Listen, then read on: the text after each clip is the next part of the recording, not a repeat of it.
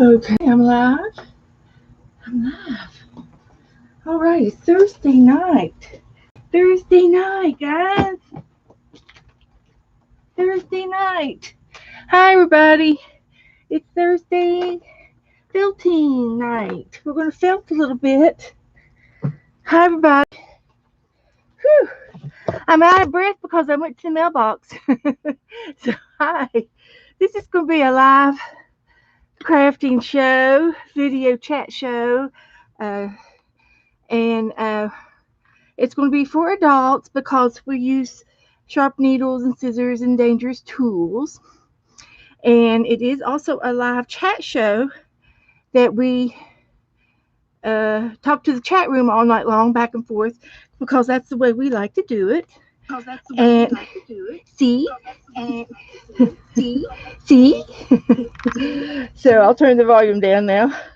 And so if you want to zip through the boring parts to get through the fun parts, I invite you to do so. So the chat room is already filling up. Hi, Kathy. Kathy's number one. Woohoo, Kathy. Mina and Brittany. Brittany at Blinger Creations. I love that name. Love it, Brittany. It is so cool. That's her first initial and her last name. And it's a blinger of a show. Woohoo! Hi, Janet Nash, all the way from England. Hello, Melissa. Yeah, well, Joe's not here. No, he's not here yet, but I hope he comes home soon. I'm doing okay without him, but I really wish he would hurry up and come home.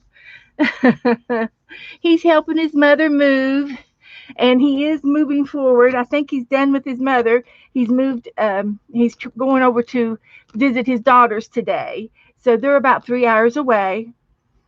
So he's going to finish up things on that end before he flies home. So that'll be welcoming. So hi, Brenda D. Hello, hi Teresa. I got some happy mail, Teresa. Yes, it is. It's got your handwriting all over it. Look at all this pretty writing. Look at that. She's like it's like roll scripture or calligraphy type writing. It's beautiful, beautiful writing. I also got an invitation. Wonder what this is. It's from the neighborhood. So, hi everybody. Hello, hello. The room is filling up quite nicely. I am going to continue to do some felting tonight. I want to work on my aqua pumpkin and maybe start another one. So I'm just going to, well, since Teresa's here, I can go ahead and open her mail, can't I? I can open up Teresa's mail because she's here. See what she's got in here. Let's just see. I usually cut the envelopes. I got me a backup drink here, but I got to cut this thing off. Don't need that anymore. Nice cold beverage. Woohoo! I did real good. I walked out to the mailbox and I come back in and I'm not dizzy and I didn't have to sit down and I did good. So something's working. Something is working in my body. I feel good today. I really do.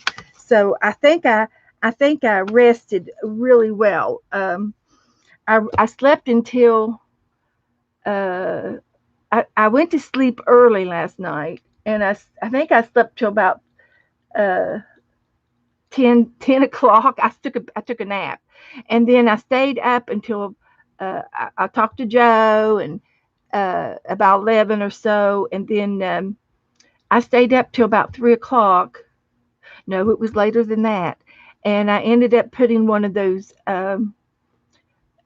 nighttime sleep videos on, and there was one that it was a little bit of a guitar, and it was real soft, and it was the same tune.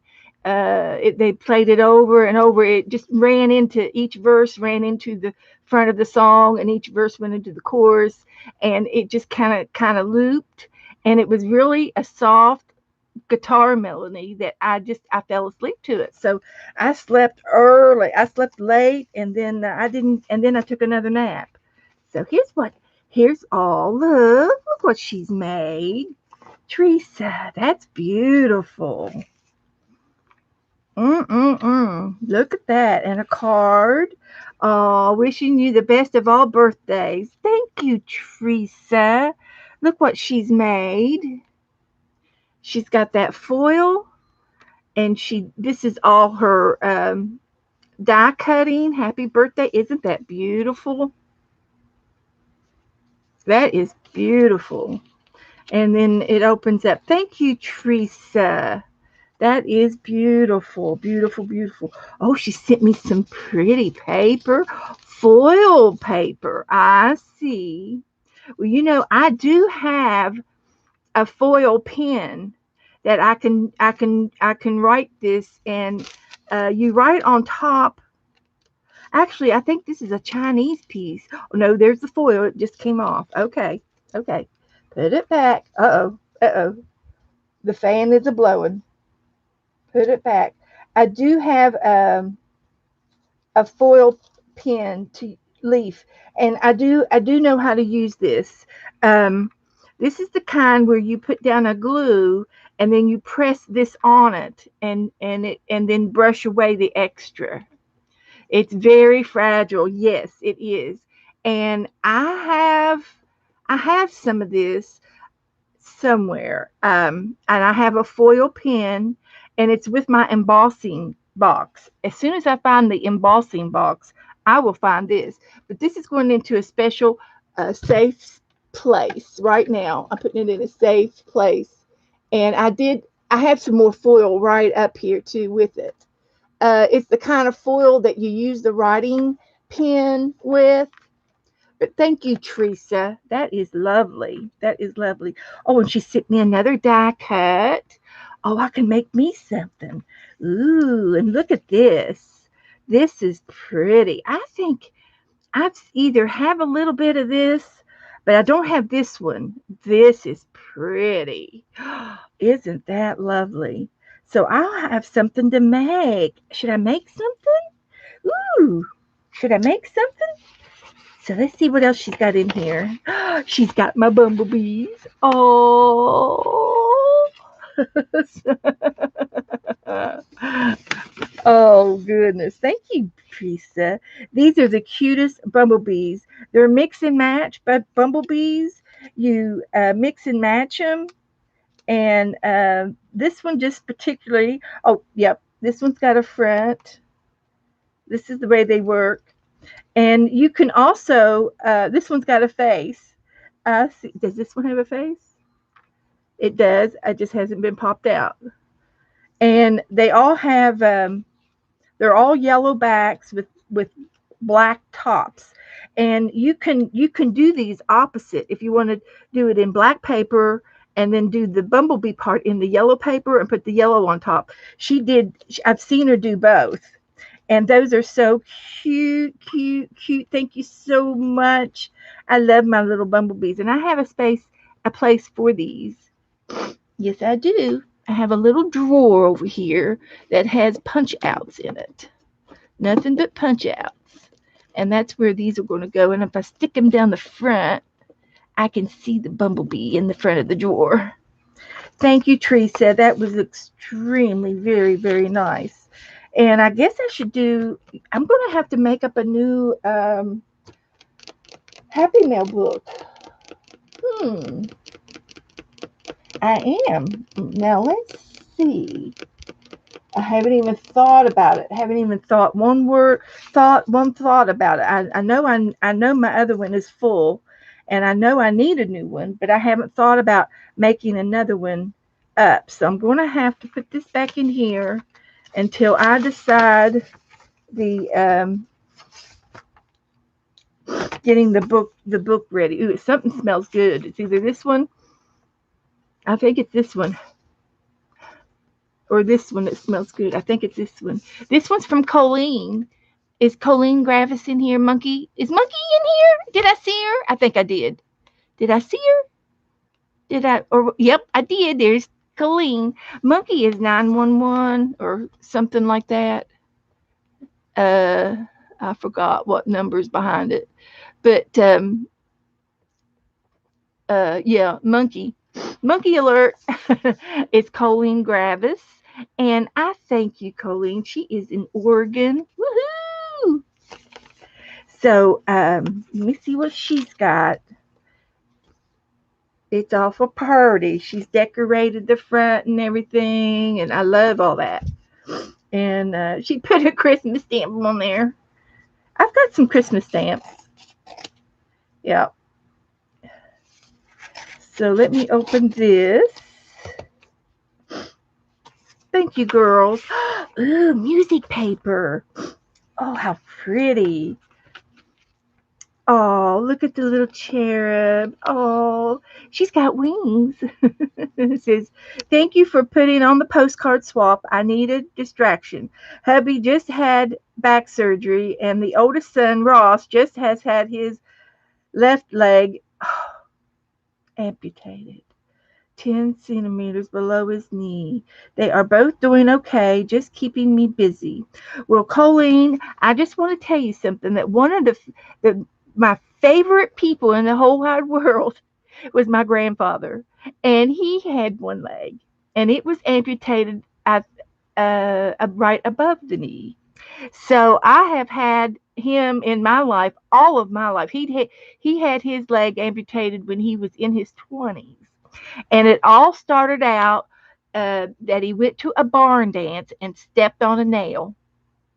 He stepped on a nail, and that was before penicillin, and that was before the great medicines.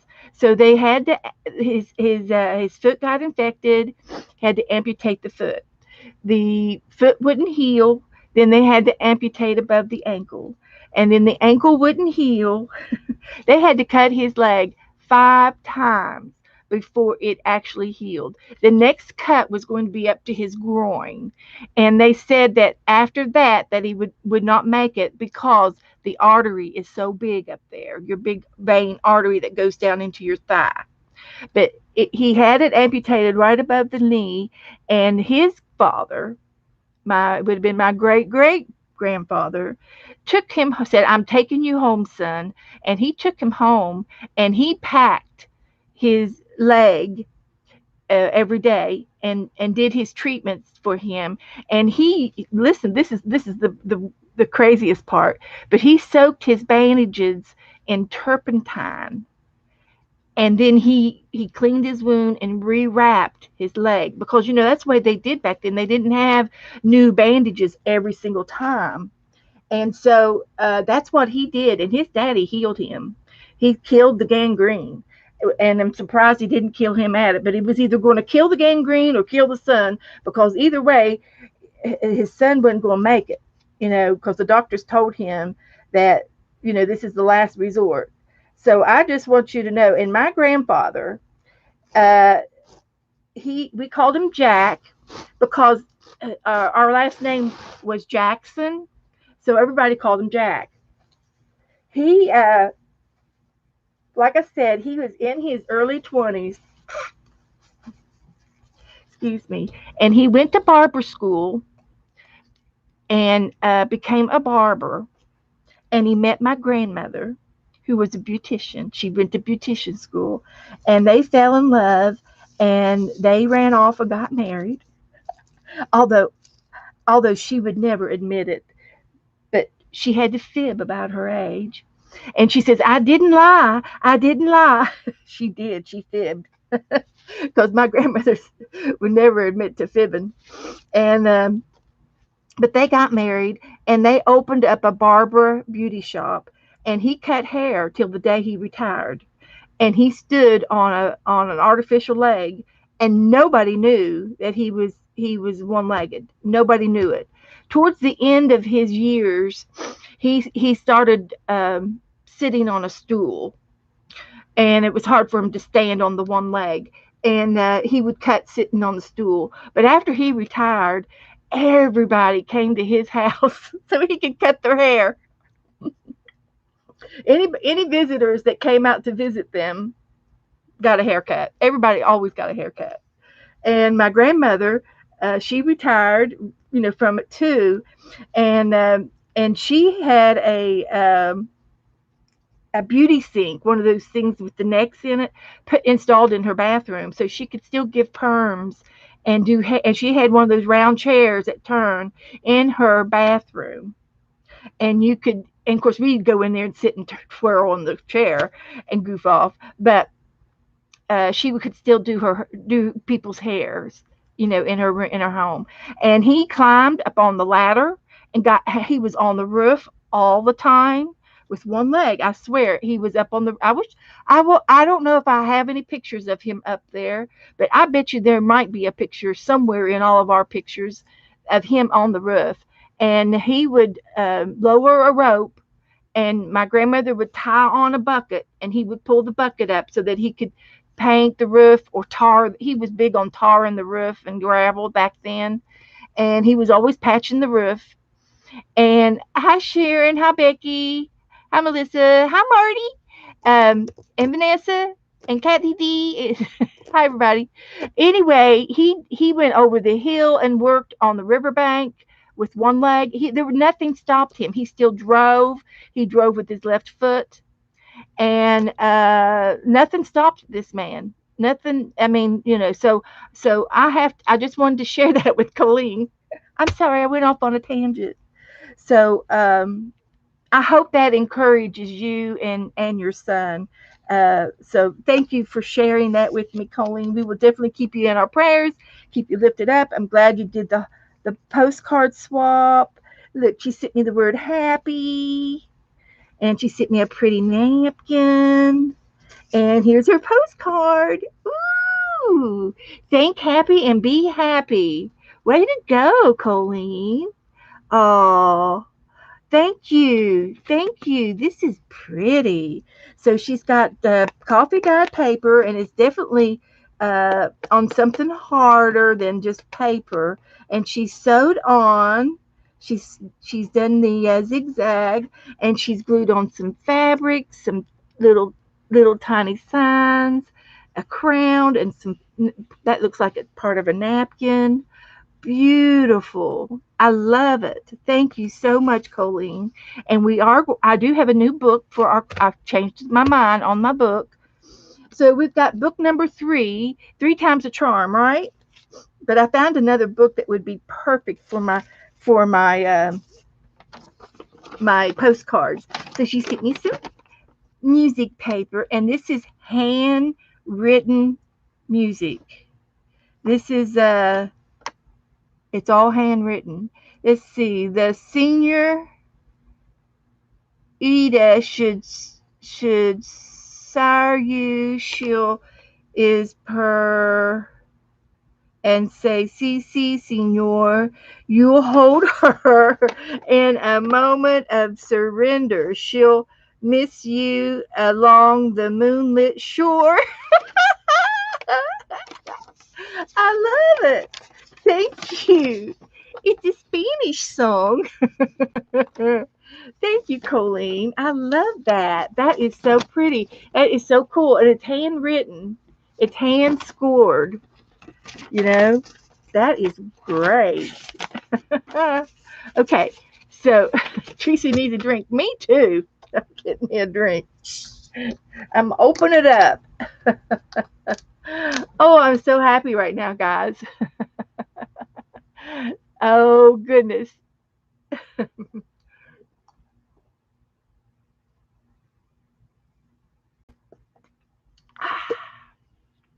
That's one way of shutting me up. Take a big old drink. I got tears in my eyes, girl. So thank you, Colleen. We will definitely work on a Happy Mail book so that I can put these in there. And it smells wonderful. What is the name? Wait a minute. Is this perfume called Happy? Oh my gosh, I bet it is. Colleen, because your theme is happy. And I love that perfume. I need to get me some of that. I had a girlfriend that wore this all the time, and I would just go and stand beside her. She smelled so good. I bet it is. It's called Happy.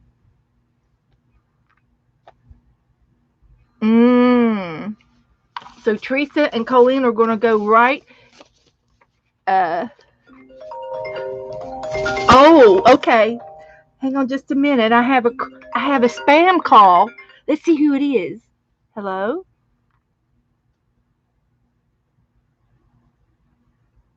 Oh, they hung up.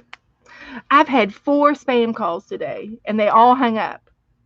So anyway, I'm going to look at this. This is an invitation to something. I'm just sure of it. I have a neighbor that always has like a pool party or something every year. But no, I can't see him having a party. Let's see. It's probably an update on our road. Okay. Okay. It's a neighbor. It's a neighbor. It's a neighbor letter. So I am going to uh, read this later. So I know who that's from. Okay. So anyway, we're going to do a little bit of felting today, and then I need to fix up a Happy Mail book, and I've got the Canadian book out today. I was hoping to work on it a little bit. So now all I need is my needle and see what we can do with this little pumpkin here. So I want to get some more colors. And I found this in my stash. This is a blue, more of a green. It's got more green in it than blue, and it's an ocean color. So I am definitely going to use some of this on my pumpkin. And it's a different type of sheep. It's this is an inexpensive. It's probably the tail ends of some of the other sheep's because the wool is just real short fibers, and they can use it. You know, they can utilize all parts of the sheep, even if it's small. Even if the length of it is small. And this is a particular wool that came from Hobby Lobby. Hobby Lobby is the only store that I have found that has roving wool. And this is a type of roving wool that is just scraps of wool, in the bottom of the basket, and they dye it a particular color, and it only comes out in little short lengths like this, and it's not long like the merino wool that I usually use, but it's perfect for art projects, and it's perfect for starting out when you're felting. And I know Marty ordered her a beginner's kit. Did it come in yet, Marty? I know I haven't been watching chat, but Marty ordered a beginner's kit, and so I'm curious if it came yet. So hello everybody in the chat room. Hello, hello, hello. I have slept most of the day because I was up from 3. No, I slept until 10, and I guess I was up until about 5. Mary came on, but I think I fell asleep right after she came on. And so she comes on early. So anyway, I did go back to sleep, and I slept most of the day. So I got up, let the dogs out, got up, fed the cat, got up, and fed the dogs, and I kept going back and laying down. And for some reason, I was tired, and I think that's because I don't sleep every night. I seem to nap.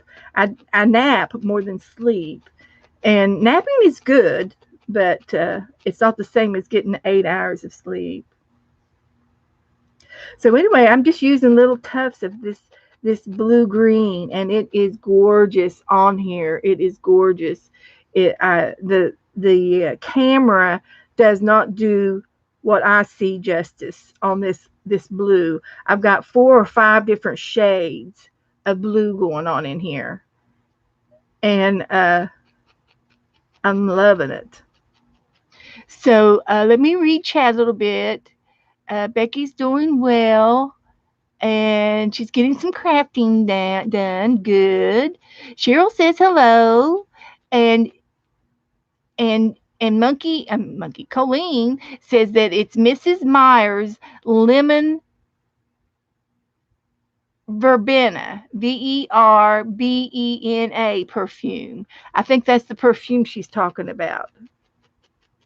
And I'm going to write that down. I am. I'm going to write it down right now because I will forget it. Mm-hmm. Teresa. Teresa. Teresa. I got to write it on this side. It's Mrs. Myers. Okay.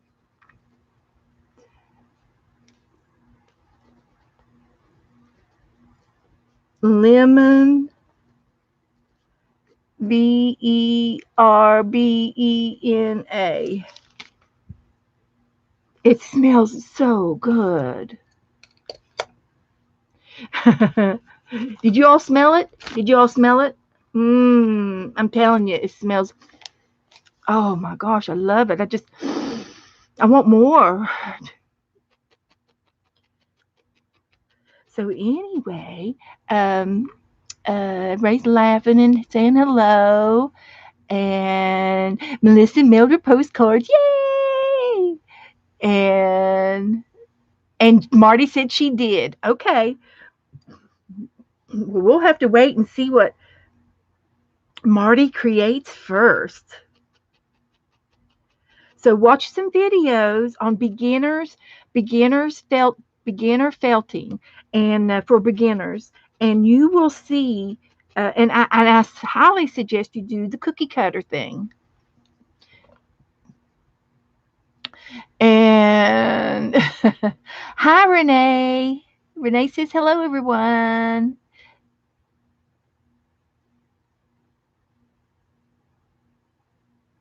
Yeah, I got your card. I opened it. Did you see me open your card, Teresa? I just opened your card.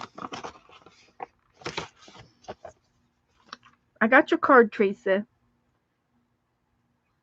So anyway, hi Sharon. Hello everybody. Did I miss anybody? Oh, your postcards. She's mailed her postcards out. Okay, okay, Teresa. Um, so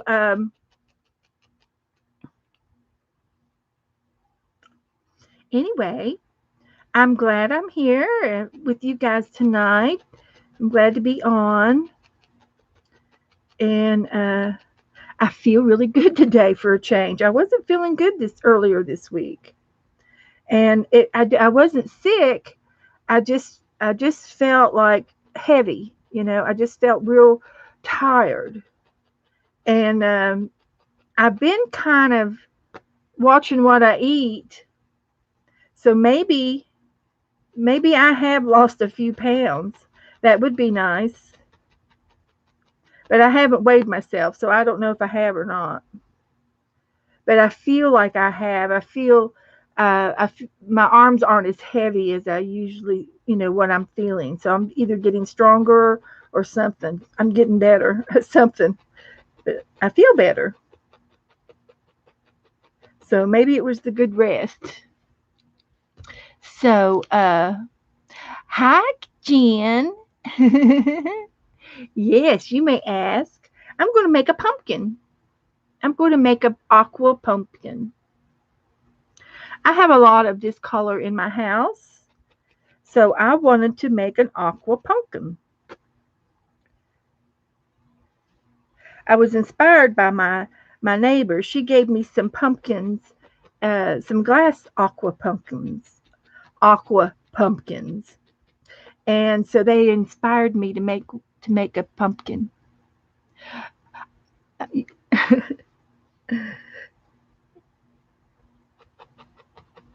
So anyway, what else can I tell you?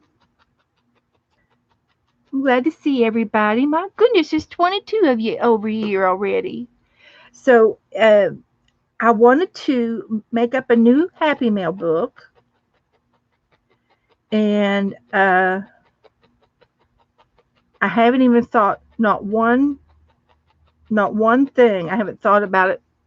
But I also found another book that I had already took apart, And I think this would be the perfect book for my postcards. So it'll take all sizes. I did get a bigger postcard from Janet. Now, what did I do with all those other postcards? That was a little bit bigger. They're around here somewhere because I just had them.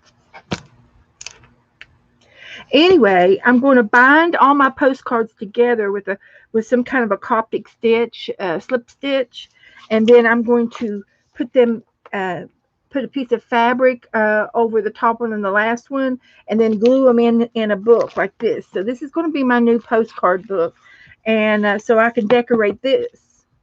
And I think I'm going to use this hard for it instead of the wallpaper. I could still cover it with wallpaper, but I made this the other day, but I don't think I like the flimsiness of it. So I've changed my mind again. So this is three times a charm. So this is one I want to use for my postcard book. And then I also have over here my Canada uh, book that we're working on. And I need to finish gluing uh, the map paper on the Canada stuff. So I can do that today and work on the Happy Mail book. At least those three things. Thank you, Vanessa. She's putting in some links in there for me. I appreciate all of you girls helping me out. Every one of y'all helped me, my little blue girls. There's Cheryl saying hello to everybody, and Kathy says it sounds fun. Okay, sounds like a plan to work on those.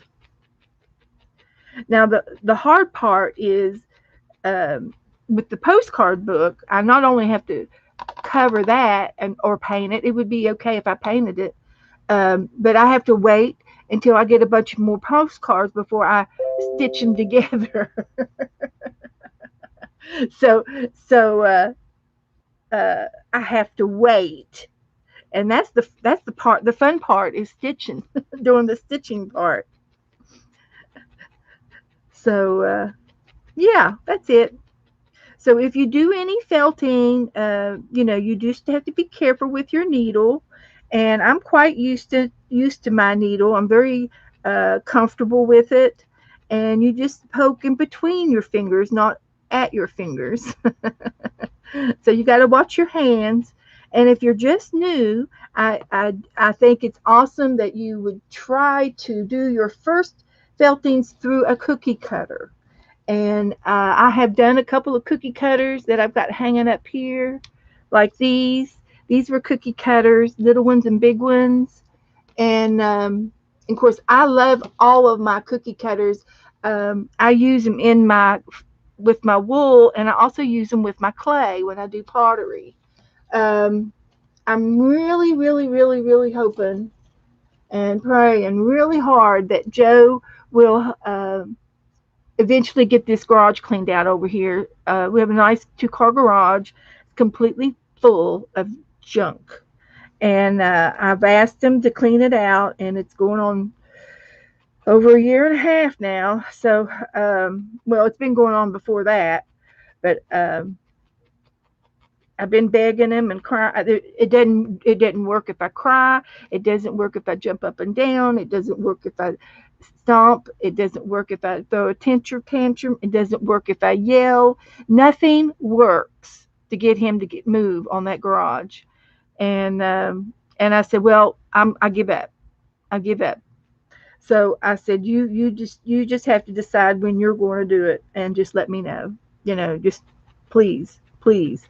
I said it's a shame that I have all of this pottery uh, invested in this pottery hobby that I have, because I've got my own wheel and my own oven, and I've got a table set up out there that I can work on, and I've got an air conditioner in the garage. If it's real hot, I can open up the back door and the front garage, and I get a really cool breeze going through there.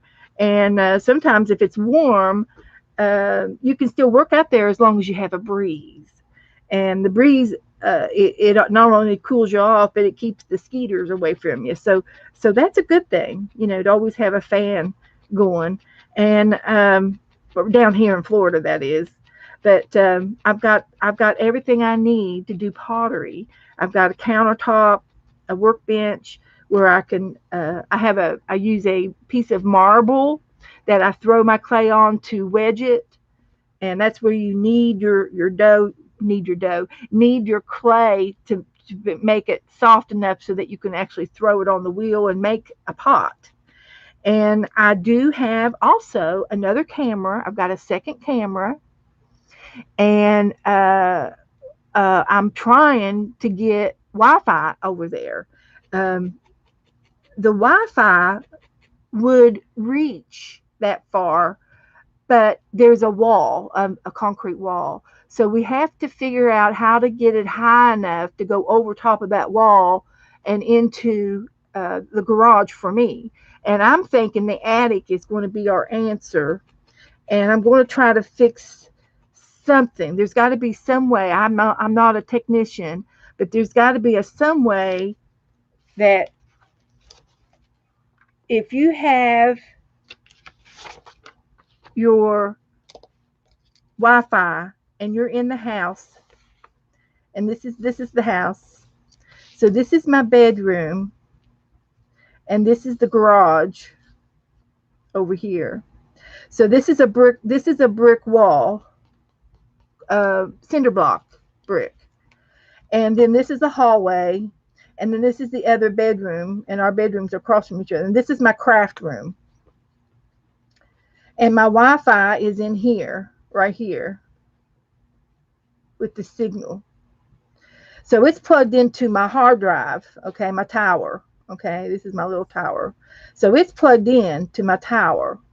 And the Wi-Fi is up high, but it only goes in straight lines. So you see, in my garage, my wheel and my table are right here. And I need to put my camera right here. And the Wi-Fi cannot go in a straight line to my camera and reach me because of this brick wall. So it has to go up. It has to go up and over this wall down to me here. So I have to get some sort of signal in the attic so that it will reach up here to this point and then come back down here. So it has to go like this and up over this wall. Now that's my theory, and that's my common sense theory on the Wi-Fi part. Exactly. I do have a Wi-Fi extender, but again, it won't go through concrete very well.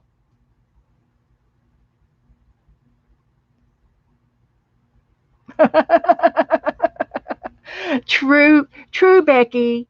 But the things that are in there are things that I can't lift. I cannot lift a mattress. I cannot lift the couch. And I cannot lift the extra table that he has out there. We found this beautiful table, solid. It looks like it's walnut.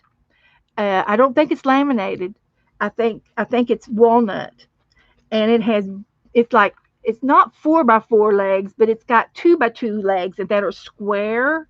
They're square legs, and then on the bottom of the feet are these brass feet.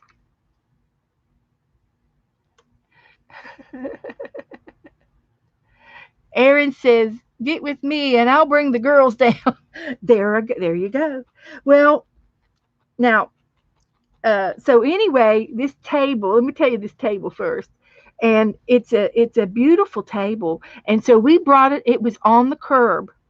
The people had moved into an apartment, and they didn't have room for this one table. So they put it out by the curb. And so we just happened to see it. And I said, "Well, get it, Joe, get it, and we'll bring it home." And we did. We put it in the driveway, and we sanded it down, and it's beautiful wood. And then he put another uh, stain, just a light stain on top of it. And he didn't polyurethane it yet. He just stained it. He did, so we sanded it and got it all prettied up. And then we moved it into the garage where it still sits. And he threw a towel down on top of it. But since that's been 2 years ago, the table's been in there for 2 years, and it's a beautiful table. So I wanted to bring the table into my home and put it where my dining room table is, because it really matched my oak furniture. I have oak china hutch and oak items in my dining room. And we also had another table, which was Joe's table, and it was cherry. It's a cherry table, but it's not the real cherry. It's the fake painted maroon table. It's not a real cherry. It's just stained cherry.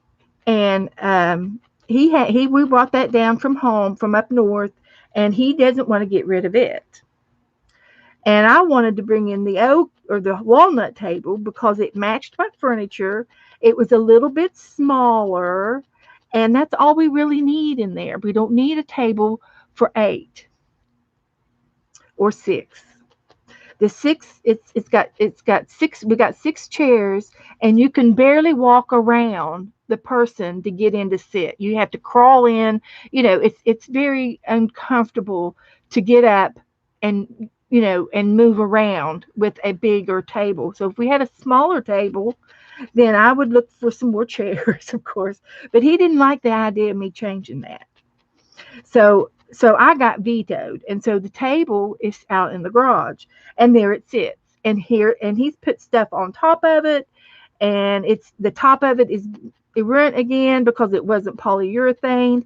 And so there's markings where things have sat, and uh, maybe wet things have sat, and so forth. So the table is could be fixed. It could be sanded down again, but we've already did that.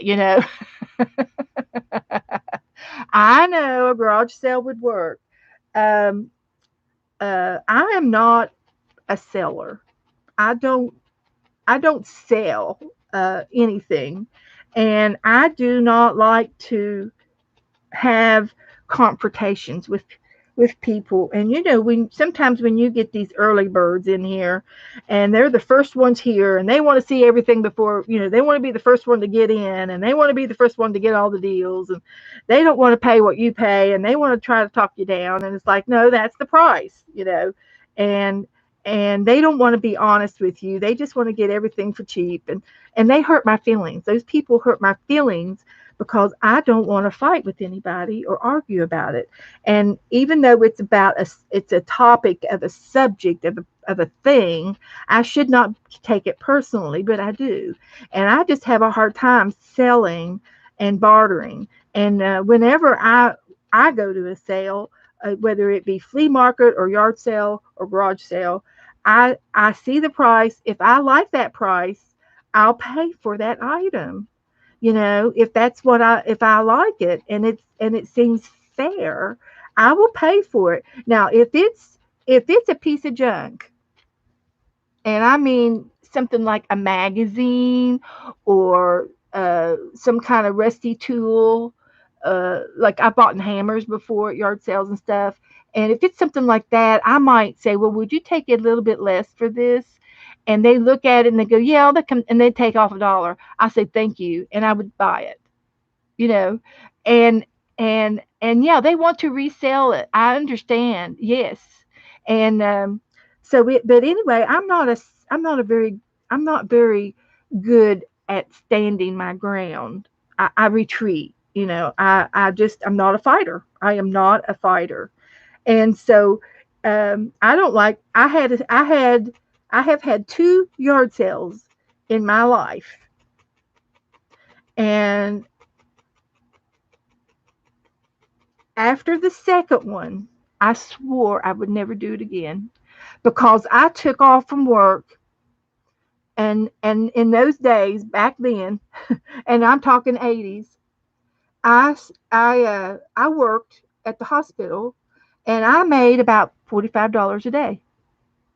And I took a day a vacation to have this yard sale, this Saturday yard sale. And I had tons and tons of stuff. And I was selling right and left. And people were buying things. And I ended up making $40 of all of that stuff. And then I had to pack all that stuff and take it to the Salvation Army. And I said, this is not worth me taking a day off for. So I said, I'm never going to do another yard sale again. And I'm not good at it. I'm just not that good. And I just, it's not my forte. I'd rather sit and do crafts. And I don't sell my crafts. I do not sell my crafts. Oh, it's funny, but it kind of learned my lesson, and I said, nope, I'm not doing it. If somebody else wants to come in here and do it for me, that would probably be the best, because these people who do it for a living, have yard sales for you. They know how to sell it, and they know how to put the good stuff in the front and all this jazz, and they know how to work it. And but by the time I paid somebody to come in and do the yard sale for me, I still wouldn't come out very much ahead. So I just don't think that.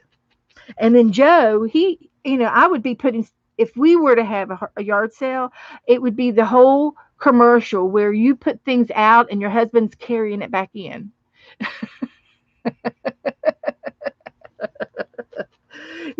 And it's my stuff, selling. Now I could probably do it if I was selling somebody else's things, um, but you're right. I'm just not an aggressive seller. Uh, uh, if we sold pumpkins over at the church, we would have a pumpkin patch every year, and that was our money making project for the church. And if somebody bought, $50 worth of pumpkins, and the pumpkins were charged pretty hefty prices, I would throw in one of them baby ones in their batch and say, here you go. I would put it in the car for them. And because I felt like, well, my gosh, you all spent a lot of money. That's a lot of pumpkins. And I felt like the pumpkins were way too pricey anyway, but it was a fundraiser, and that was the whole purpose of keeping the prices high, because it was our livelihood, it was one of our main incomes for the church, and to keep the church alive and to keep it going. We don't have a large population down here, and we don't have a large number of congregation to support a big church and to support all of the projects that our church does, because we have an after school program at our church, boys and girl clubs. We do the food pantry at our club. We also have, I think the scouts always come in, or the girls, no, it's the Girl Scouts. They use our building on, once a month, and just different things, different organizations that come in and use our facilities. And, and it just we still have to pay the electric. But anyway, enough of that. Enough of that. Oh dear, dear, dear. That's funny. But it's something to do, with the ownership of stuff. And one time Joe made a statement to me, and I've never I've kept that little statement in the back of my head all of this time, because it made sense. But he says, I have stuff because I can afford to have stuff, was his quote. So it was like, the reason why I have two cars is because I can afford insurance on two cars. Or the reason I have a boat is because I can afford to have a boat. And a lot of people have two cars and they have a boat. We're not in the Richie section by any means, because there's a lot of people that have boats and they have a car. And but in his family, he's the only one that has multiple vehicles, He's got a motorcycle, and he's got a boat, and he's got an antique car. And you don't have to have insurance on all of it all the time. Like during the summer months, when we get to take the boat out, that's when he gets the insurance on the boat, and he pays by the month. And the same thing with his motorcycle. If it's real, you know, uh, it doesn't snow down here, but up north, he doesn't ride the bike in the snow. So he didn't have insurance on the motorcycle in the winter months. And of course, down here it's the opposite. It's too hot to drive it in the summer, but down here you could pretty much ride your bike all year round. And but he hasn't been on his bike in 2 years, so I don't know what's with that, except that I don't know, he's just busy. But I've been very lenient with him. Isn't that cute? Now wait till I get this other wool on here and stripe it. I need to run in there to the living room and get those other little glass pumpkins I've got. I think there might be one right in there. But this is how you get the stripes on your pumpkin. You get a little bit of different shades and different things going on in here, like a natural blemish. And you just take another color and put it on top of the blue, and you mix the colors up, and you keep blending. Let me go get that other little pumpkin so I can show you what I'm inspired by. Wait just a minute, it's close.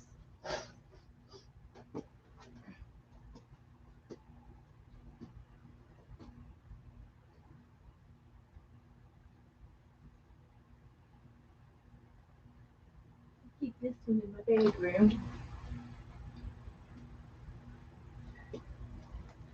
But here's a little pumpkin. So this is it's pottery made in China, and but you can see it's got a design on it. Of course, I'm not going to do the diamonds, but I will do the this style of blending, and it's got some brown paint that's a little bit to make it look like a blemish, or like a real pumpkin. Let's see. Look at it this way, Rebecca says. I'm sorry, y'all. Thank you, Cheryl. She says, I have a wonderful heart. Oh, thank you. Thank you, Teresa. um, Aaron sent me a message. Okay. And Cheryl said, some people cannot be sellers. People are too aggressive. You agree? Yeah, yeah, yeah. And Aaron, oh, Aaron. Okay, I'm going to read Aaron's message, and then I'll read. Teresa's going to come down here, and she's going to invite all y'all to come with her, so you can yard sale. Yeah. Okay. Let's see. Let me see what Aaron said. I got my phone. And Rebecca says, look at it this way. Everyone spends their money on what they want. Not everyone wants the same thing. That's right. It took me a while to finally understand that. That's right.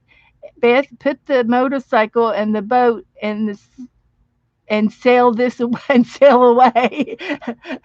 Take you to to Crater Lake. Woohoo! Is that that's out where you live, isn't it, Morgan? And Teresa says, I can't be a seller because I want to pop them in the head and tell them to go back to school and read. Yes, I understand. It's just not one of my things. Oh, Aaron lives in Jacksonville, which is just like an hour and a half from me. And she goes, I'm serious. I'm bringing the girls down. They aren't working right now, and they could use a little money. I'm off Friday and Saturday. Just let me know, and we can come down. And I understand Joe's not even home, and you could do it right behind his back. But I have tried uh, to do things behind his back, uh, but it really hurts his feelings. It really, really hurts his feelings when I do something behind his back. And I'm being serious and I'm being aggressive and I'm doing what he should do, I'm doing it. But I really, Joe is such he is so wonderful to me. I cannot hurt him. I cannot do that to him. And I just have to accept the way it is, and I just have to keep um I just have to stay focused on what I can keep focus on. And right now I can't focus on the garage. But now he has this summer, before he went up north to see his mom. um I kind of made him go up. I said, "You've got to go up there, Joe." I said, "This is the time for you to go up there and help her when she needs you the most." And she needed him to come up there and move all of her furniture. And he did. And he worked for 4 days getting all of her furniture from the old house to the new house. It's all set up. He fixed her garage door opener. Well, I fixed the garage door opener. He called me. He says, "Beth, how do I fix this garage door?" And I told him. I said, "Good gravy." So anyway, we fixed the garage door together, and it was kind of funny the way it happened. But uh, but uh, he's a man. He is a man, and he has raised his children. He has he kept his job for 35 years. He worked his job for 35 years, and he retired from his job after 35 years. He made a good income. He made good decisions with his money. He saved his money. He invested in the retirement. He invested in the whatever it is, the 401k and all those different things. And he's got everything insured. He's always had homeowners insurance, and he's always done everything right. He's always paid his bills on time. He's never had anything repossessed of his. He's responsible, and he's done everything the right way. He has, and he has one little fault, and his fault is he's a hoarder. He's a little hoarder, and if that's his only fault, I will continue to talk to him and ask him, what can I do to help you get through this?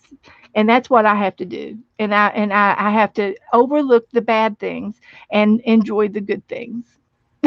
So that's how I feel about that.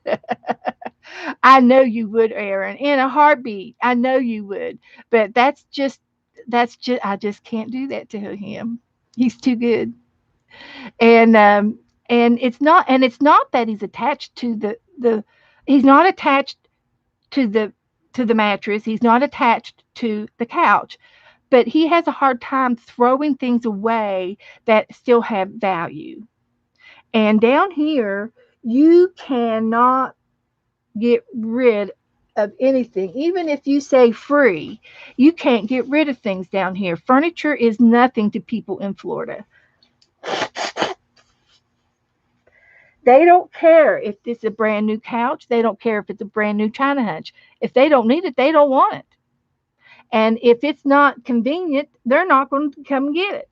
If you take it to them, they still may not want it. That's just the way it is in Florida.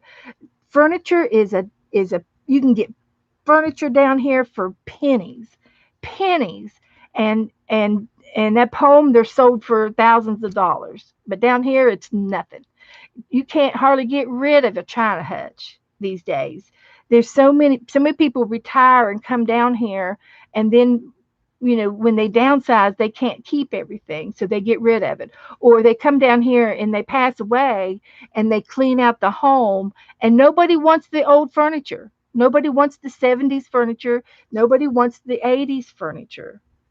If it's not light, if it's not bamboo, if it's not beachy, nobody wants it. They want the beachy look down here.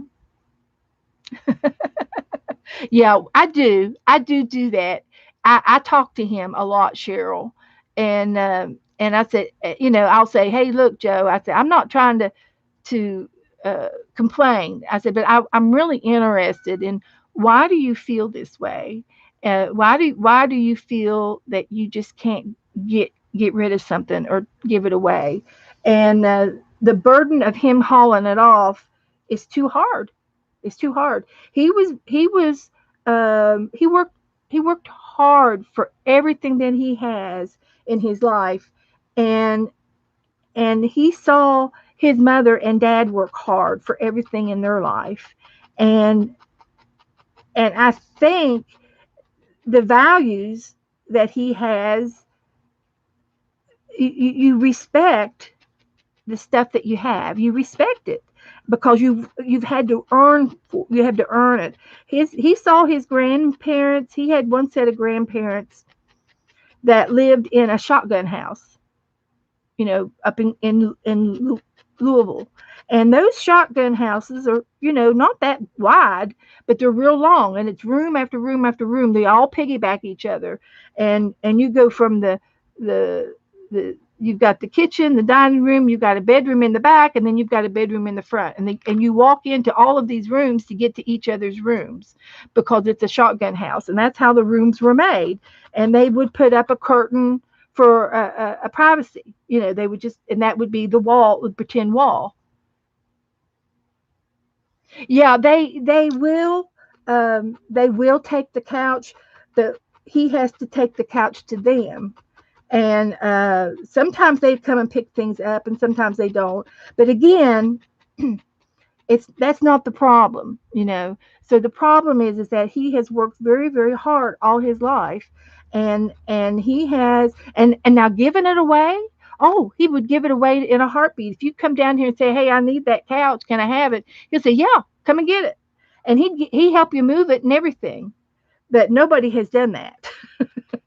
So each one of y'all need to come down here one at a time and bring a truck, and say, hey, can I have that mattress?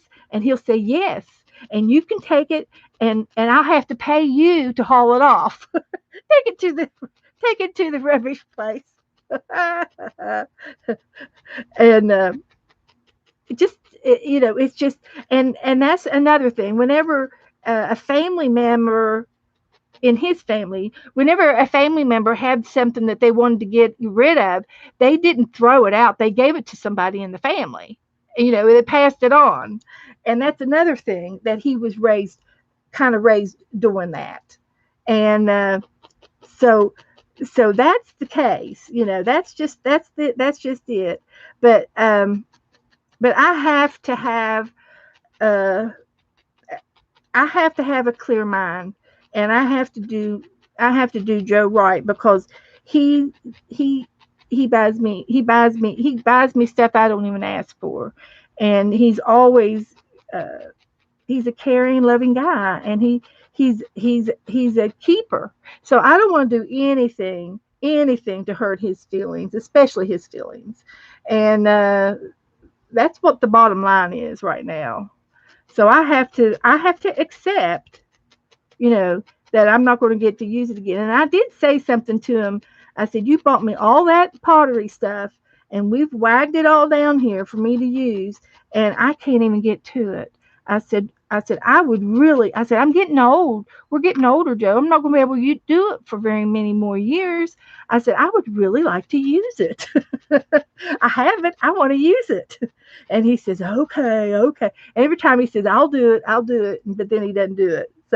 So one of these days he's going to do it, and it might be after he moved his mom and saw his mom wanted to keep this, that, and the other, and he thought it was trash. Uh, and I said, Joe, it's her things. If she wants to keep that old dresser, you take it, you give it to her. It's hers. You are not in charge of throwing anything away. It's her stuff. So maybe he'll see that and come back home and realize what I'm trying to do. Yeah, and you know how it is in your art room when you get rid of something, you'll be looking for it next week. I swear you do. In my art room, I just need to focus on my art room for a while.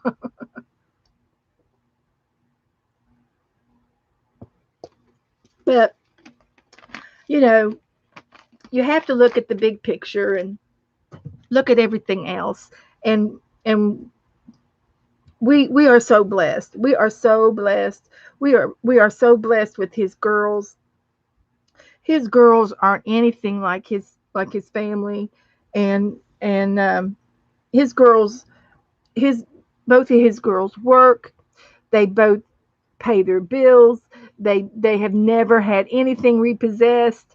They've had hard times and good times and bad times just like everybody else. And like a good father that he has helped his children out several times. But um, but it's always they always pay him back. If they need a loan for something, they always pay him back. When his daughter, one of his youngest daughter, first got started in the horses, um you know he explained to her the value of things. And I can remember when she first got started on her own and into a new apartment and everything. I can't remember now what the money she needed for. Oh, it was a car. She needed a new car. Her old car that she had driven in high school had finally hit the dust. And so um, she said, I need for you to go down and help me buy a new car. And he did. And they bought a used, it was a used car, but he went down with her just like a wonderful father he is. And he says, well, I'll pay for it and I'll set you up a savings account and you can just put the money back in the bank every month. And that was the best lesson I have ever seen of lending children money, lending your adult children money. And that her job was to put that money back into that account every month and or every week or whatever she wanted, how she ever wanted to make the payments. And there was no policeman there the tab was clear, the amount was clear, and um, it was the best logical, practical lesson to teach. It was the best lesson you could teach your child. I remember when I bought a car, and I was in my car got was involved in a wreck. It was a hit and run. It was parked, and I got a new car. Was getting a new car, and and I was going to get a loan from the credit union.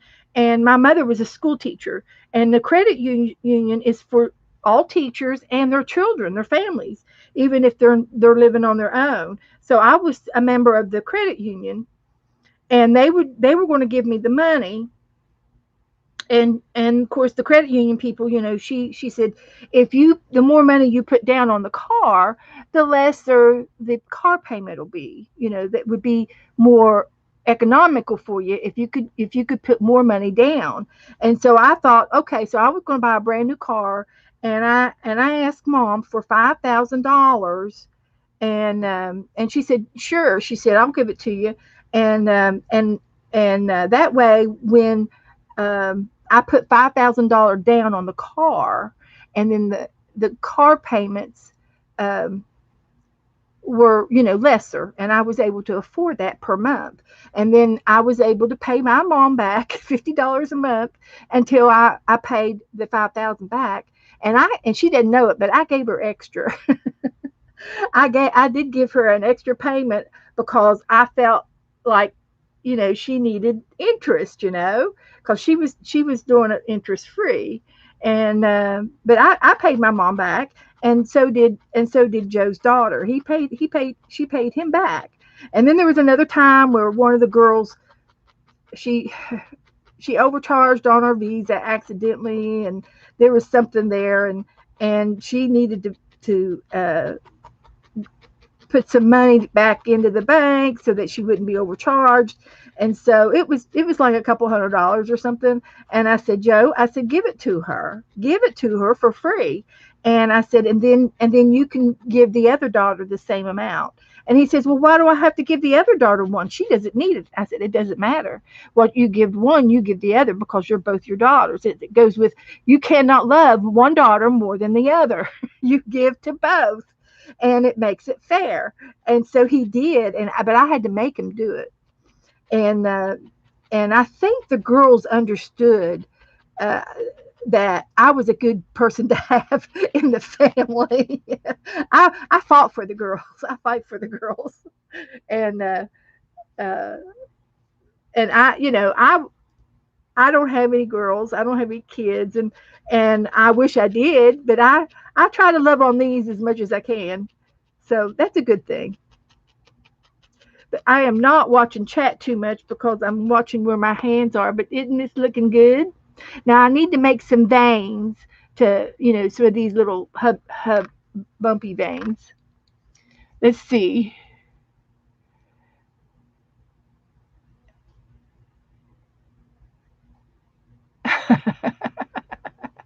So, do you think Joe will bring home more stuff his mom wants him to have? No, because he's flying. No, I don't think she gave him anything. Um, Everything she got out of the house, the old house, went to the new house, and the new house has a two-car garage, which is something she didn't have before. So she's got storage if she needs to. I have, Cheryl. I have out in the we have attached to the house a two-car garage, and then out back is an outbuilding that is called the workshop, and it's as big as a two-car garage, double deep. That's how big that workshop is out there, and it's a shed. It's a shed, but it's been out there for so long.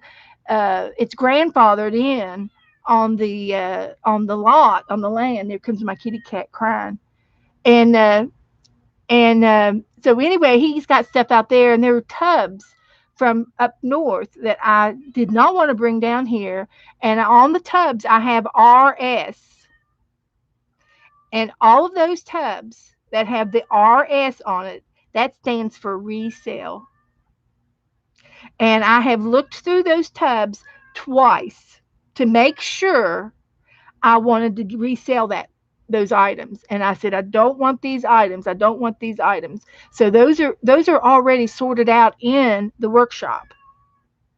And I already had, hi Mary, I already have another plan that if he would take one of his trailers, he's got several flatbed trailers, and he could line up a dozen tubs, a dozen of those tubs. He could, however many they fit, and the lids fit on them and everything.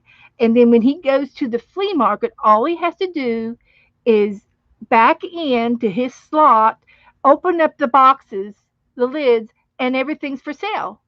He doesn't have to unload and unload and load and unload all of this junk all the time.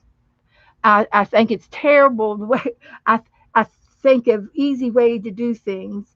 When those flea people at the flea market, they have everything packed in the back of their trucks, and they load it out, and they sit it all out, and then they pack it back up and load it back in the truck. And I said, oh my gosh, that is just like work after work after work. It's not worth it. so So I devised a plan, and I thought my plan was a good plan. And he does too, but he's never, and I thought for sure when we got down here, he would be a flea market feller. He likes to go. He likes to go to the flea market. And I thought for sure that he would be a flea market person, but he's not. He's not a seller. He's a keeper. He's a keeper of sorts.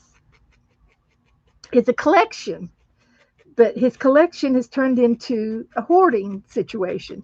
But it's not in the house. The house is not hoarding, except for in my craft room.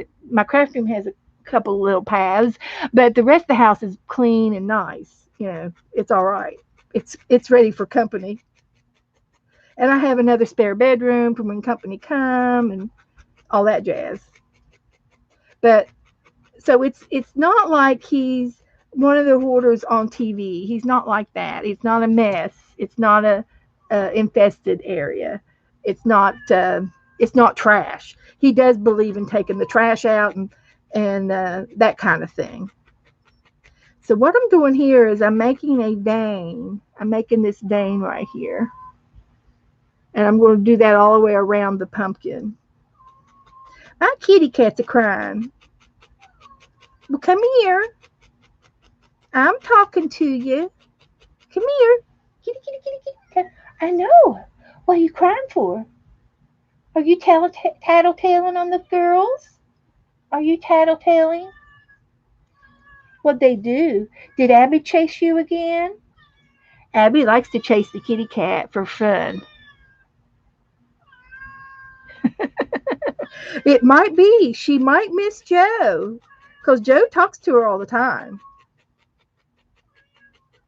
It's nothing to hear us talking to something in the other room because we're always talking to the animals.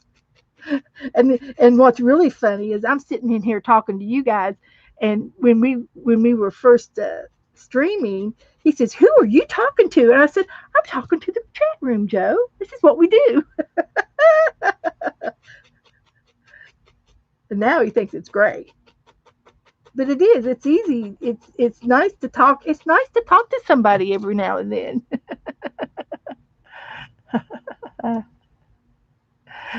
Cheryl's being helpful. Set a date that you're going to take these tubs on this date, and we are going to sell them. And that's that.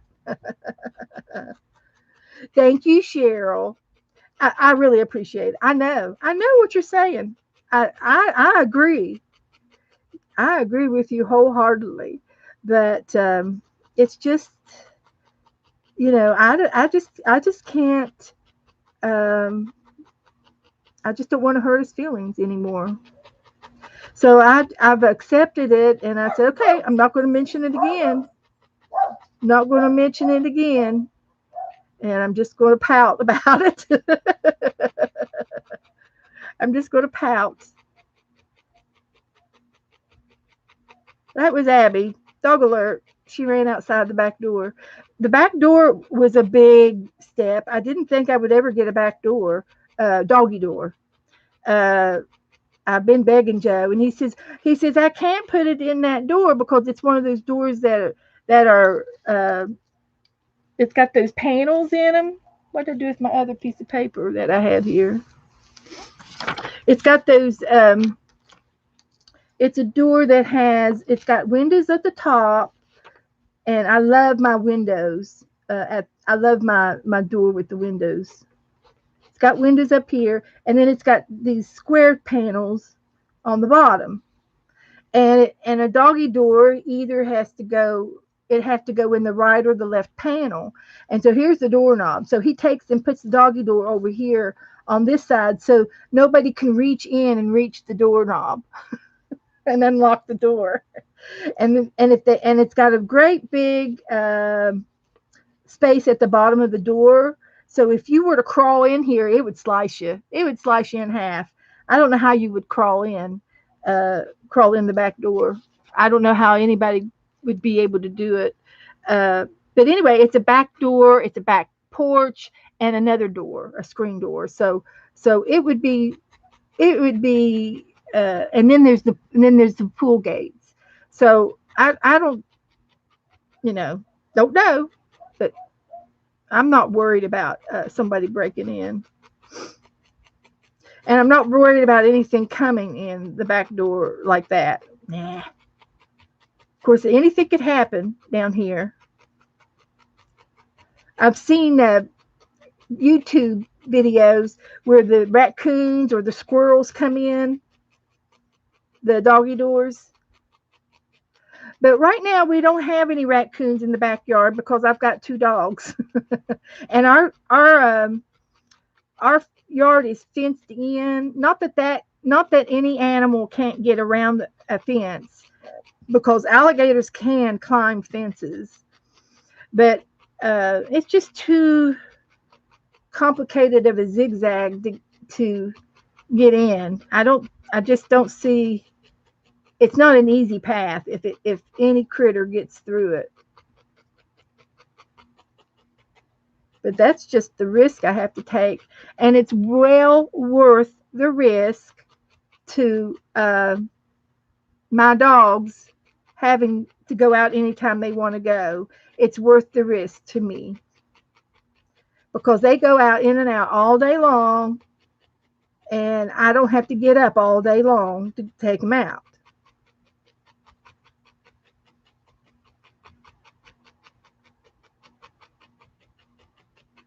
And they're happy because I've already fed them today, and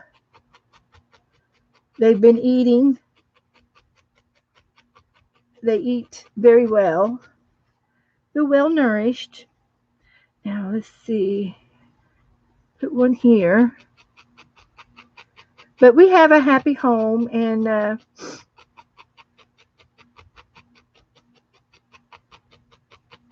I think this visit where he goes home is going to be good for him. He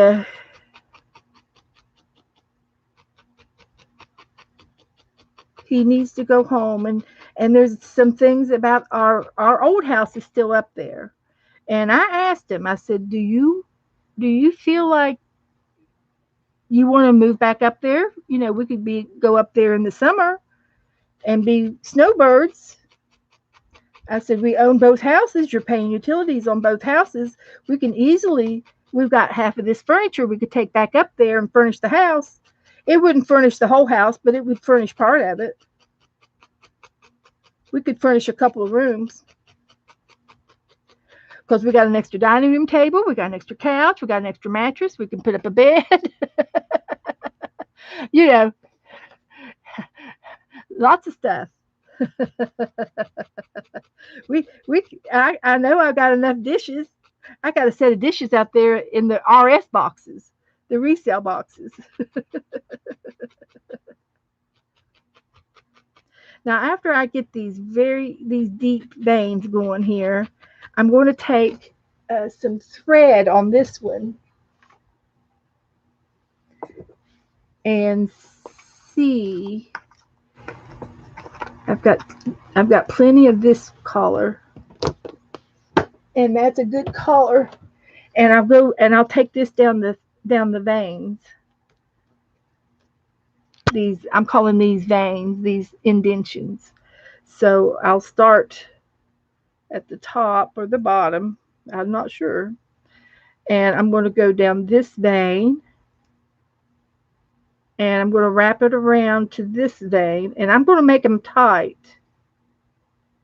so that you can see this uh, indention there. So it's going to be indented like that. And I could probably go ahead and tie a knot. And my knots will be covered up. I can cover them up with wool. Now, I'm only doing this on the first one. And see if I can't tie a good knot. Okay, so you can see this one. And so now I'm going to take my string, and I'm just going to kind of go around in a star formation like that.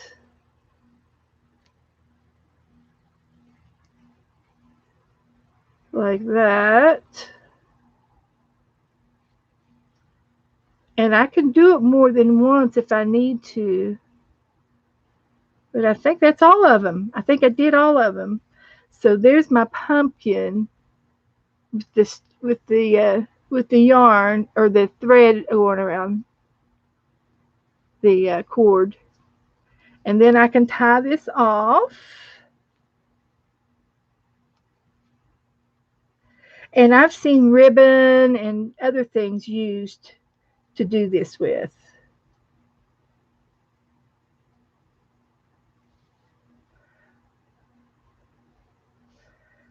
So I'm going to go to the middle. And then I can tie all of these together so that the star formation is in one place.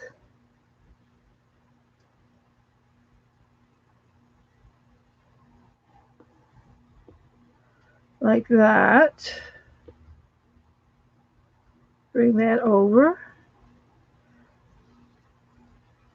And this is not embroidery thread, it's more cordage. It's the kind of thread that doesn't come apart. So it's more of a cordage, or maybe a in, in crochet type thread. And then on the bottom it's got that, but I think I can felt that around that star, but it's not going to come off. So I'll just tie it one more time for good luck. Just for luck. And then give it a haircut. And these will be hidden underneath some of the wool. So that's another way that you can do your pumpkins. Now I think I need a little piece of wool right there, the little white spot peeking through.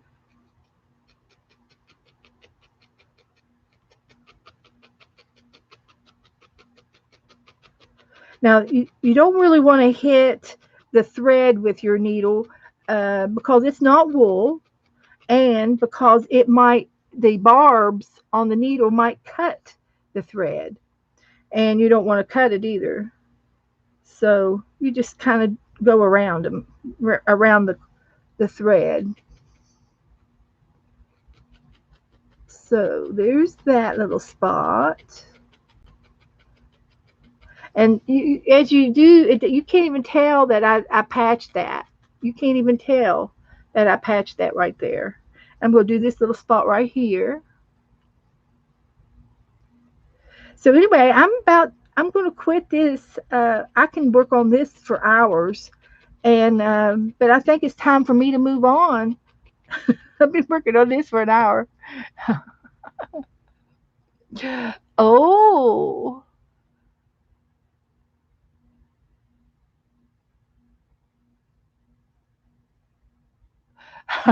Cheryl said, "Boy, Pierre brought home some tall speakers, so she had to move them around and move some of her crafting things." See, see, you know exactly what I'm talking about, Cheryl. Yeah, we have to agree. You have to agree.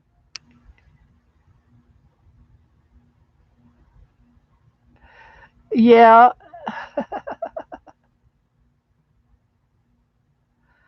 So Mary was talking about her computer having a nightmare of backing all the data. So she's got her phone back. Woohoo! She had a loaner for a while. Every time Abby barks now, I'm thinking, is that Joe? No, Joe's not here. So anyway, I'm going to say that's great for today's work, and it looks like a great little pumpkin. And so I will want to be making some leaves and a stem next time. So hi Susan, hi dear. So let's move on to a different project. I'm going to put this over here in the wool department. I got a wool department over here. So we're going to leave this one out on the table so that we can be inspired. And don't need that. We'll put this over to the side. We'll leave out this pumpkin. We'll leave him out. And this can go be put up. So I'll hang these back up here. So there's that. And I'm done with my needle. I'll put it in a safe spot. And I'm done with my foam. I put it over here out of the way. And let's see what else we can find on my desk to do. So, I think I was using that on a prompt the other day. So we'll put that out of the way. Here's some more wool. Now, I never did find. So let's work on the Canadian book. Let's work on the Canadian book. This is the Canadian stuff. So I saved this piece of scrap, and I'm going to make our Mountie. We're going to make a Mountie. Great pumpkin, Charlie Brown. That's right.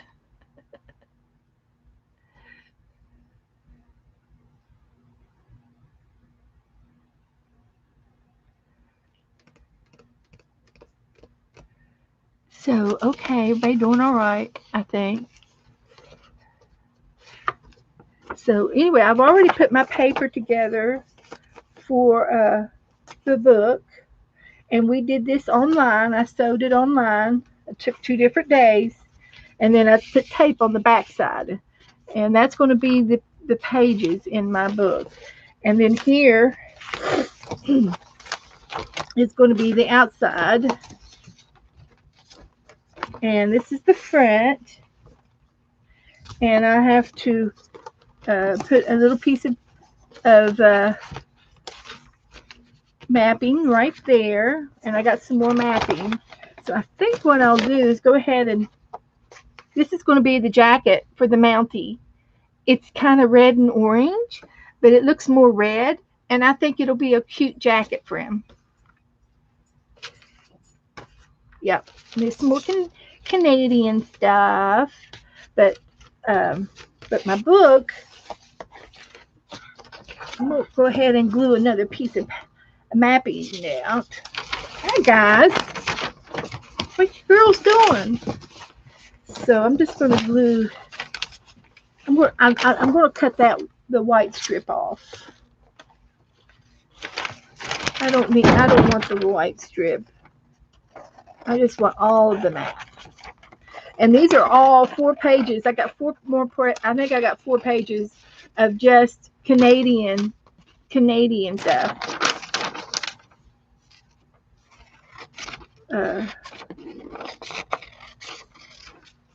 So I have learned. I hope I have learned. There are 10 provinces, which is equivalent to a state, bigger than our states, but 10 provinces in Canada that are kind of like their states. And then there's 3 territories on top of that, and those are northern territories that were not very populated. What do I want to say? They're territories, and I'll have to probably find out the difference between a territory and a province. So I'm going to just glue this down just like that, and I'm going to get my glue pot out and clean it out. It needs to be cleaned out.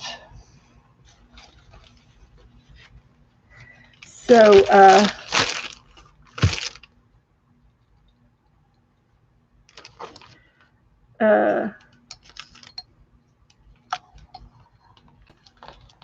I've got this lump down in here.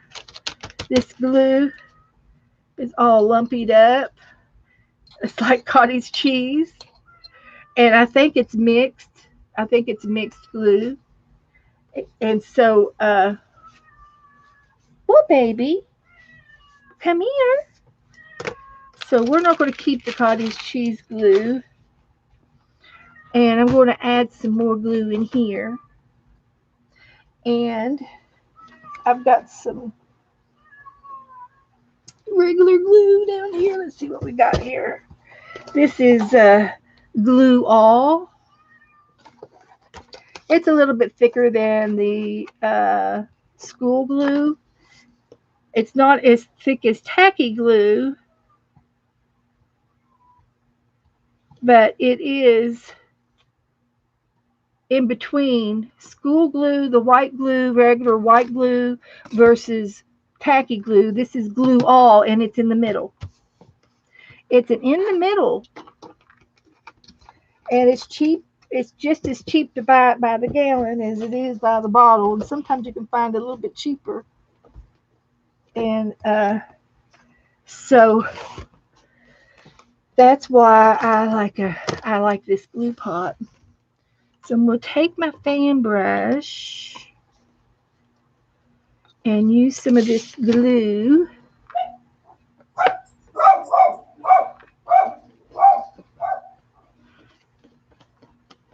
And it probably wouldn't be a bad idea if I put a little bit of a extra spine right there. And I've got some paper stock right here. This is thicker, and I'm going to put it right here, and because it's my spine. And I want my spine to be just a little bit thicker because it's going to be holding, all of the paper, and it's treated a little rougher than the rest of the book. So I'm just going to put this down on the spine, and then when I glue my pages in, it'll be thicker to handle it. So that's all I need there. And I am going to put mapping paper right over top of this.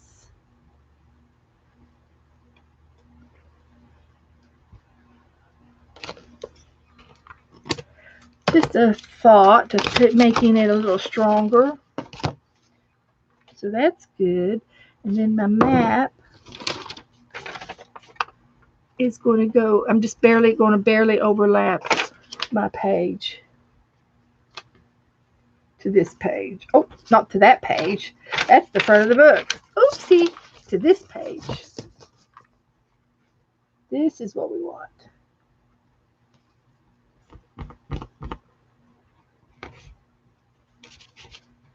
We'll try that. I watched I hate to say the cutest video last night. It was a real story video. I don't remember who. You can find them if you Google real stories. But I watched a video of he was called The Barefoot Bandit, and he lived. I think he lived in Florida. I'm not sure where his home was. I can't remember now, but his mother lived. It was either, maybe Alabama or Florida or something like that. And he was a kid. So the kid got in trouble, in school. He was always in trouble in school. So he got sent to juvenile to a juvenile group home, and trying to reform him, from because he was stealing, and he broke into an elementary school, and he was, he started stealing. Well, this story, this video that I watched last night they turned it into a movie of him. So his picture of him actually doing something was like an actor, and then it was halfway done in cartoons, and it was this narration story.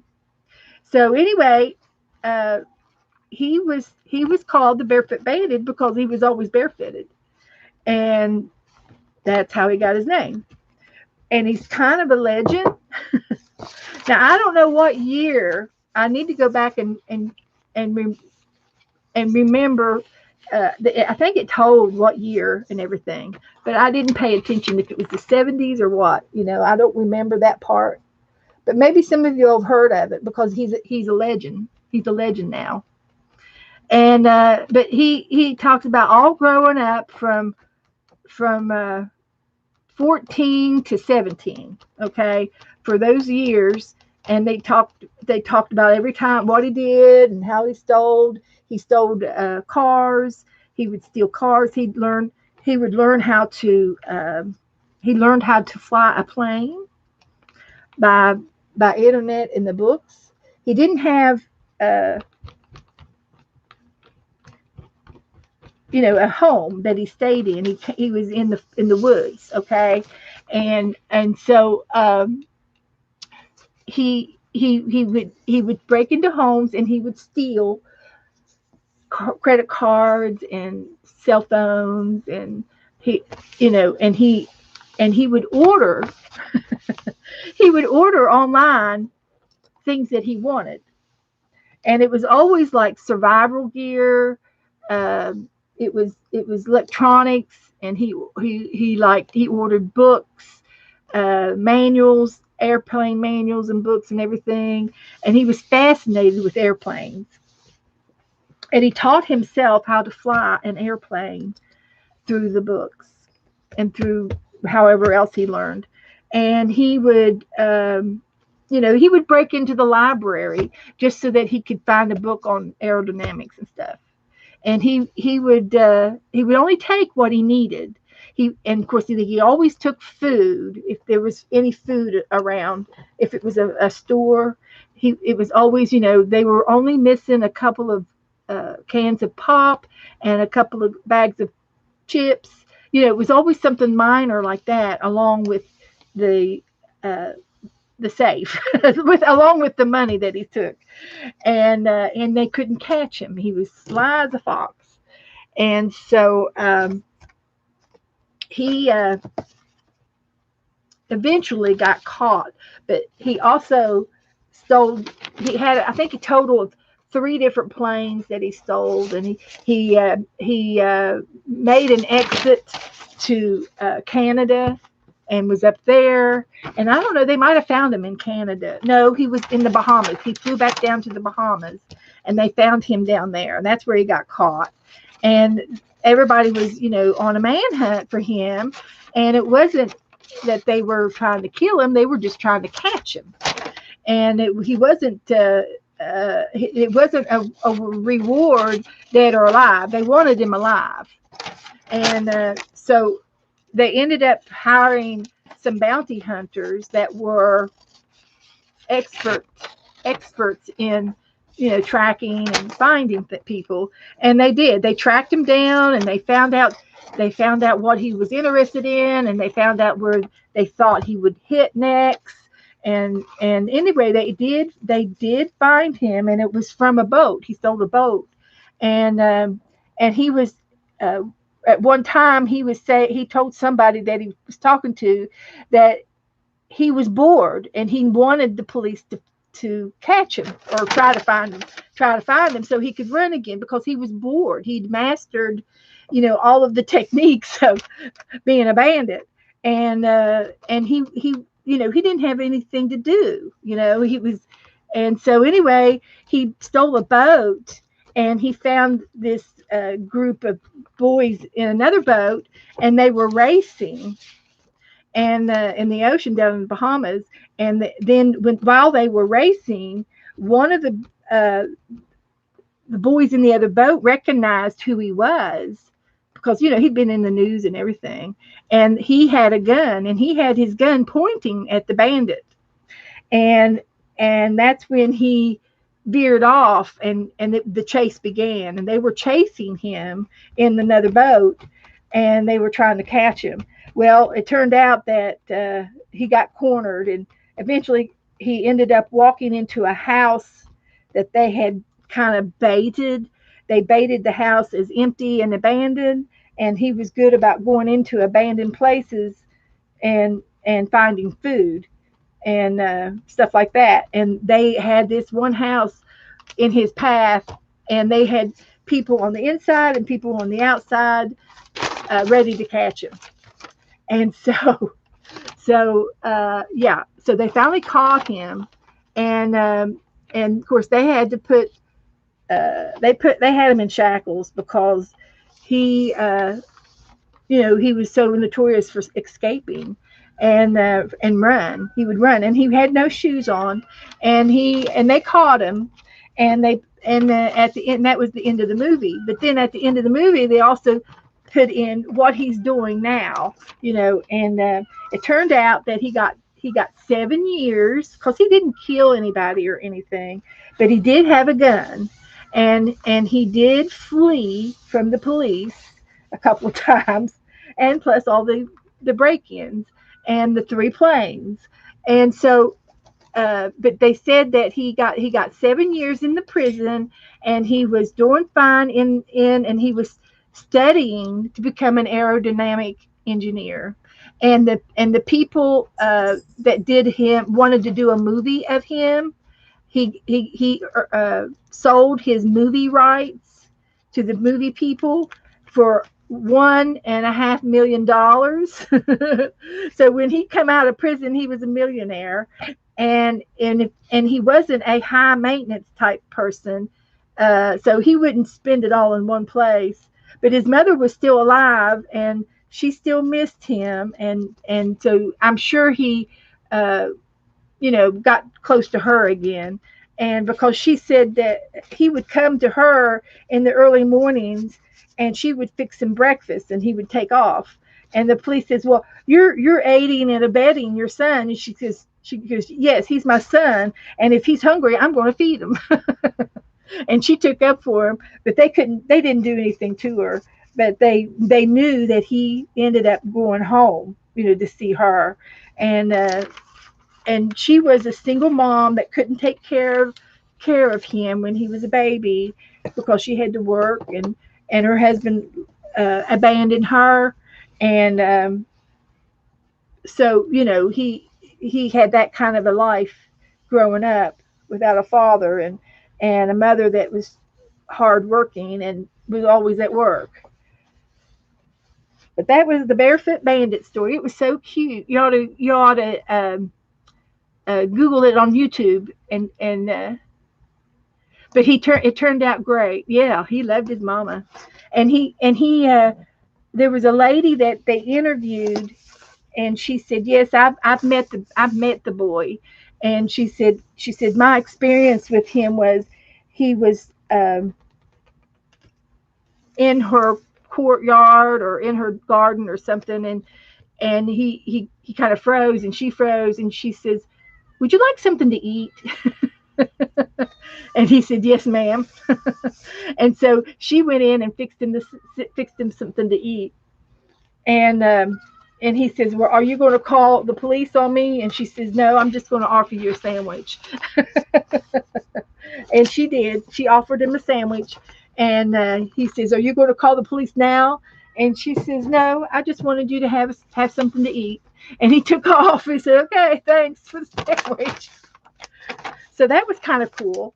And she says, "I knew who he was, and I knew all the legend stories of him." And she said, "But I just wanted to give him a sandwich. I just wanted him to be fed."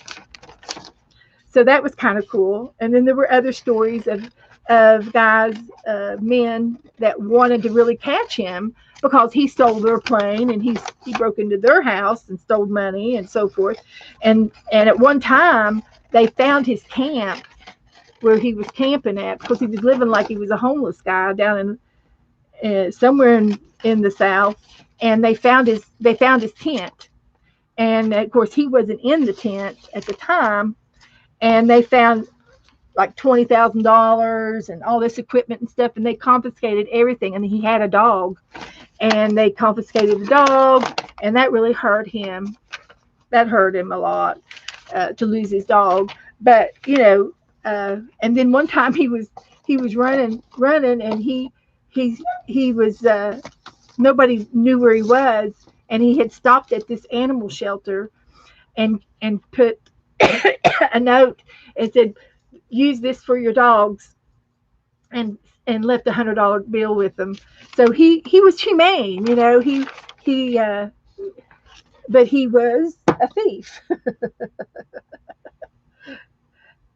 But everybody, he was somebody that everybody loved, and they wanted him to get away. They liked him. He was a likable guy, but he didn't hurt anybody, and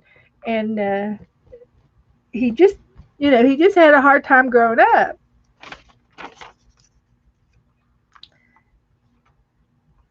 So it was a good video.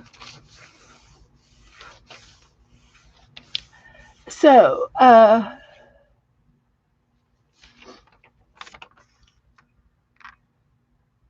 Joe likes to watch the Cowboys, and he gets on the phone with his mom, and his mom doesn't have cable or the internet, but she has an antenna. And she says, that's all I want is my antenna. She goes, I don't want all that other stuff. And it's expensive, and it's something that she can live without. And she chose not to have that expense. It puts money in her pocket for other things. And I think it's great, that she can do that. And so she's not real tech savvy at all, but she does have a phone. And I told Joe that he needed to talk to his sister and tell her that to put his mom on her phone plan, and then you can pay for it. You'll pay for it if she would do that, and get her a modern phone. The phone she has now is like a rebuilt one, and it's old, and I don't think it does what it's supposed to do for her, but she just has basics. And a lot of times it's just phone calling, and that's it. And I said, you need to get her face so that she can use FaceTime and she can see your face. I said, if she is sick, like everybody says she is, and they've said, she's got a spot on her lung, and if what they say is true, you would not regret having FaceTime with your mom for the next year or so, and because they've given her a time, but I don't think that's going to happen, because she's just too healthy, and she's too ambulatory to be that sick. When you're that sick, when they say you're that sick, I think you should be in bed in hospice. And I don't think she's ready for any of that, because she's still driving. And so technically, she probably should not be driving. Not because that she doesn't know how to drive. It's just the fact that her response time is not as fast as it used to be. And you can't tell me that an 88-year-old driver has a very good response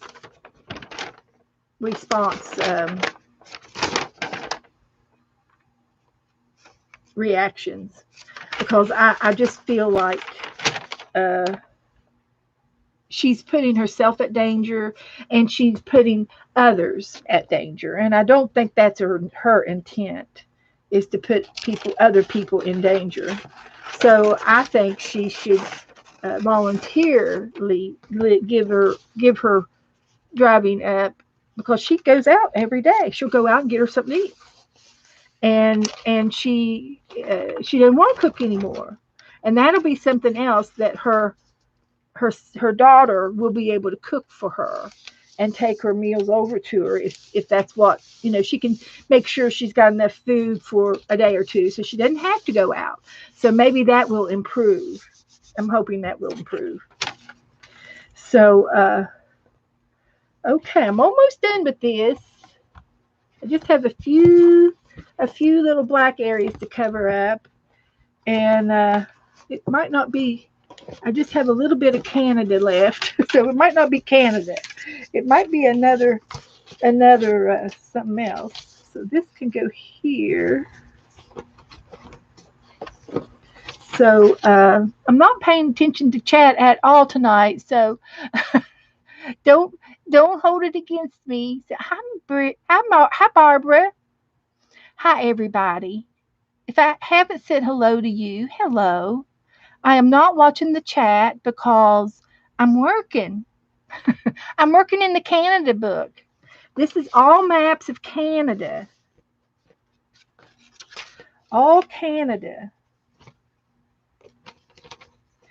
So let's see. Let's put some glue down here.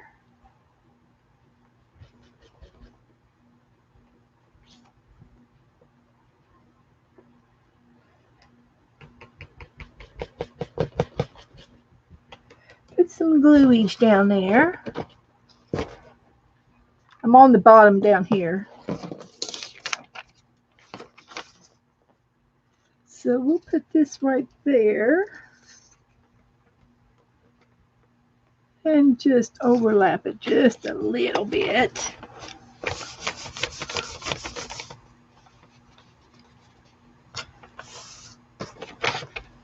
And we got some there. And we'll just tack that down.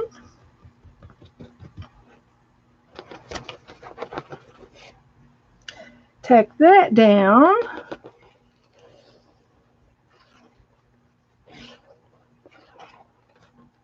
Like that.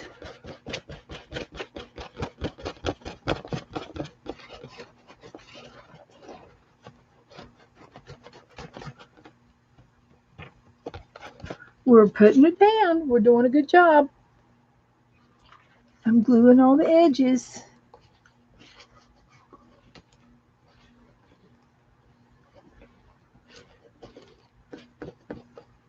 As soon as I get this covered, I'll let it over there and put it in front of the fan. Let the fan dry it off for me. And then we can move on to something else. Because once we get this done, I still think I might do some decorating on it. But I don't know what yet. So what we need here, there's only going to be just a little bit of it left. So I'm just going to go ahead and put this down on this bottom.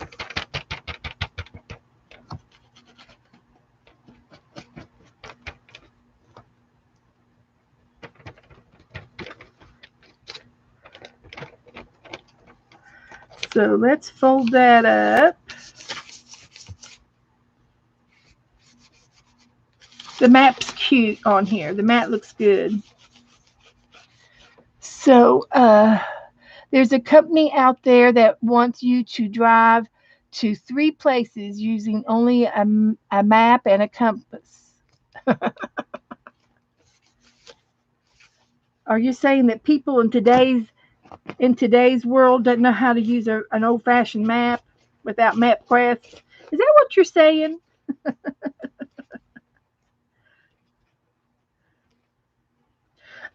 My nephew he went to trucking school and all that and learned how to drive a big wig and all that.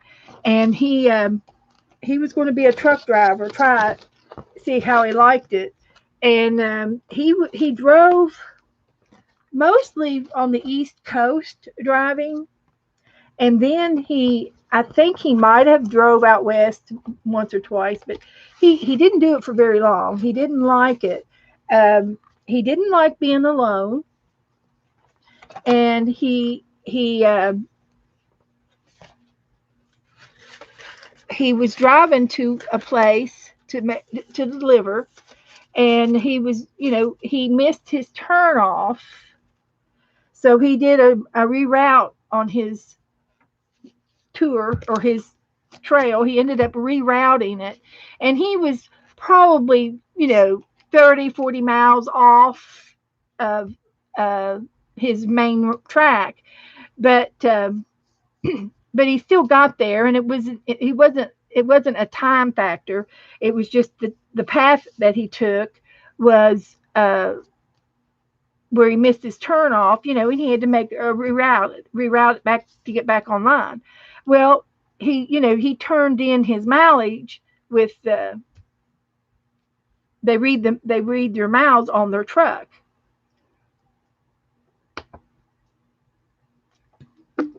and they reimburse you for the miles, or that's how you get paid, by the miles or something like that.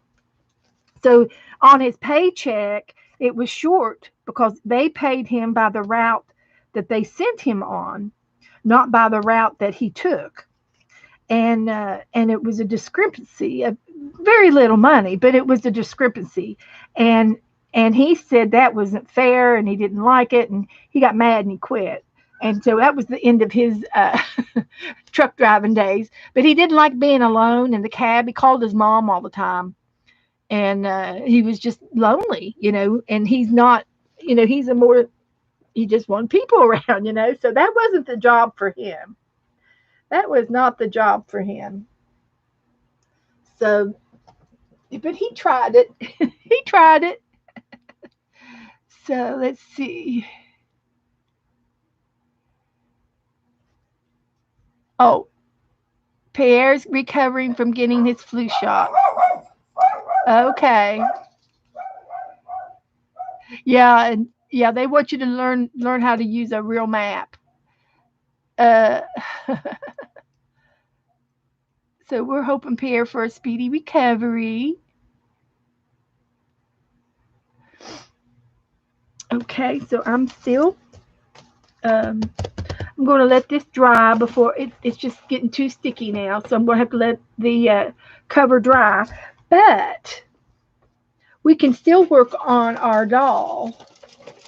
We want to make a Mountie. And I've got a picture of one in here. So we want to make this guy. So I'm going to use black paper, and I want to use my marble paper. So that's what I want to do. So what I need to do first is get a piece of cardstock. And I have to go over yonder to get that. Get a piece of cardstock. And make the doll first.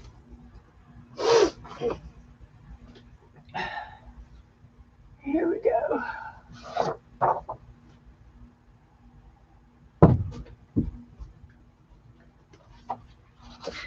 So this is how we're going to do it. So we could get a pencil, I suppose. So here's our inspiration, and I'm going to make them a little bit bigger. And so we're going to have a hat, and it's going to be like that. And then he's got a up and around and down look to it. And then we have his head. That's this big. It looks like a scarecrow, guys. Oh my gosh. It's terrible. And he's thin face. He's a thinner face. And see, I'm going to cut that out, so that won't matter. So we're going to make him a thinner face. And then here's his neck. And his shoulders go out to here. Strong shoulders.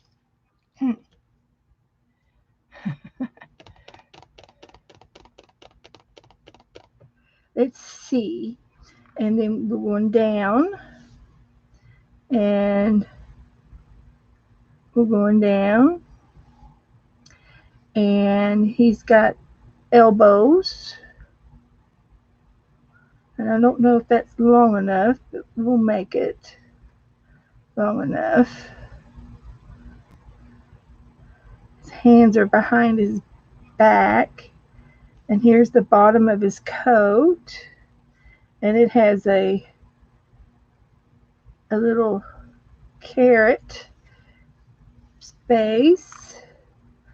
So here's his waist and coat. And then this arm is going down. And it's going in and down like that. And this will probably be a curve, just a little bit of a curve on his shoulders. And this can go up a little bit. Okay, I like that. And then he's going to have a collar that is like that. And this is our template. So I don't really have to draw everything, but I'm going to need an idea of a pattern. And this is going to be to the size that we want him to be. So here's his belt with a buckle. And here's his strap. And I'm pretty sure that I don't know if there's anything on that strap, or I'm not sure what the deal is. But of course, he's got the buttons, and we'll use some kind of gold for buttons. And now his pants. See, if I have to, I can extend this. So his pants are going to go down.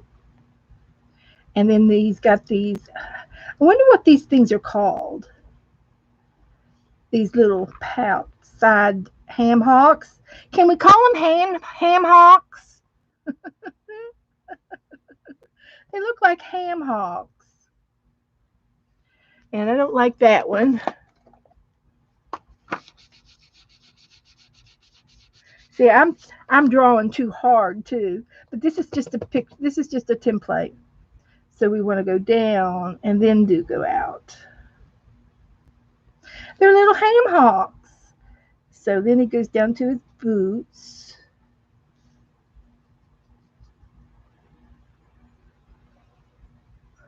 Oops, let's go over here. There's his boots.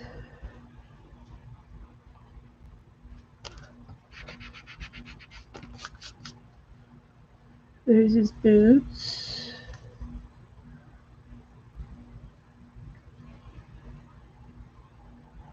Yeah, that's it. That's it.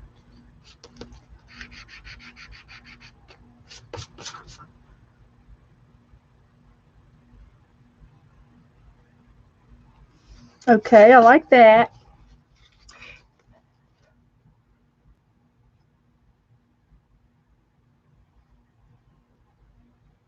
You've never seen anything on the strap? I've just wondered if there might be I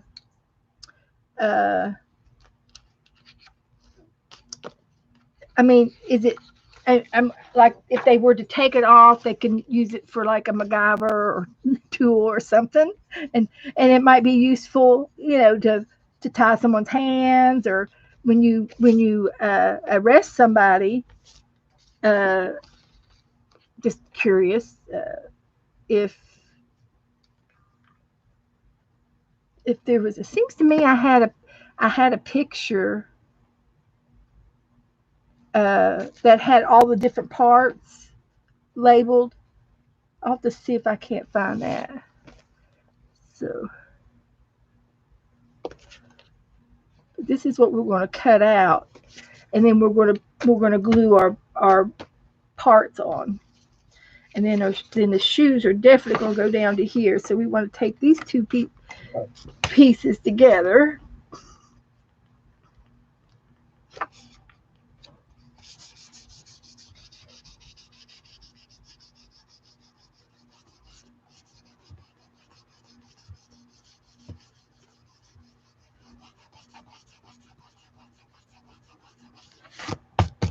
Okay, and I might be able to find some type of um, fabric to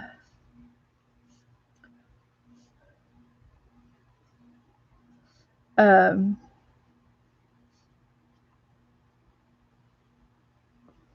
like a vinyl or something plastic black to use in his for his boots.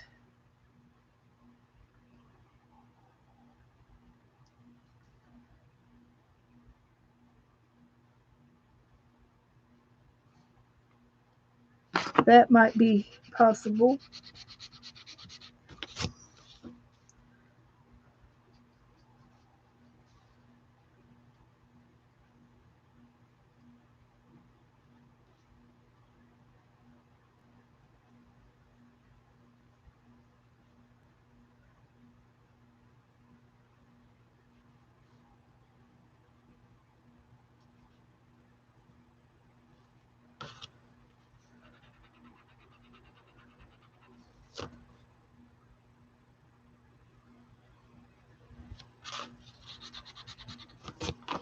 And another thing, I have a light box.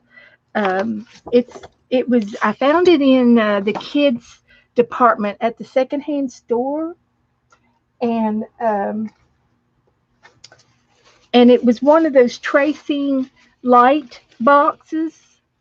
Um, I don't know if it has a name on it or not. I'll have to get it out.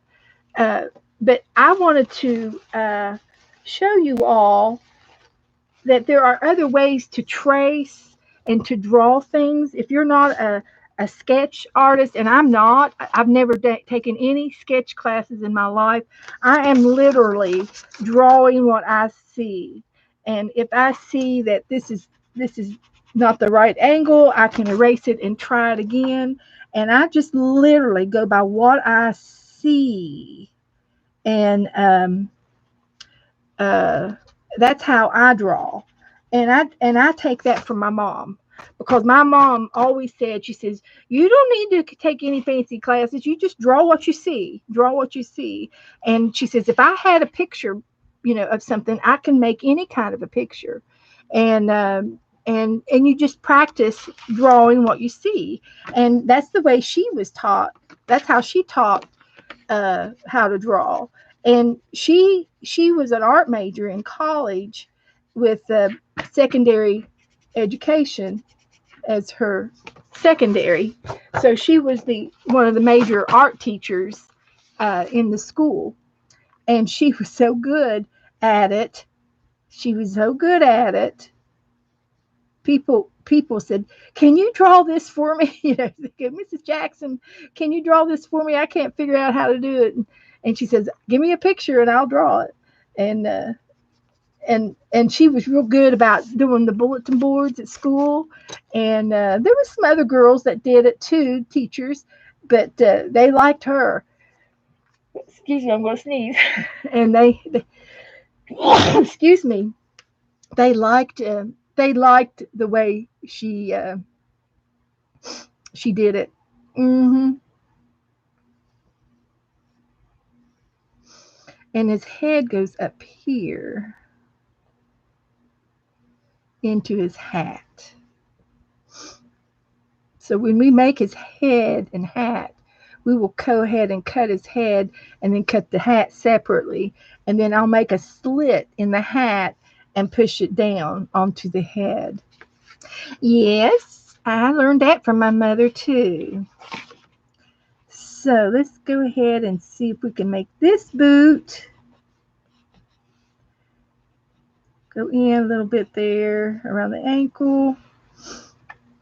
And then he's going to have a heel and the front of his shoe and up. And I want these shoes to match, so I'm going to have to uh, be consistent on how to make them look alike. So anyway, that's going to be my Mountie, and he's going to be a tall guy, but he'll fit in the book, and that's the main thing. So I wanted to, so I'm going to end up cutting 2 of these. And you're going to say, well, why are you cutting 2 of these, Beth? Well, just let me tell you. I'm going to put these 2 together. Yeah, that's right. That's right. Like this, and I'm going to put a paper clip on them, or a clamp or something. And I'm going to cut 2 of these out, and then one of them, this one, I'm going to cut in parts. And that way I can have a part for his shirt, a pattern, and I can have a pattern for the pants and a pattern for the shoes. So I'm going to cut this one out, both of these, and then the one in the back is going to be what I put my parts on when I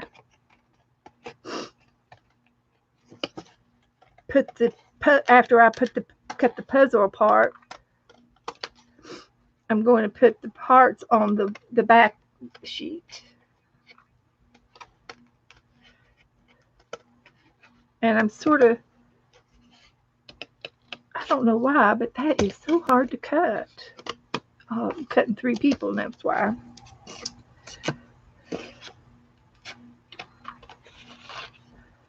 So, there.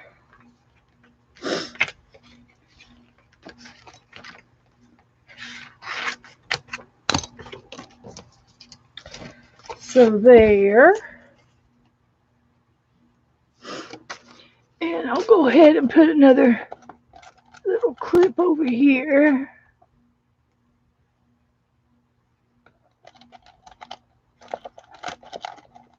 Maybe. If I can find a paper clip. So I can cut these shoes.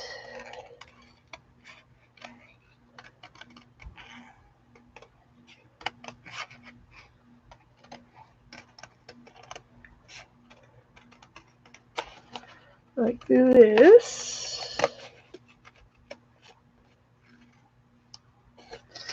And like this.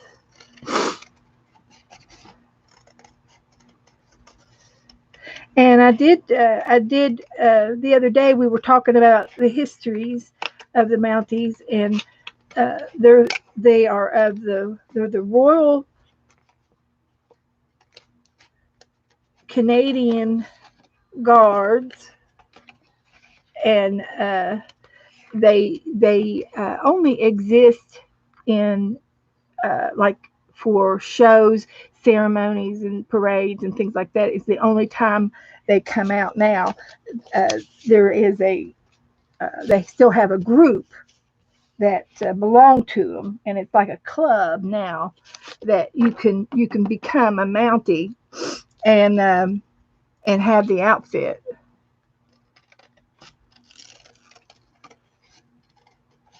But they don't. I don't think they have any police jurisdiction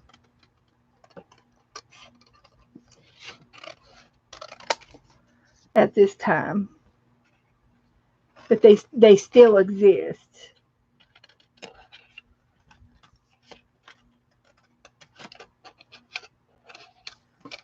So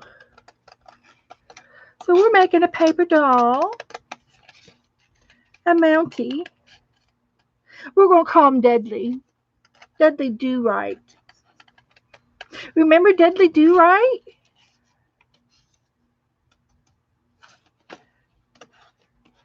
He was on the Bullwinkle show.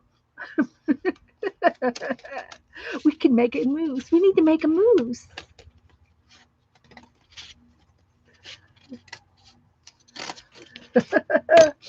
That's what we can do. Or draw a moose. I'll find another picture. And Boris, remember Boris?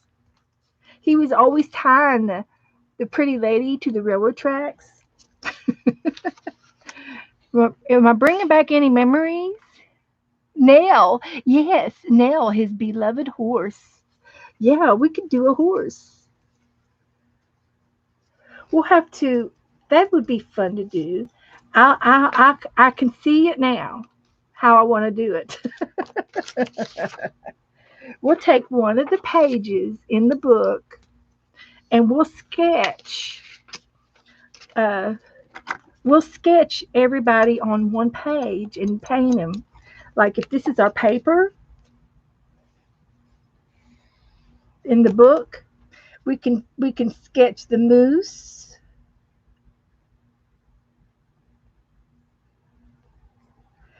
and his his body. We can do something like that. Sketch the moose, and then we can sketch Rocky. He was a beaver, wasn't he? He was like a beaver.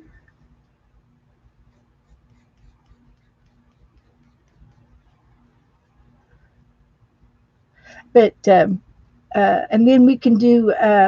We might be able to do Dudley back in there.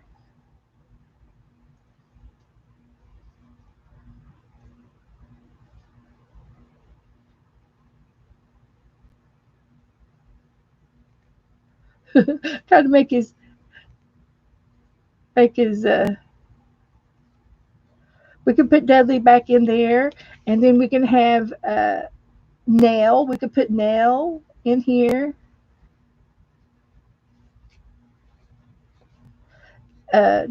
Just something like that, and we can do a whole page of all of these people in the cartoon, and put that in the book.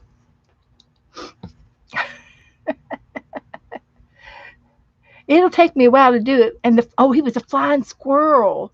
So yeah, that's right. He was more of a squirrel. He wasn't a beaver. He just had a tail. He wasn't a beaver. Okay, yeah.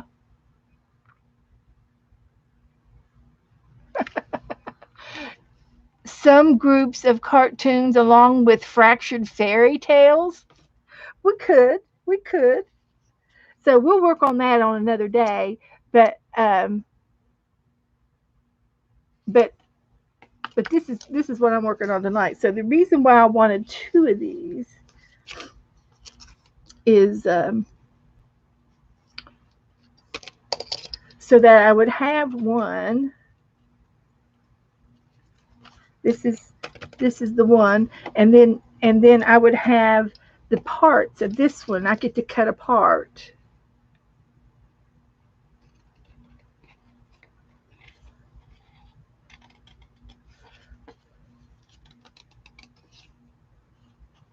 So I do know that this is going to be black. All of this is going to be black. So I can cut this out over here.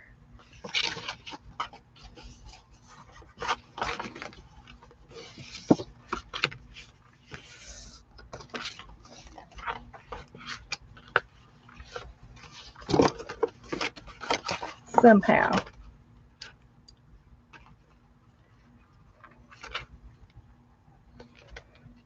Somehow we can do that.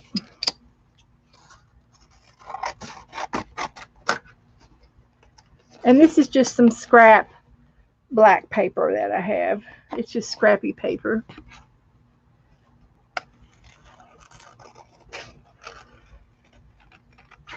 And I could even use some sort of fabric. I can use fabrics on this as well. That would be cute for his coat. But I got that other paper, so I'm going to use it too.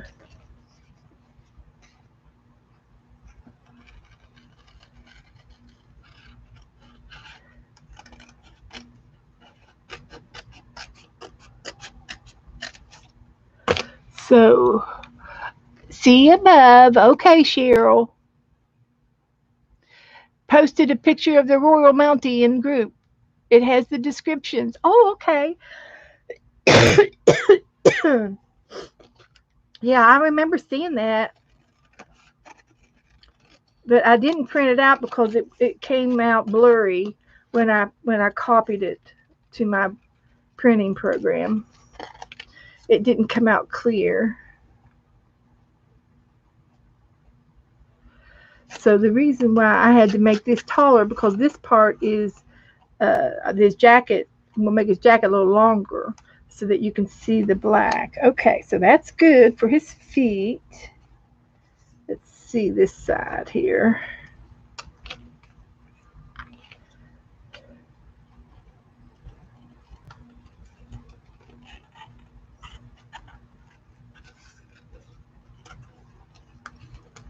Let's see if we can do it.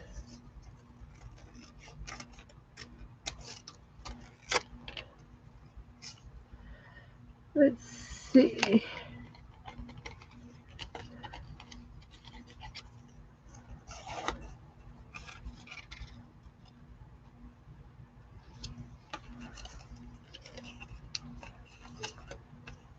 So there's his pants.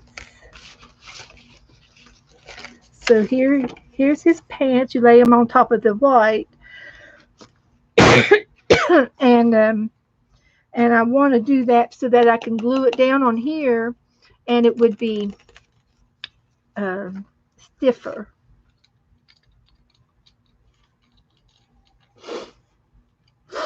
So let me look at the post.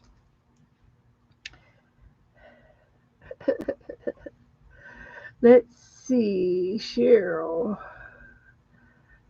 Let's go back to the group.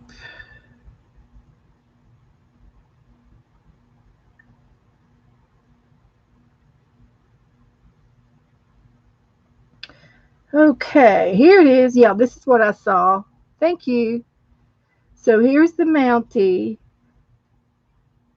Oh, he's got brown gloves, breeches. They're just called breeches. They're breeches.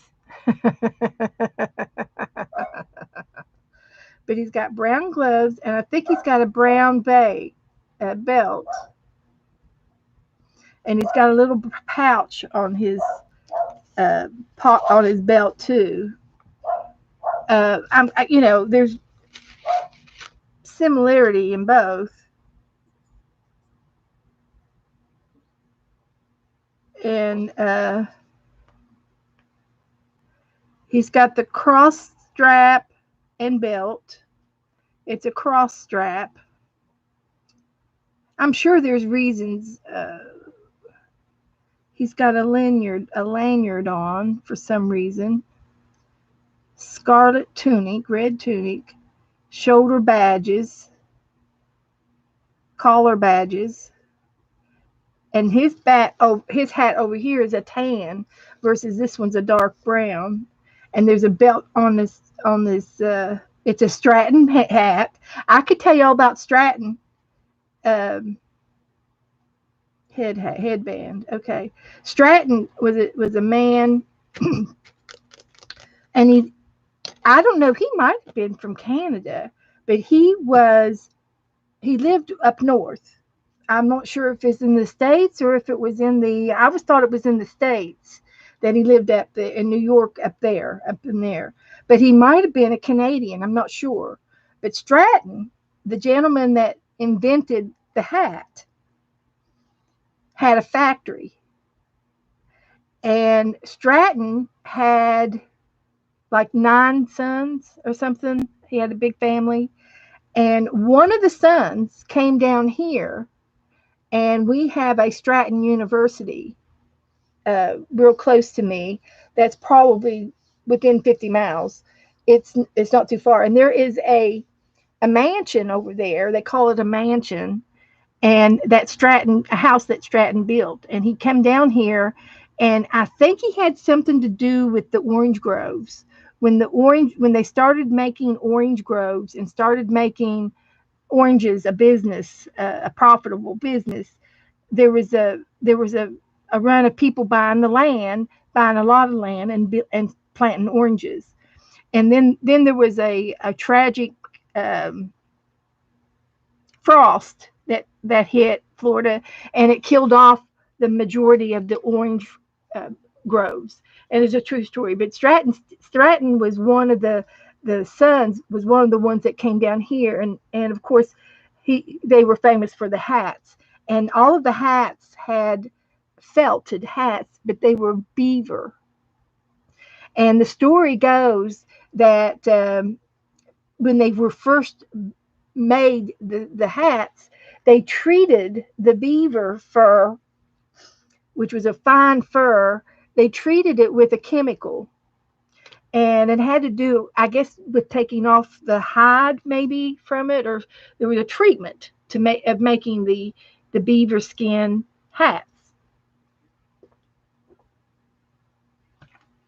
And so they were making hats, and the men who were wearing the hats were being poisoned, and they died. There was a lot of people that died from his hats. And you're making up your own language. We call that Taiwanese, Zena. Taiwanese. You speak Taiwanese? And so, so anyway, the men, they discovered that the ingredient that they were treating the mink hats with was like cyanide or something. It was something that was killing the people.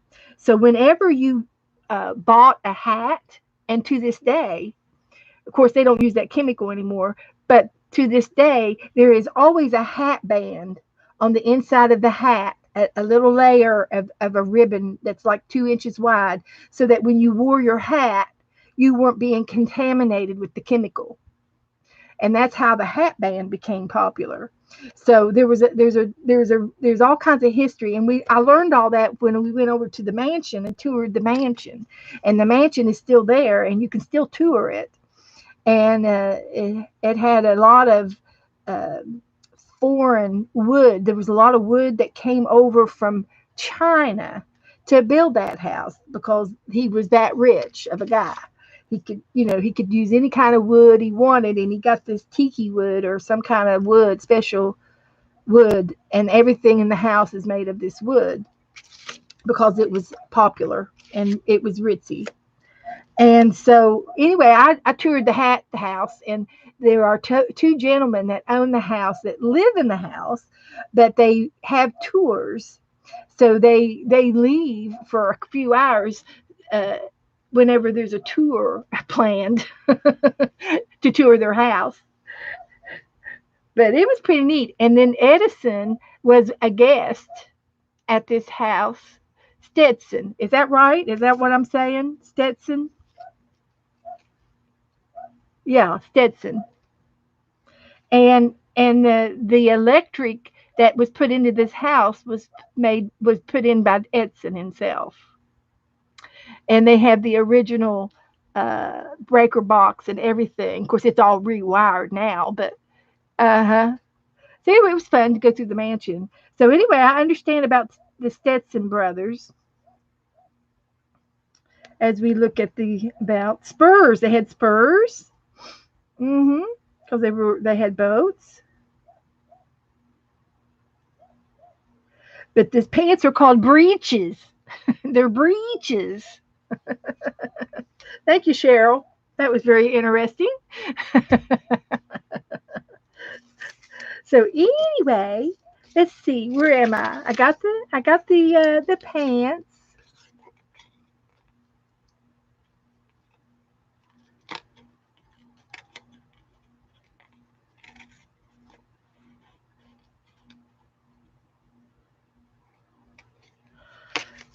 And I'm going to need straps for his straps. And they were made out of brown. So I'm going to make black ones for now. And and think about the brown.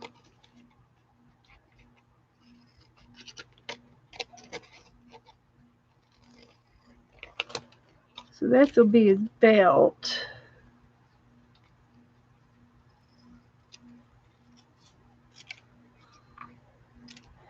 You'll have a belt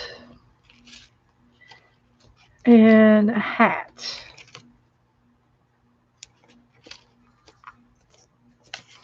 So I can cut this one out.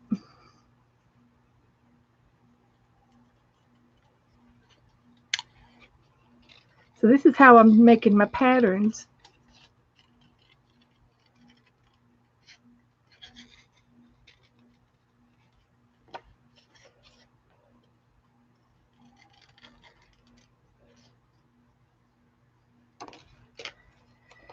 Okay, I can use this piece. And I'm going to make it out just a little bit bigger.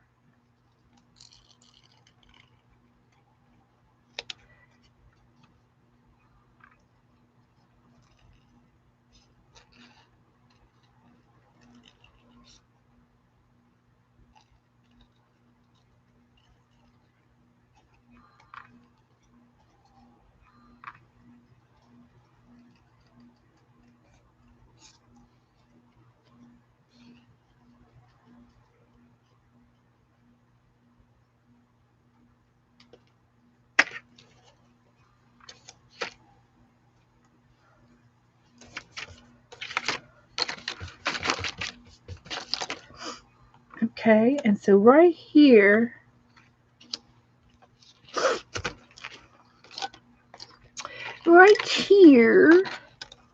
is the from here to here. You see where I got that pencil mark? I'm going to make a slit. And I have my X-Acto knife out. So I just might just do it with that. I had, past tense. It was here.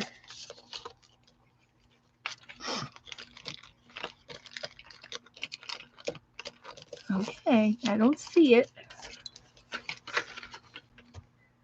I don't remember putting it up.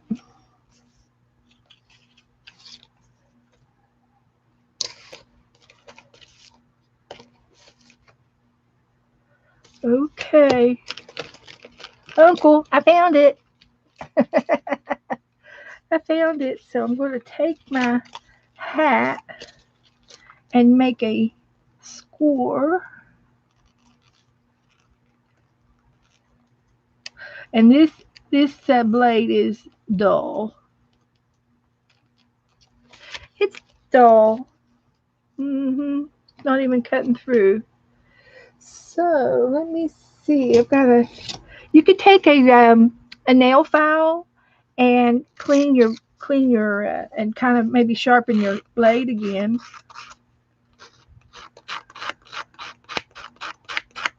And it will take off any glue residue and stuff like that.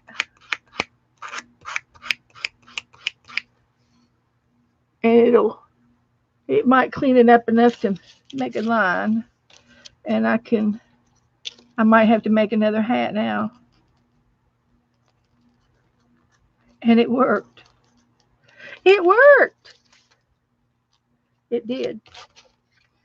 So anyway, I can use a magic marker to blacken my hat back out. If I've got some white showing, you can just black it out again. Won't hurt a thing. But then I got this hat. So when I make my body on this one, we're going to cut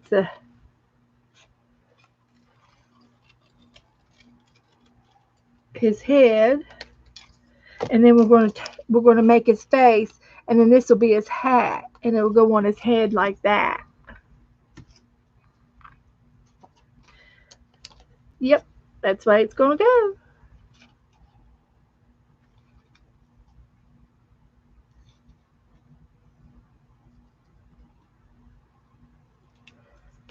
Okay, so there's an accessory. There's an accessory. And there's an accessory. I will trim these down at a later time. And then we've got his pants.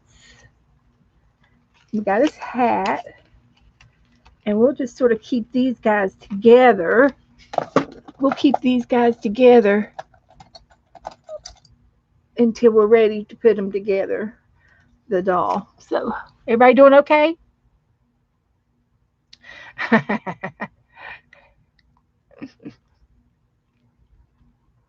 Okay. Ricky hadn't hollered for dinner yet? Well, don't forget to feed him.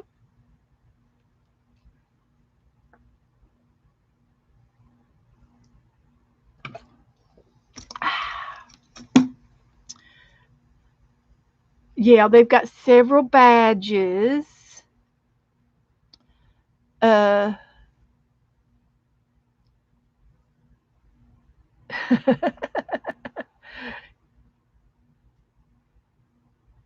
yep, we've got the same vocabulary. And we all do. I can't talk straight. Okay, everybody look all right. Everybody seems like everybody's okay. I know I haven't been watching chat too much tonight. I'm busy crafting. I'm just busy. So we're working on the doll. You all understood how I cut two of them out. So one is a pattern, and his face. I've been using uh, vanilla folders for the skin, for their skin. So I'm going to try that again. I think I used this one. Actually, I think I got another piece up here, but that's all right. I'll cut another piece. I've been whittling on this folder. Abby, come here, Abby.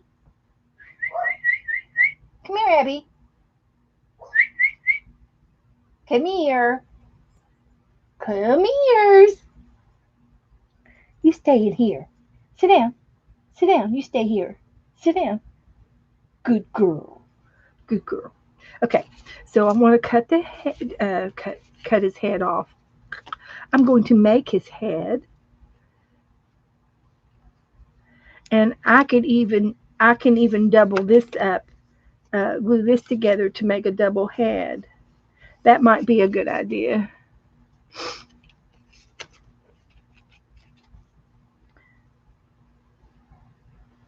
What I'll do is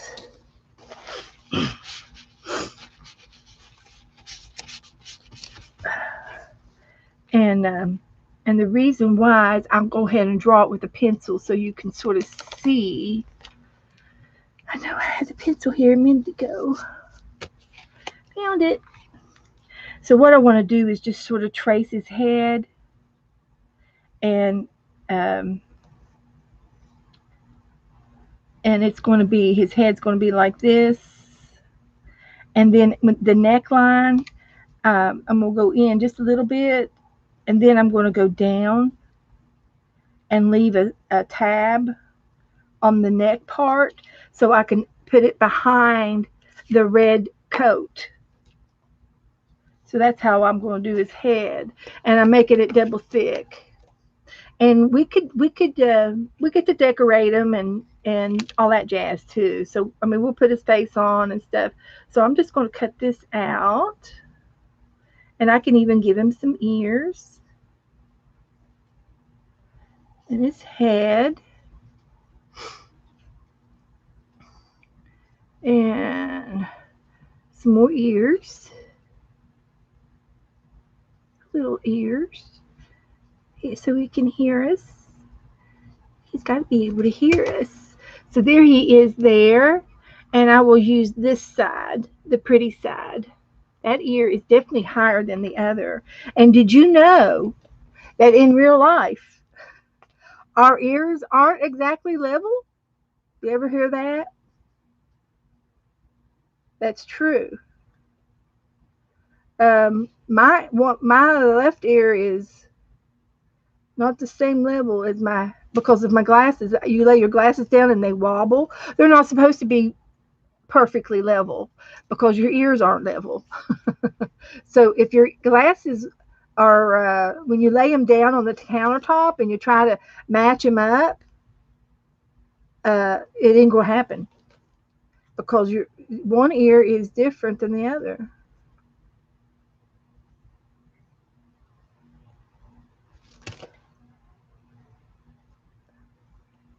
So anyway, I made his ear. I made him into an elf. There we go. Now he's got ears. We'll see. I might have to cut them off. That's all right. So I got his head. Used that. We got his pants. And his head's going to go into the hat like this. And we could go ahead and glue that together.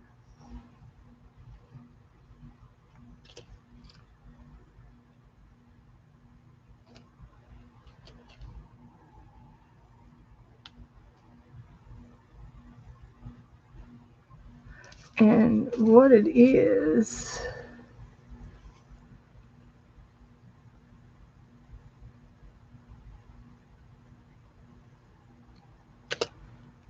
oh yeah, that looks a little better.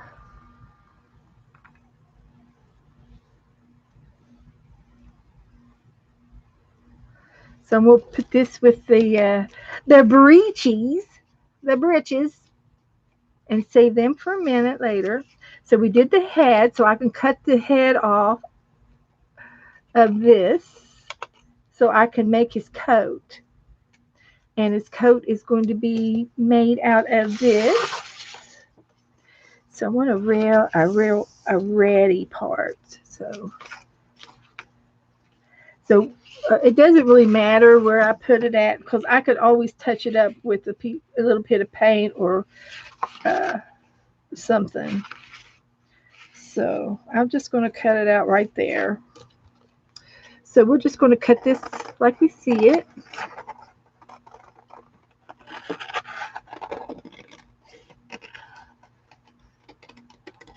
I'm using my marble paper.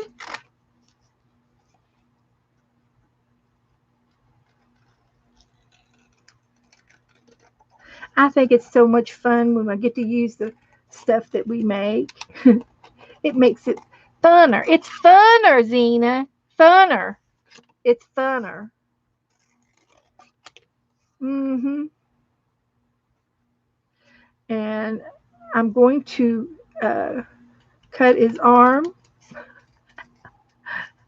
I'm going to highlight his parts of his body.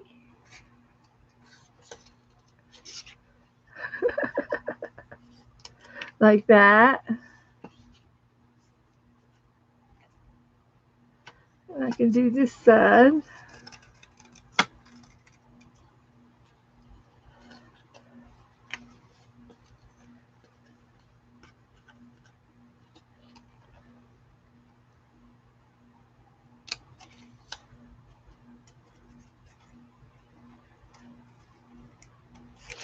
Like that. So this is going to be his coat. And I'm going to move this carrot to the middle of the coat. I'm calling that pleat there, that little open pleat. So it'll go on his coat like this. It's going to look dashing. I'm telling you, dashing. So I'm going to get a red pen or a red marker. And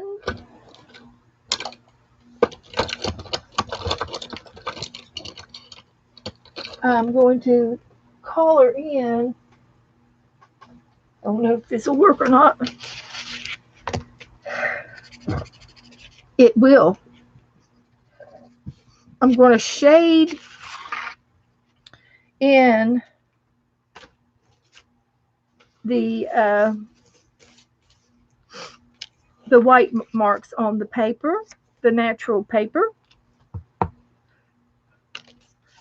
So let me get rid of some of this little stuff that I don't need. So I'm just going to lay this down on this paper. And I'm going to be uh, highlighting a little bit of there's some little white marks on the paper showing, and I'm just going to shade them in with this magic marker. It's not real juicy of a marker, so it's really perfect for the job. And since the marbles went back and forth, back and forth, back and forth, you can't even tell that this is a marker making up those, coloring those white marks. You won't be able to tell. Very subtle.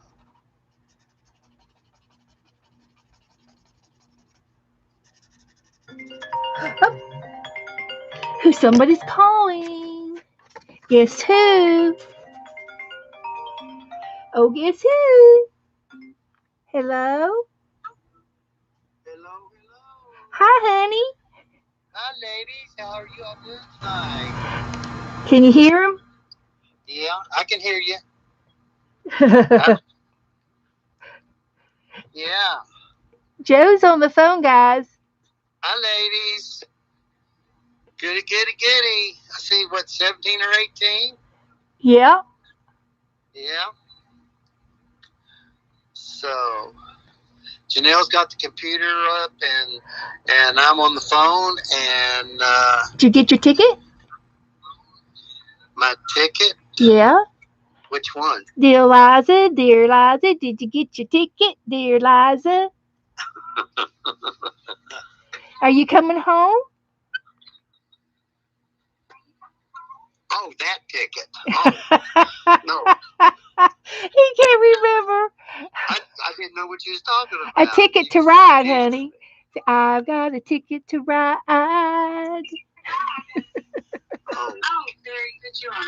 Oh, we got you on the big screen now. Oh, I'm on the big telly. I'm on the big telly, guys. Everybody's saying hi, Joe. Hi, Joe. Hi, Joe. Hi, Joe. Hi, Joe. Hi, Joe. Howdy, Joe. Hello, Joe. Hope everybody's doing fine.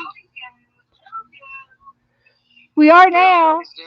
We're doing fine now. Oh, thank you. I'm so glad you're at your house.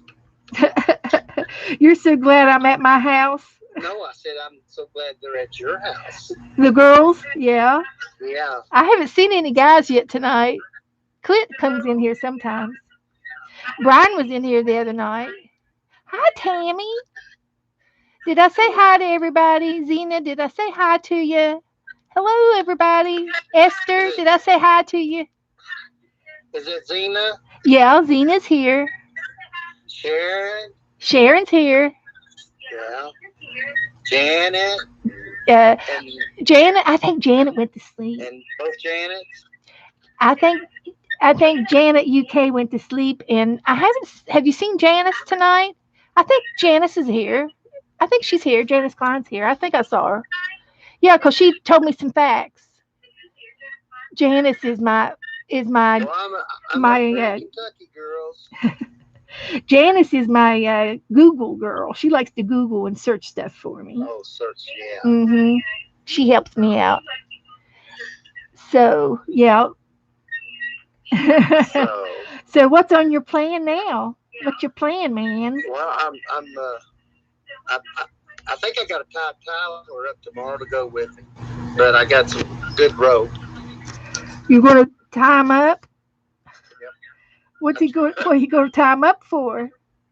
Because he said he's got about 5 people wanting him to do stuff.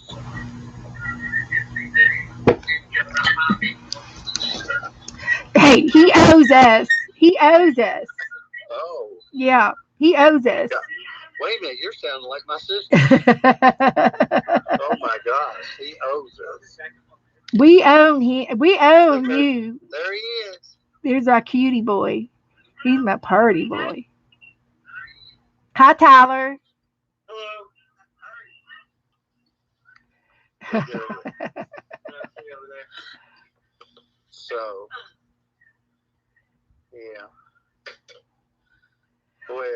Well, honey, I'm glad you called. We're making a mountie. We're going to make a mountie. Did you see? Oh, now they. Oh, okay. I thought you made that the other night. No, we haven't made them yet, but we're making them now. Okay. Yeah, here's the So, body. ladies, I'll let you get back to Oh, this is gonna be his your coat. media. I'll give y'all a holler later. Okay. Well, okay, sweetheart. I'll talk to you after a while. Bye bye. Bye, Bye bye. honey. Well, he's back in. He's back in Ashland, which is where we're from. I can hear him. Hang up the phone. What? Oh, hang up. Yeah, hang up. That was so funny. I got a kick out of that. I had to tell him to hang up. That's funny. But he's watching, girls. He's watching me on TV. So, hi, Joe. Hi, Joe. I love you, Joe. And he sees you all typing. Oh, thank you, Zena. So anyway, he's with his daughter, and he's he's going to be doing some things around town tomorrow. And Ashland is where we have our home, our other home, and I think he's going to get Tyler to help him do some stuff tomorrow. And then oh, I meant to tell him is Janelle buy his ticket tonight. Janelle, get him his ticket to fly home tonight. There was one for $50 for I think Tuesday, and there was only one seat left. So hurry up and get his ticket because it's they only fly on Tuesdays and Thursdays. I think maybe on another day. So hopefully Janelle will get his ticket for him and print it out for him. So she'll be taking him to the airport, or Tyler will be. Somebody will be. Yeah, we want him to get his ticket. Let me see. I'm gonna make her. I know she. I know she can hear me and see me, but I don't know if they might have turned me off. So let me see if I can message her.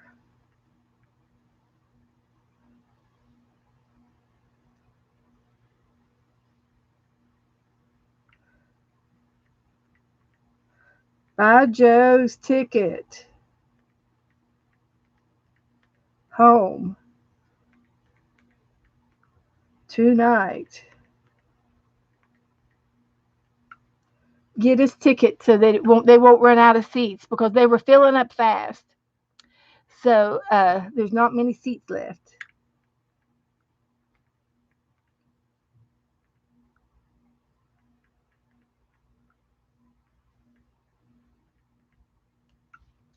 So hopefully she'll do that for us or for him. She's taking her meds. Yeah, I know she did, Cheryl. I don't know if she got back and to see Joe or not, but she can look at him on the rerun. I had his picture. He is. He's a good looking man, Esther. He's cute as a button. So that was in it. That was fun. Whew, that was like a little break. I feel like taking a break now. A big break. So let's see. We've got his jacket, so we don't need that. We've got his breeches. Um, we might need. I'm going to hang on to this in case I want to make boots out of a different uh, fabric. Oh, I know what I can do. If I can find my embossing powder, I've got black embossing powder, and we can emboss his boots and make them shiny. So I don't need this anymore. Woohoo! I could do the same thing with his belt on his shirt. So and I want to go down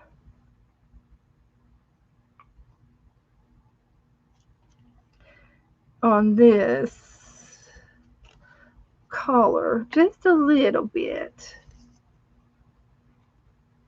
So now I'm getting back in the mode. Getting back into arting mode. Where is it now?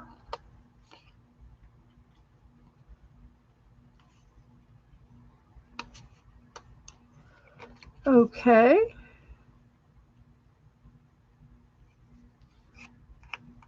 I wanted to give him a little collar.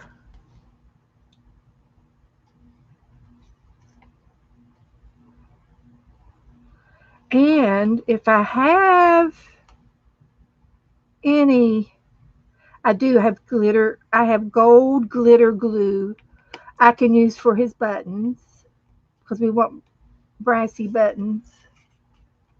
Okay, so there's his shirt, and he'll have stripes, and he'll either I'm going to use these black paper, but then I'm going to put embossing powders on them. So I got his hat, got his shirt. I think it's everything. And then I can put some gold on his patches for his shirt, his shoulder pads, and his neck. And I'm just going to use a magic marker to uh, collar his collar, to collar his collar, collar his collar his collar. Now, is it collar or collar? Collar. It's the same word to me. Collar and collar. The collar of his shirt is the collar that we make it. So then I'm going to make squares, shoulder pads, and I'll separate them a little bit. And that will be his patches. And then he's going to have gold buttons, and I'm going to make the dots.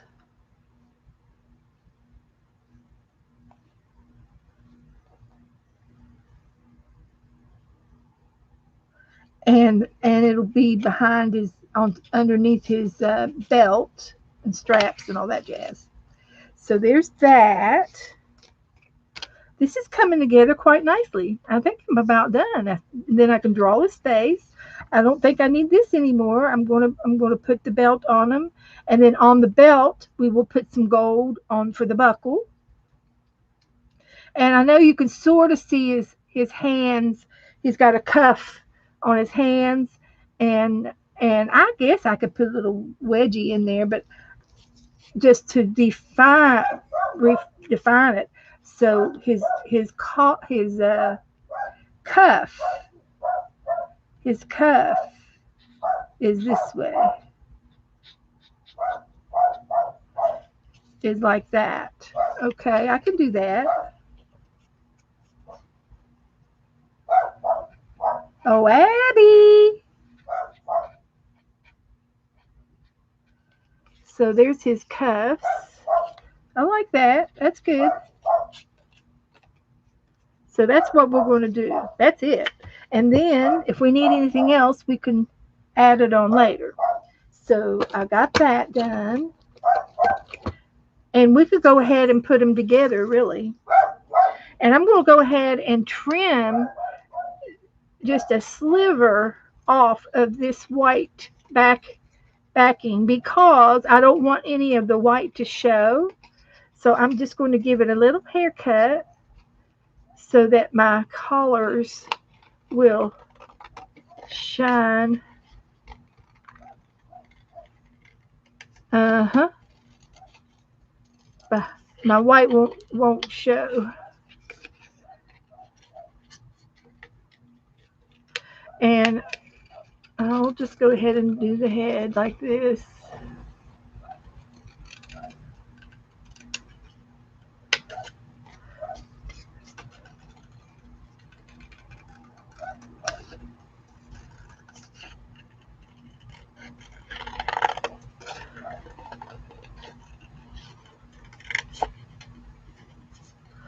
So he's got riding breeches on. Mm-hmm. Riding breeches.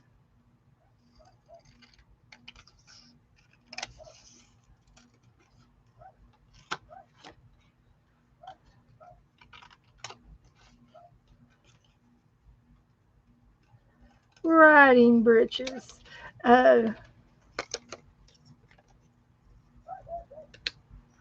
Okay, so there's his feet.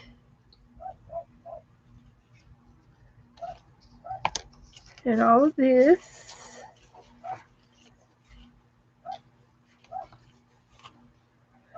Okay, so now we can put them together. I don't think I need that anymore. Oh, I do have, let's see if I still have it. I used to have some really nice black glitter, glitter glue, um, but I don't know if I still have any of it.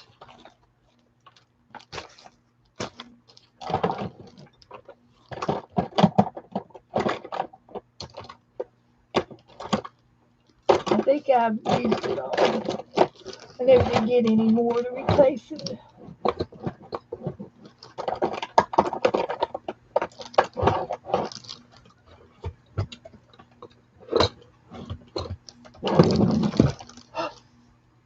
Avalanche blue.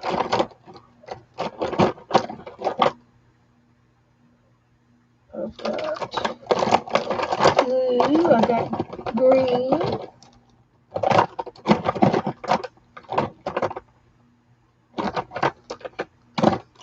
Oh, the silver. I got silver. I want gold. This stuff is really good stuff, though. I've got silver. I'm just going to have to find my embossing powders. And I don't know where they are because they're not where they used to be. They're not where I used to keep them. So I will have to find my embossing powders because I do have embossing powders in my possession. But we can still put them together. We can still put them together. So let's see. Let's see if it'll work. See if we've forgotten anything. So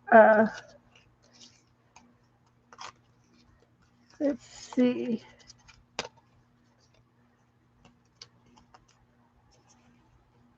So this will be his head. So we could probably just go ahead and glue them down. We'll need to cut the insides of his arms.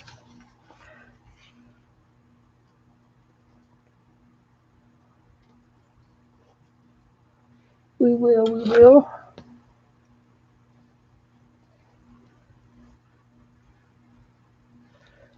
So we will do that before we put them together.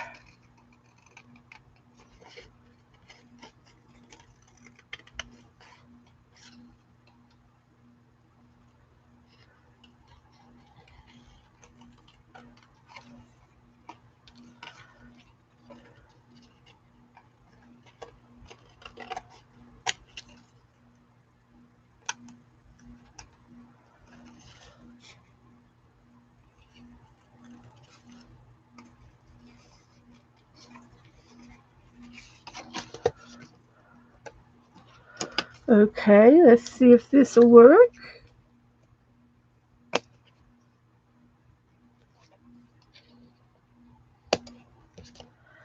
Like that.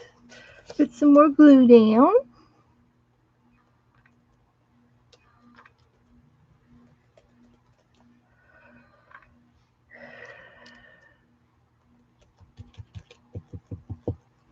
His breeches. They're breeches. So I'm going to put his head on first.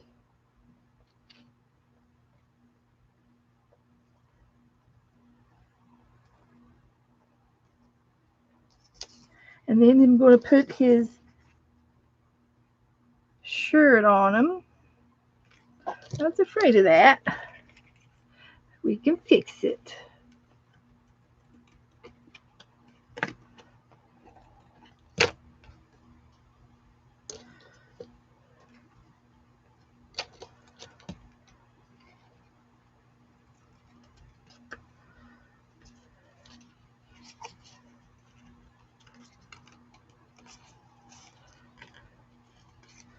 Alrighty. Abby. Come here, baby.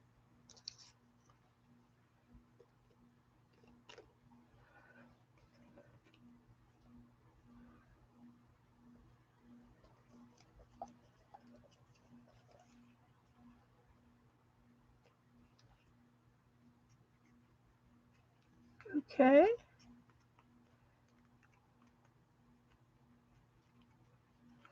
And then we're going to put his breeches on.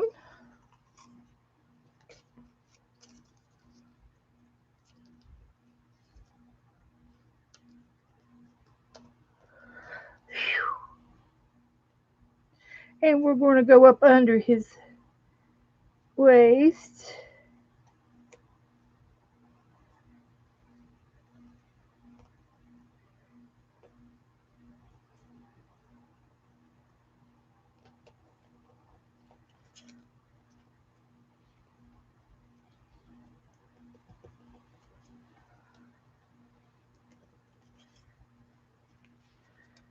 He's looking great, guys. He's looking awesome.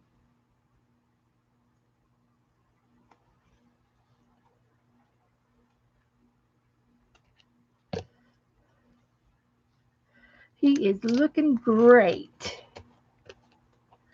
So we're just going to let this dry.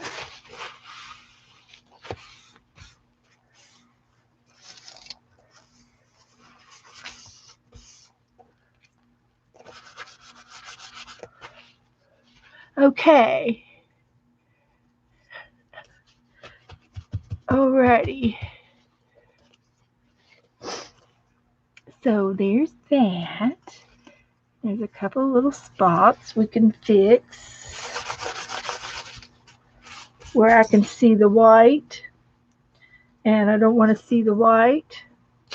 So I can use my marker to my advantage over here. I love the coat. It's marble paper. It's marble. I love it. So, and then I'll use the black on his pants.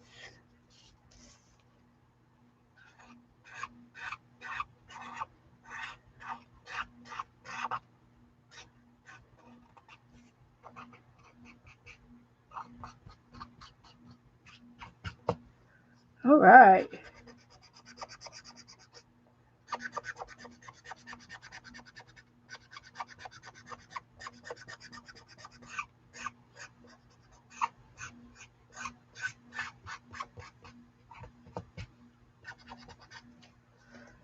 Okay. I think he looks pretty dapper. He looks very debonair. He looks great. Here's his strappers. So we're going to put the belt on first. And it goes right there from one hand to the other.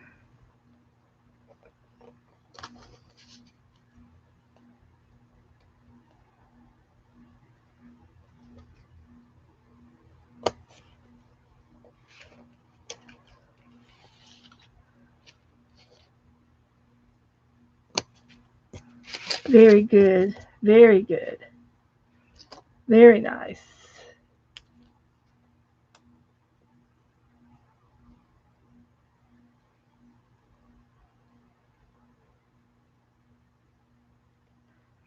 So, Barbara, are you in here? Are you still in here, Barbara? How's it look? Does he look professionally done? I hope you like them. Barbara chicken pot pies in Canada.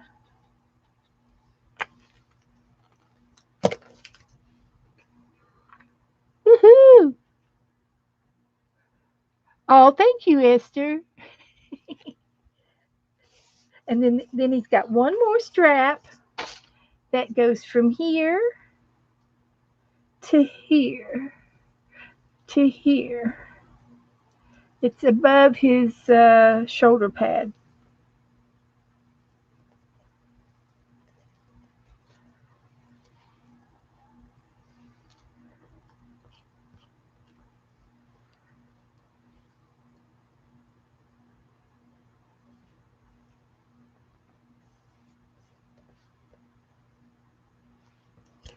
And I'll trim that off right there.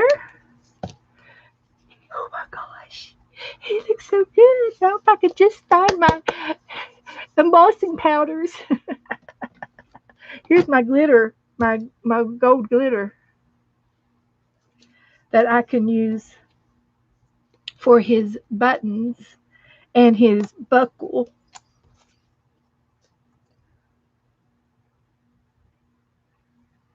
And when I put this on, I have to let it sit. I'll be able to play with it.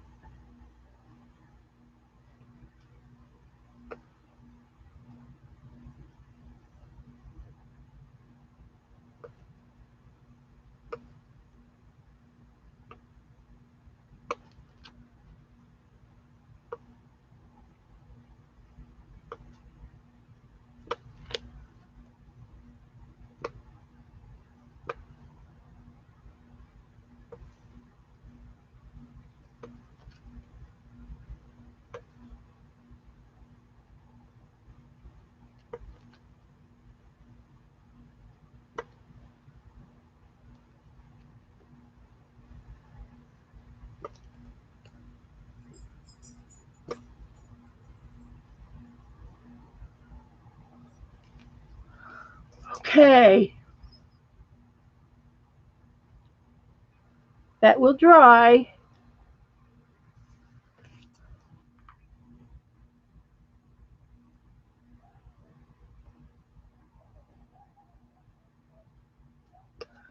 Joe did tell me that his mom thanked me for letting him go up there because I did kind of make him go. I told him he had to go,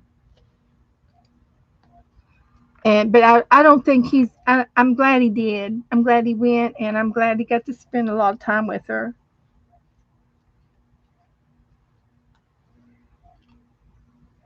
Okay, so I'm gonna let this guy dry. He's over here in the drying section. We'll cut him out and put him in the book somewhere. That won't be a problem. Got my ideas over here. See, make sure my pages aren't sticking together. Nope, they're not. Okay, so he's going to sit over there to dry. I know I haven't done his face yet, but I'm going to take a break. Here's my doll. What?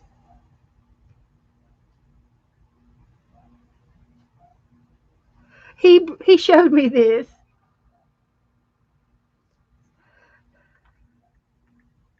What? Did you make it?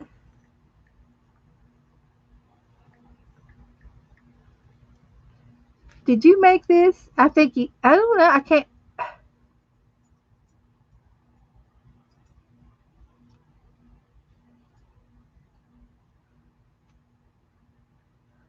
I think it's, I think that was Joe. It says it's Joe. Yeah, AJ Schuler. Okay. Okay. Anyway, so I'm going to let this over to dry. I will be working on his face. Um, but I'm going to take a break from it right now because I don't know if I can do a good job right now. I have to be in the mood, in the right kind of mood to make his face. So that was our Canada book. And now I said we were going to try to make a Happy Mail book. And I'm trying to think. Let me see if I have a book that we can use to make my Happy Mail book out of. Hang on just a minute. I've got a pile of books over here that I have that I can cut up or use what I want with them. See if I can do something here.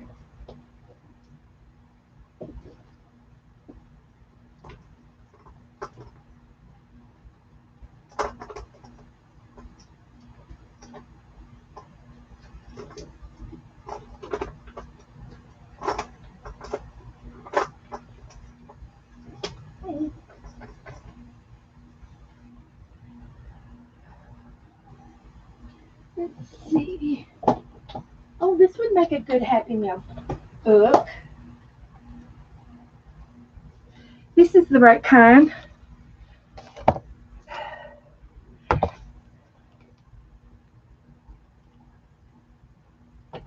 So what I'll do is, all I have to do is put some paper in here.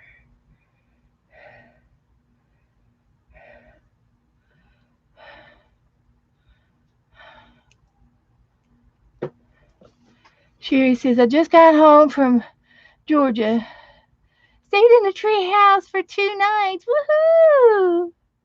Oh, how great. Like a little B&B. Oh, that's great, Sherry.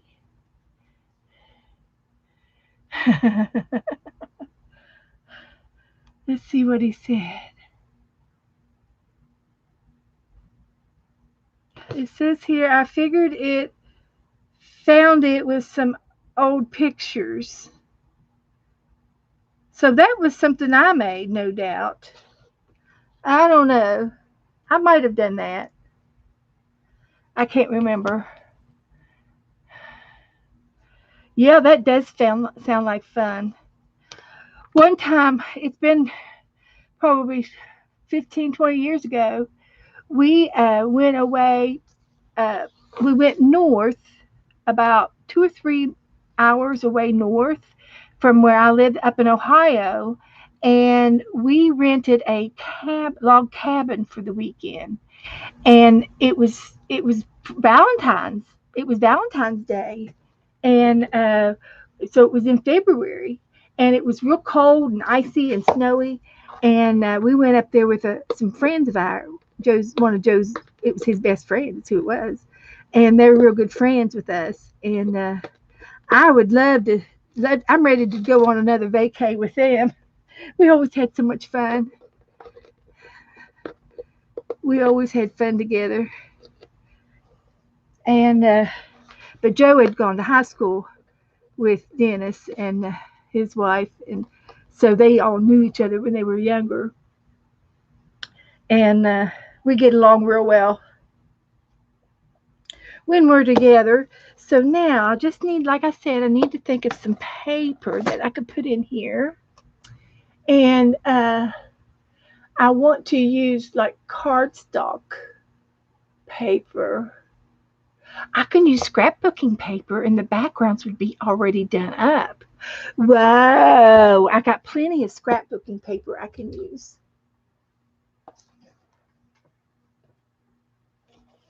Because it's not going to be a regular size sheet of paper. And I'm going to look for some paper.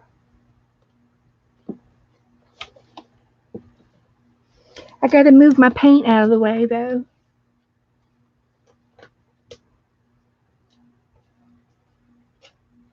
I want to get that hard type paper if I can.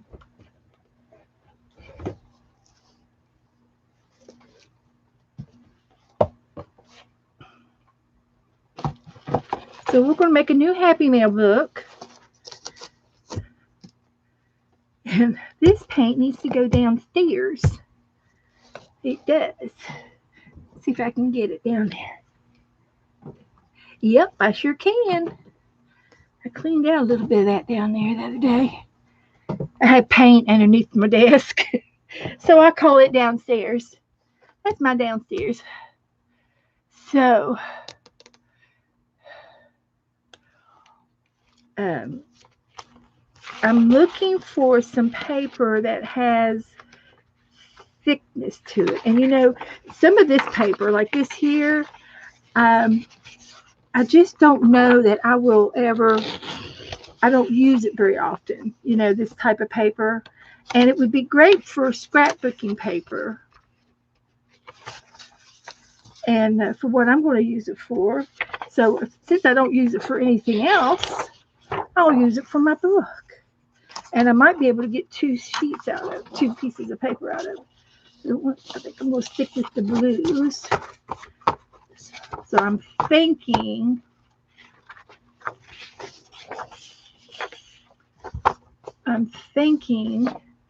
that if I fold this in half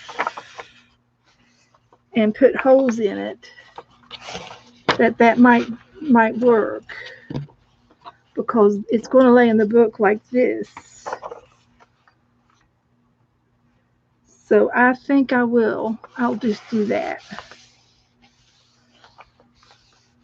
Cut it right there. And I have to put some holes in it. But I think that would be fine.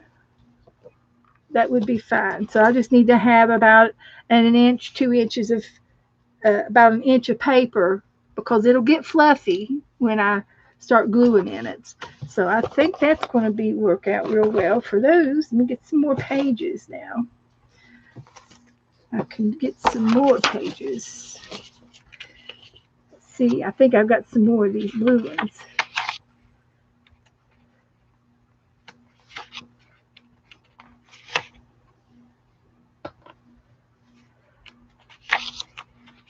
Yep, I got more. So that's good. Let's see what else we got in here.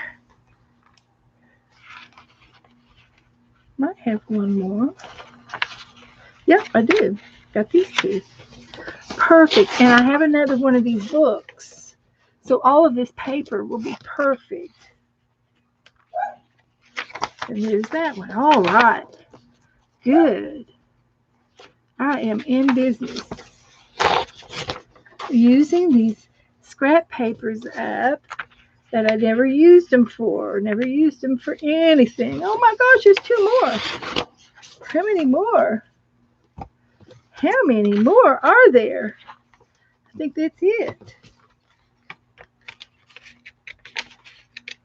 So this book is kind of empty.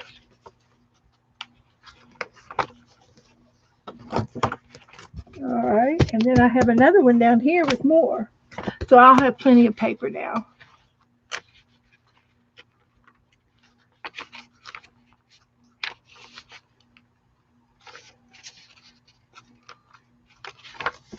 I'll have plenty of paper. And I can use my paper cutter to cut them all so that they'll be nice and straight. And I have a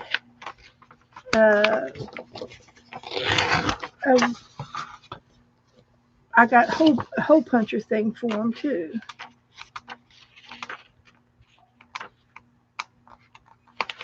So good deal using up all this paper. It'll make a fabulous book.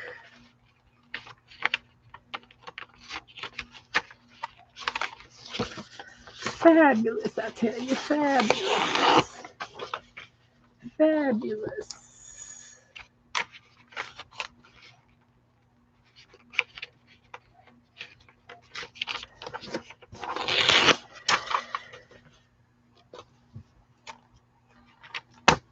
Ta-da! All right.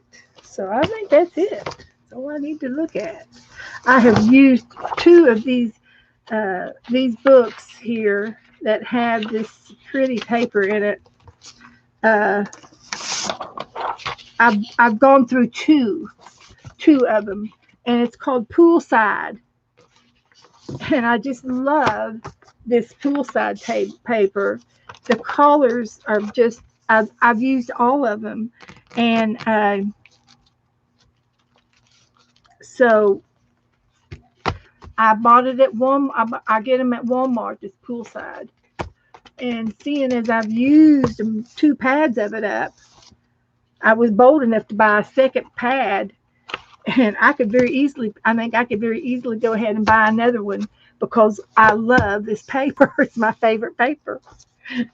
But right now, fall is coming in, and I know that we could do something with this fall paper too.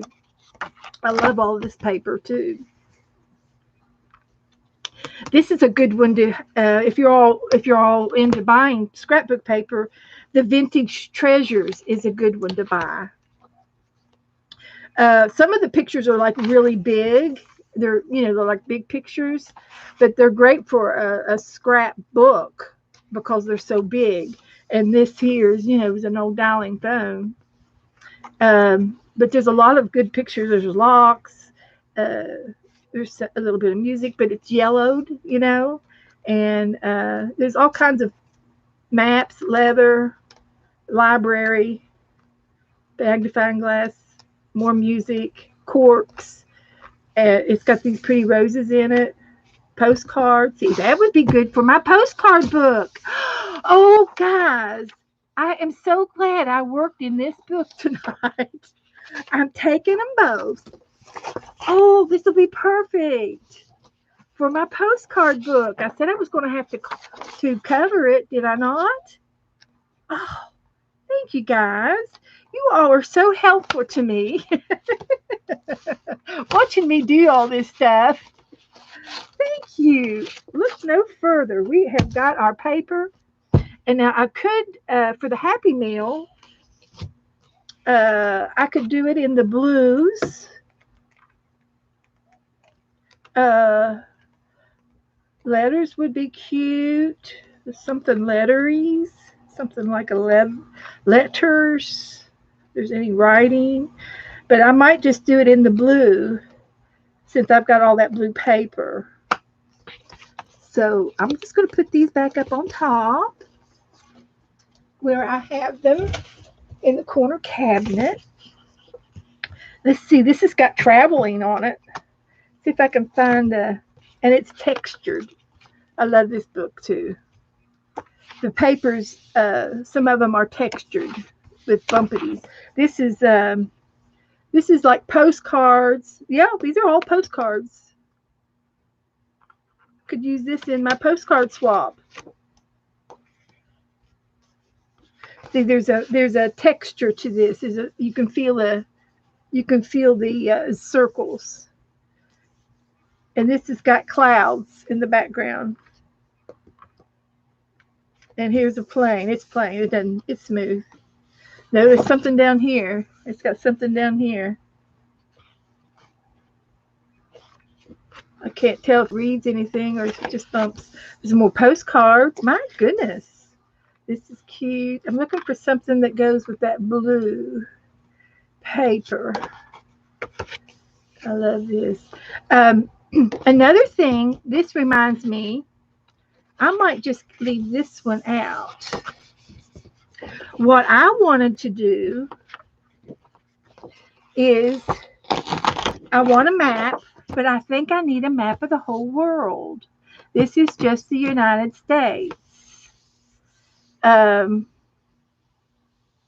need another map of the world like this, but I need another page that has the UK and the UN and all that on it over here, and then another page over on this side that will show Alaska, Hawaii, the New Zealand, and China and Australia over on this side. So I need two more maps to go with this map. And what I wanted to do was put it on a phone cord board, and then I was going to put pins where everybody lived. I want to make a map so I can put push pins in it. So I'm working on that. I just haven't found all the paper yet. I want to, and I do have the atlas books, and I don't, but I don't know if I can do the entire world. Now I've got a a board with the world on it, but it's so big, I don't have any room. I wouldn't have any room to keep it in my room. Um, and I don't even know if I can even get to them or not because they're behind these cabinets back here. And think I think Joe screwed those cabinets to the wall, so there's no way I can get those maps out. So anyway, that's something that I've been wanting to do for a long time is to find a world map and put push pins on it. I put it on a phone cord board, like a cork board of some kind, and then push pins for you guys. So I'm just going to have to put this on the back burner until I find the right map. So uh, I don't think there's anything else. This is pretty. So there's a lot of black and white in that one. I've used this quite a bit.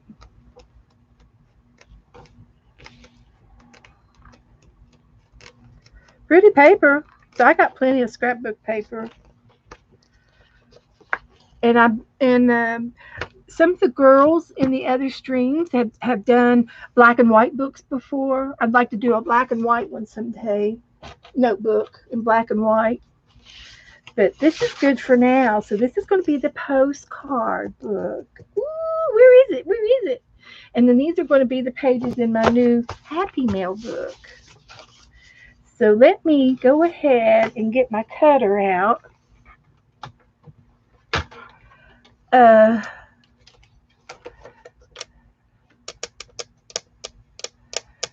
uh, Teresa needs those. Teresa needs some stamps.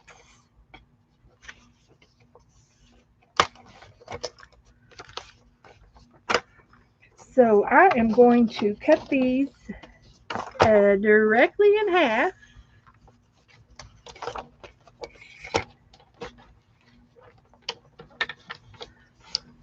At 6 inches.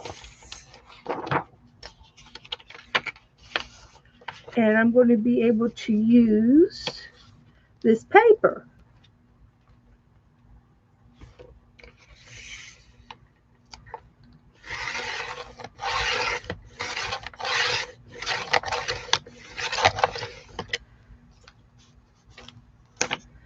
Ta-da! Perfect. And then I just have to figure out how tall. And I'll just take one.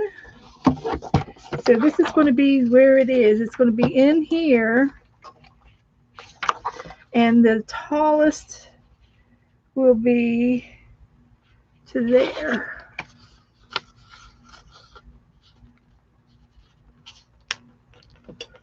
About there. I think that'll work. I might go in just a smidge.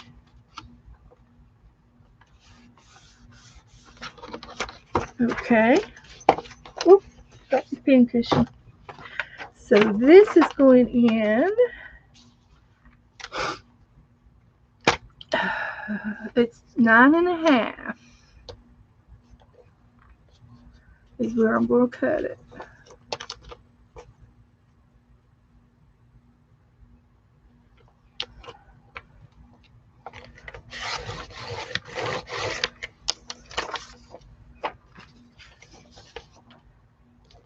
Perfect.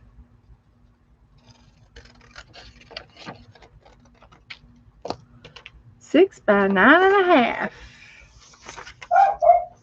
Abby, come here, Abby. Abby. Oh, that dog. She's gonna cause me to have gray hair.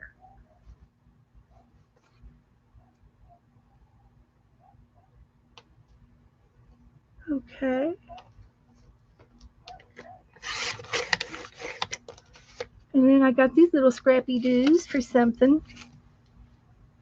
For something. But that's going to be my paper.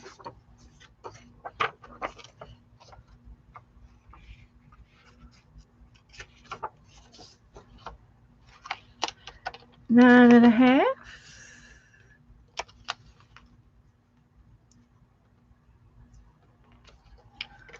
Like that.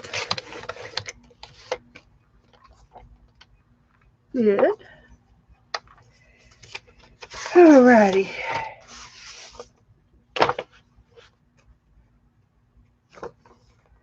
I think I can cut a few together.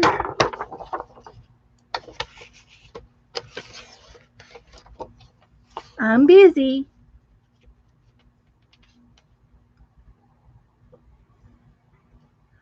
So there's 9.5. That was easy, except it didn't cut. It didn't cut all the way.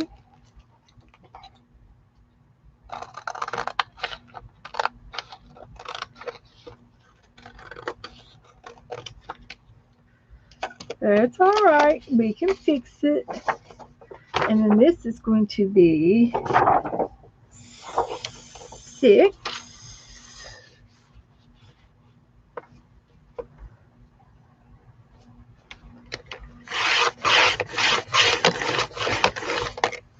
Like that.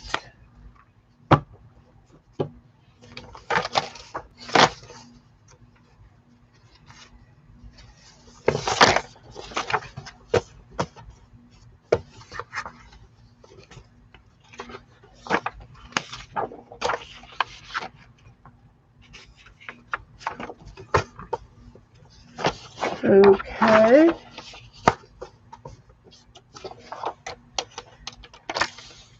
I have a funny feeling that I'm doing something wrong.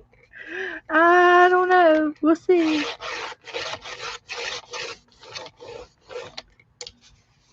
I can hear it when it cuts all the way through. Oh, Fred is Joe, guys. Mr. Fred. Hi, Joe. Fred is using uh, Joe is using Fred's phone. He's in the chat room. Honey, I'm a cutting paper. I'm a cutting paper. Yep. See, that one's not going to be right. There's something about that one that's not right. It's supposed to be 6. And I think it's because there was a little strip at the top. But we can fix it. It was crooked. Crooked. Now that is what I call cockeyed. It's not straight. Heavens to Betsy. What are we going to do? Oh my, I'm doing something wrong. Yep. I'm doing something wrong as the day is long. Oh, I did that wrong. This part is not going into the book. I did that wrong. Yeah, there's 6 by 6. Okay, so let's go back to this. There's a dotted line at the top. So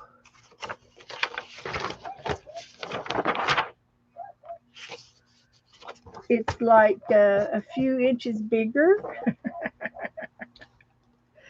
So we're going to go with 9.5.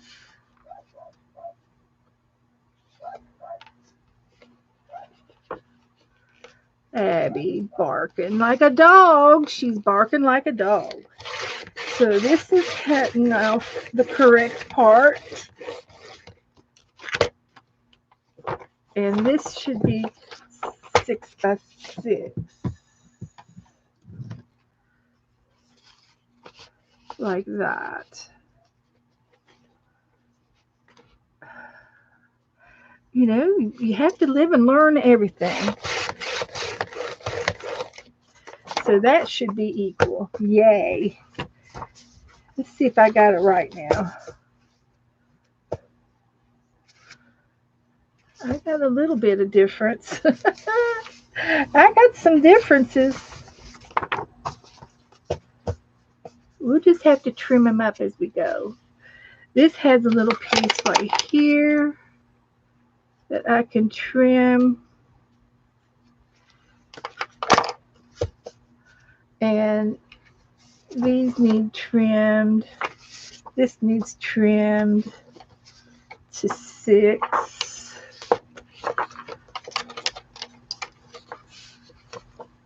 No, it's not that way. It's this way. I almost did it again.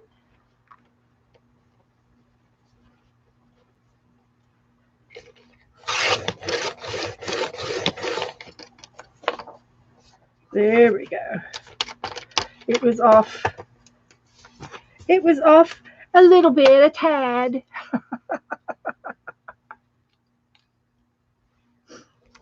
Okay. So, we're making a Happy Mail book.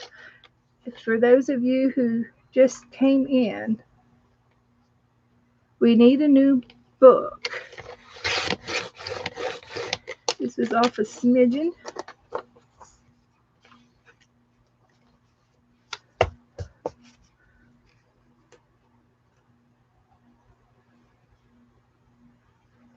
And this one's off a smidgen.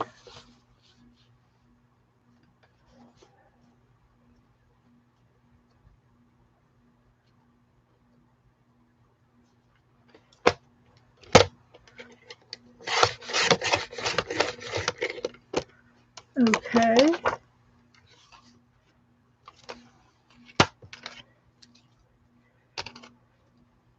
Now let's check it out. We got plenty of paper.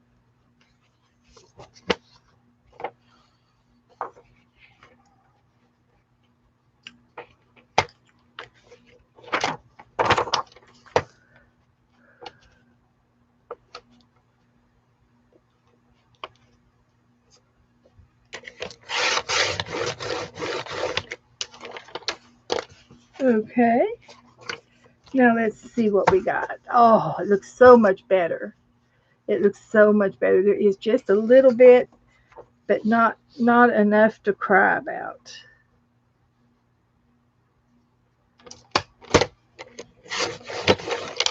Not enough to cry about, literally.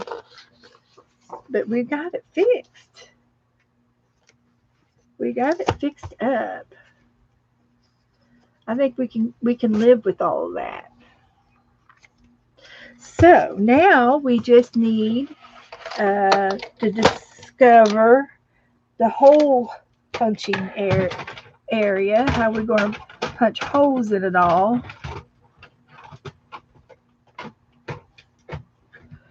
Let's see if I can get my thing in here. There we go. So my holes are just need 2 holes.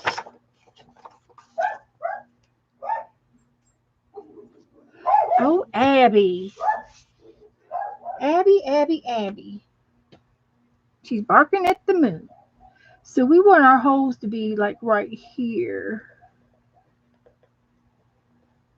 And my pencil won't write because I've got glue on the end of it. Here and here. So I have a hole punch. I hope you guys are okay. I'm working hard.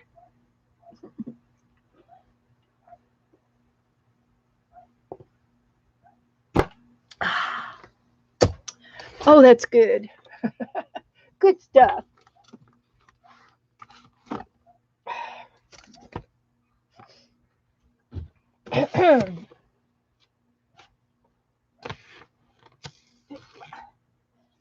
Pick my little thing up here. Alrighty. So now we just need to see if we can adjust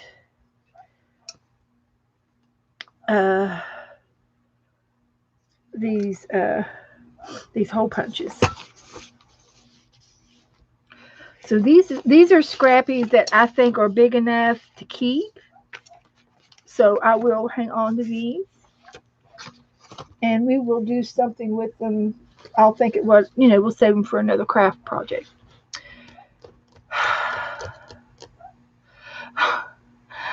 Beth, my Walmart is sold out of that paper. Boo hoo. Aww. Well, keep checking it because they can get it from another store. Um, uh, they can maybe able to order it from a different Walmart, and they can have it shipped to ship.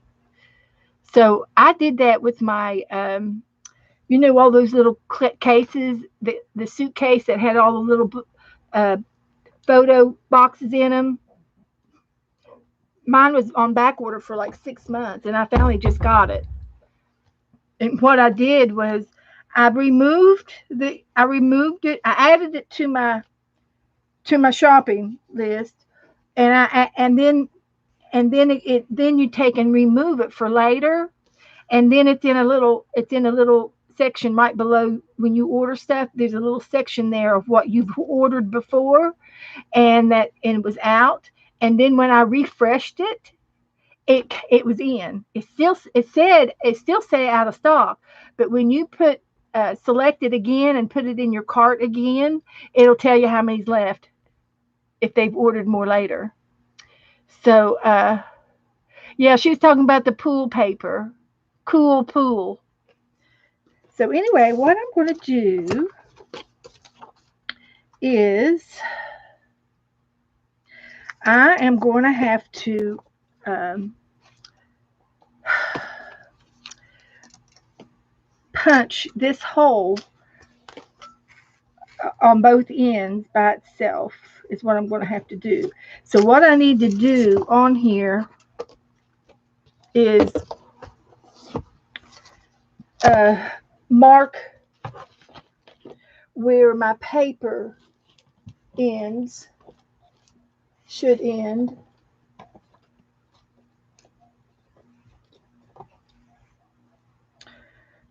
On this, I'm going to have to punch my holes out at one from the top and one from the bottom, two different hole punches. So what I can do is line this bottom one up with the hole, and my paper is square, and then on the line down here, I'm going to put this piece of tape.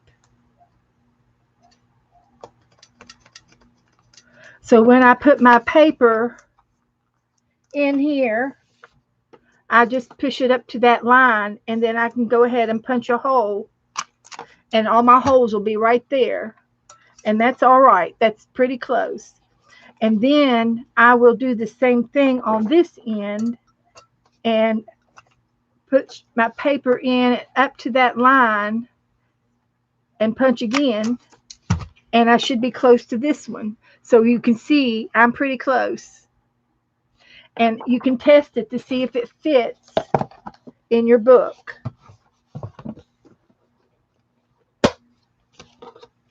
So here's the sample papers, and they both fit. They're within the square. They're just a tad higher, but it's still perfect. It's still great. So now I can punch the rest of my papers, and I'll put them all in this direction for now. And I just have to punch out the rest of the rest of these now. And I don't have to worry about front and back because the holes are going to be exact from both ends. So it's too many pages. So I'm going to put my paper in and take another one off. It's a little too fat. And I'm going to slide it up to my mark where my yellow tape is, and that's where I want my hole to be on both sides.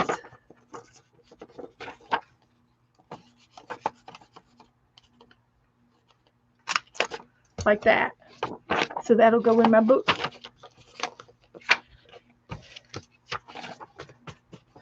So this will be over with soon, and then we're going to cover the outside of the postcard book. And I haven't decided. This Happy Mail book is green, and I'm thinking I might do some collaging or something on it, maybe.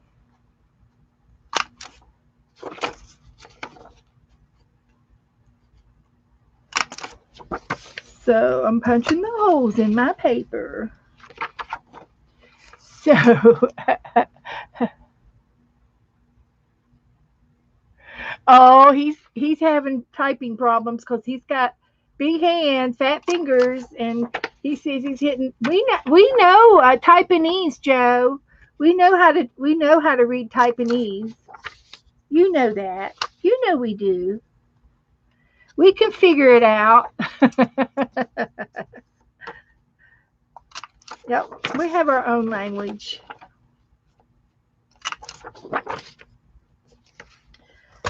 So, almost done. Two more.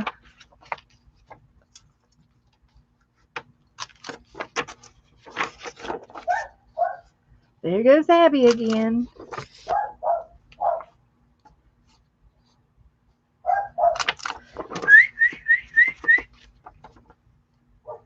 Come here. Come here. Okay, so I got my paper all done. All my holes are lined up. I can see light. And I can put them in our new Happy Mail book.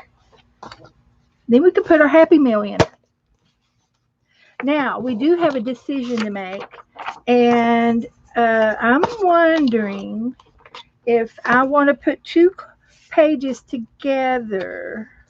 And I can put two pages together because the holes are exactly the same distance apart, and glue two pages together. And I'm thinking I do. And do we want to rotate all of the prints to be different? Okay, we can do that. So I'll do this one, then I'll do this one, and then I'll do this one. I'm mixing them up. And then I'll do this one. And then I'll do this one. Might look cute together because they kind of match up. Just for fun. Just for giggles. Just for giggles. Mm-hmm.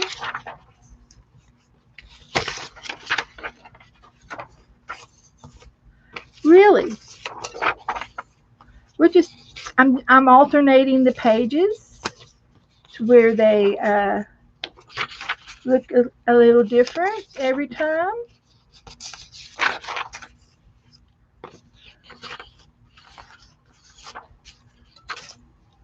I am.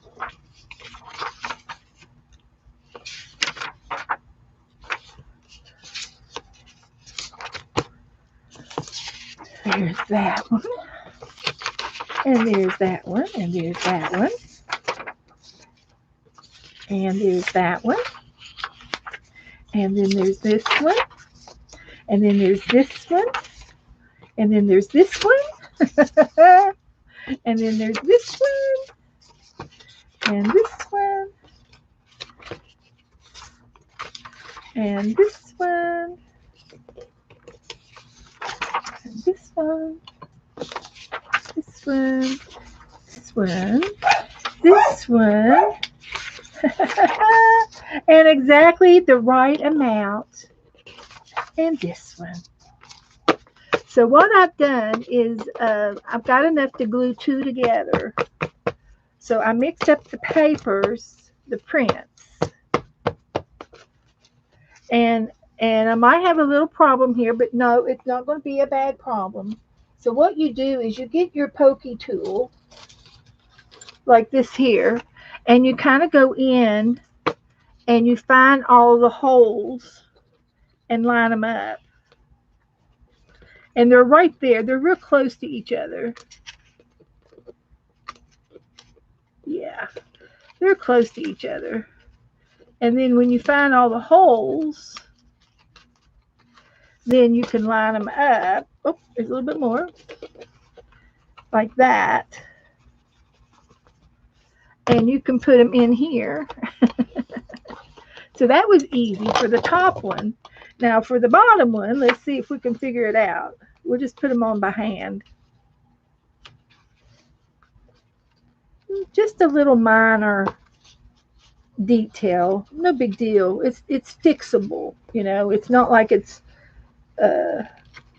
not like it's a big deal. It's not a big deal. So there's my book. Look at that. So this is the new Happy Mail book.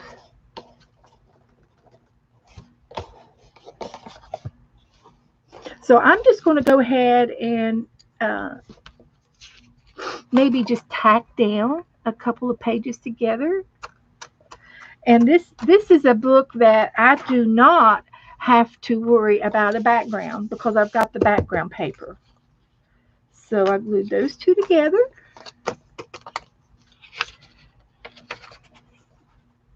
And I'm just going to lightly glue some of these together. Just a little tack. And I think it'll be fine. And I might end up like putting some tabs on these and stuff. And that's what I could do with my leftover papers that I have.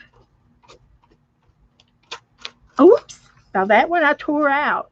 Okay. And I'm not going to worry about it. I am not going to worry about it. And I might tear another one out. So if I do, I'll have a spare. So we won't worry about that. That's okay. We'll save this. I can still use it for something. I'm just going to let that glue dry for a minute. So that might happen, and it's no big deal. So I pushed a little too hard with my brush.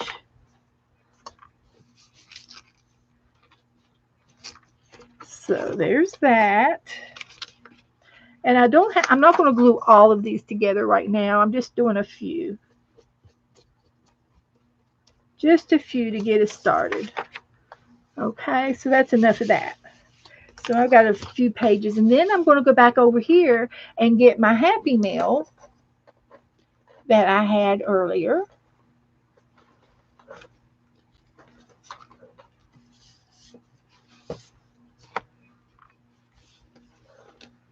So that will be good. So I've got Happy Mail from Teresa that I'm going to put in here. This is going to be done next. We're going to work on the postcard book next. I'm getting so much done tonight, guys, and I know it's late, but there's 18 of y'all in here. Do y'all want to stay up with me for just a little bit longer? What did Joe say? Oh, they feel your pain with the typing problems. Okay.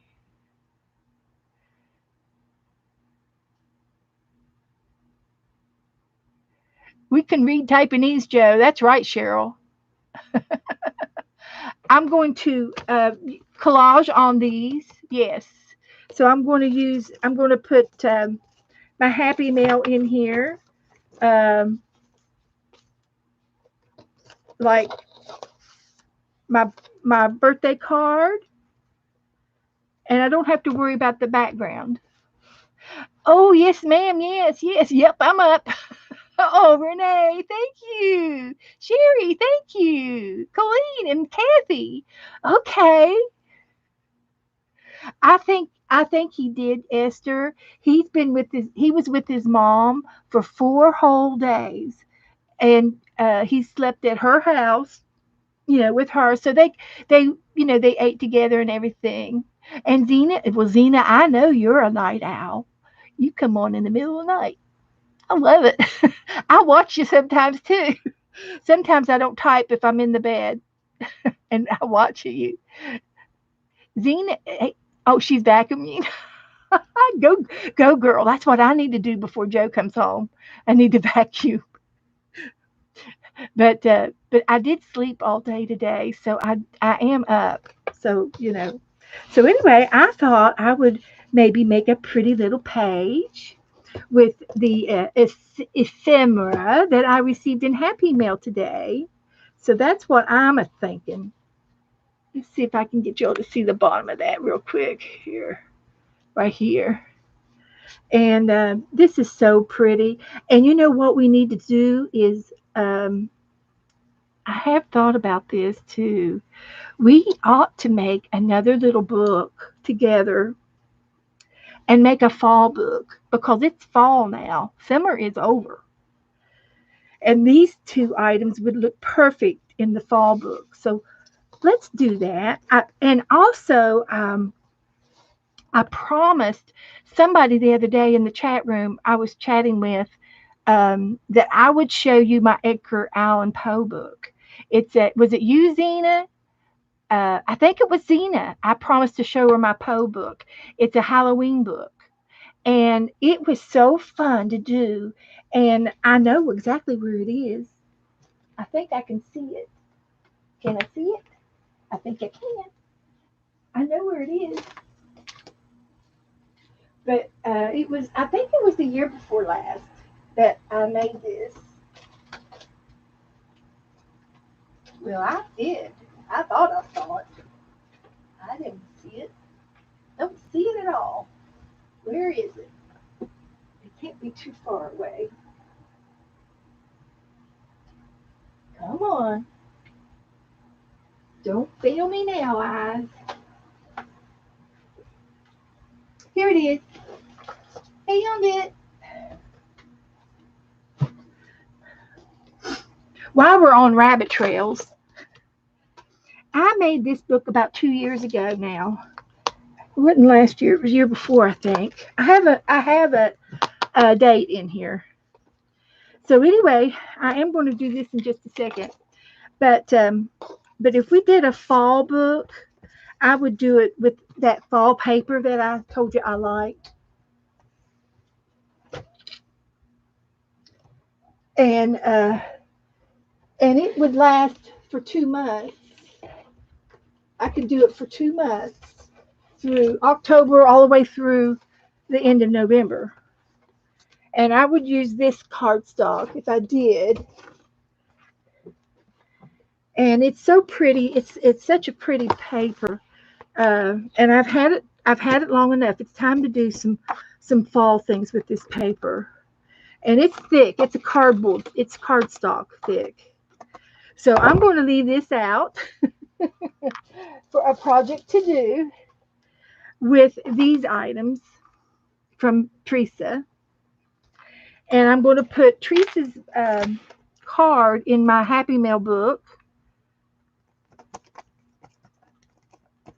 right there.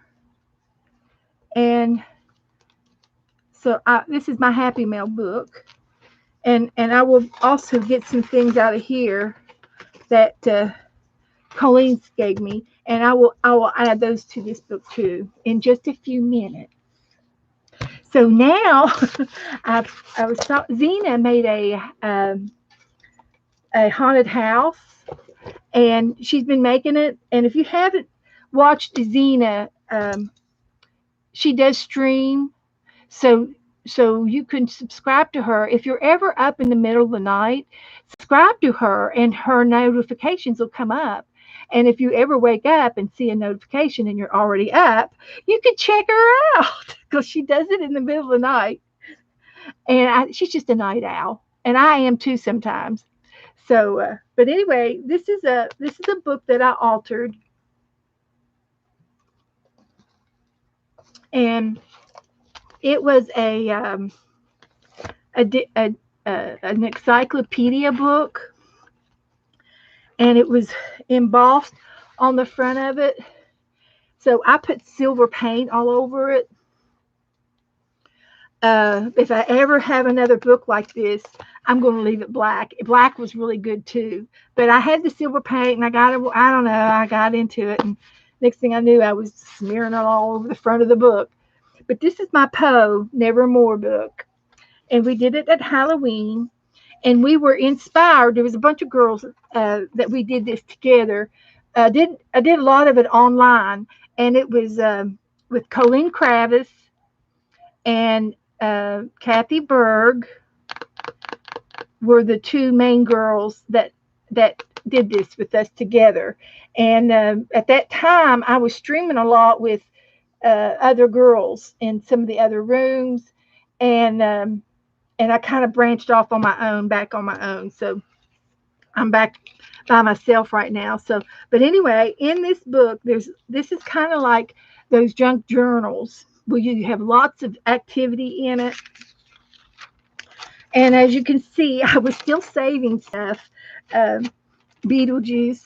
Um, um, you will see, I have a Beetlejuice page in here.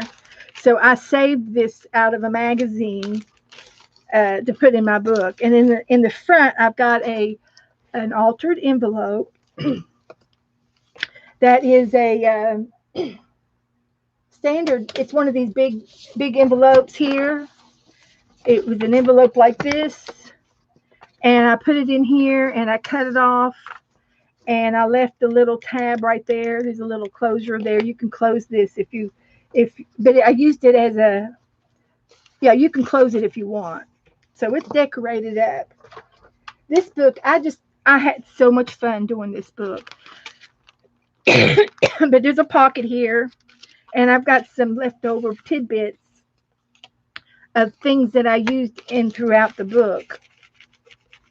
But I saved this out of a magazine because I do have a Beetlejuice page in here. So I'm going to just keep it in my pocket. If I ever want to work on this book again, I can. I can add more to it. But I'll just stick some of these things in the pocket for now. So I made a little spell book, and there's a stamp of some girls. It was stamped on, and then I decorated them and colored them in. And I've got all kinds of little tags and little. This is a chipboard, Nevermore Halloween chip. I've got I've got a grave down here, graveyard, and then we had um, a prompt page that we made, and I have it in my book over here of Halloween prompts. And this was one prompt, and then we might have did this on a game, but this is in 2019. How far back it goes. So one of the prompts in our prompt page was tell a story, and it was a dark and stormy night, and it all starts with a dark and stormy night when it was on the Halloween page. And we would make up some little funny story about us. And then in my spell book, I've got frog legs, eye of newt, musk oil, and dry bones. And just for fun. It was, probably doesn't mean a thing to you guys, but it's everything to me. And then on this side is the other end of my tassel. And I did put an eyelet in there, and I love using all my eyelets and things like that. And this is an antique napkin, a vintage napkin, and I do not have any more left. I think I've given them all away. And I've got this napkin from my great aunt. She was a bridge player, and she played bridge once a week. And once a month, she had bridge at her house. So she always had a lot of napkins and different kind of napkins and stuff. And I've enjoyed, I got a hold of all of her napkins, and I've enjoyed every single one of them. And I remember this one from her. Now this here has got a little, I don't know what this is. Uh, this might be a belly band or something, and maybe it came unglued perhaps. But this here is it's a photograph of an original picture from Dee Dee Willingham. It's one out of 300. It's got 299. So this is one of the copies out of 299. She sketched this for Inktober in 2019, and this is his picture, Edgar Allan Poe's picture, and she sketched it, and then she made copies of it, and she sent everybody. She was doing a thing, and she was sending people copies of this, and she sent 300 cards out, and she's the one who inspired us to do the reverse collage, and we were hot and heavy. The Colleen and Kathy, we were on fire with that collage and with the Poe book, and she heard about it, and she came in the chat room a couple of times, and she has been in my chat room since then, just passing through, and I have what 18 of y'all in the room now. 18, 20 is a good amount of people for me. And I like that many people, to be honest with you, because I can talk to everybody. I can keep up with the chat a little bit if I want to. But anyway, so we all sent Dee Dee some Happy Mail, and then she sent us these back, and it was for my Poe book. So this means this is famous to me. This is like an art gallery famous. This Dee Dee Willingham.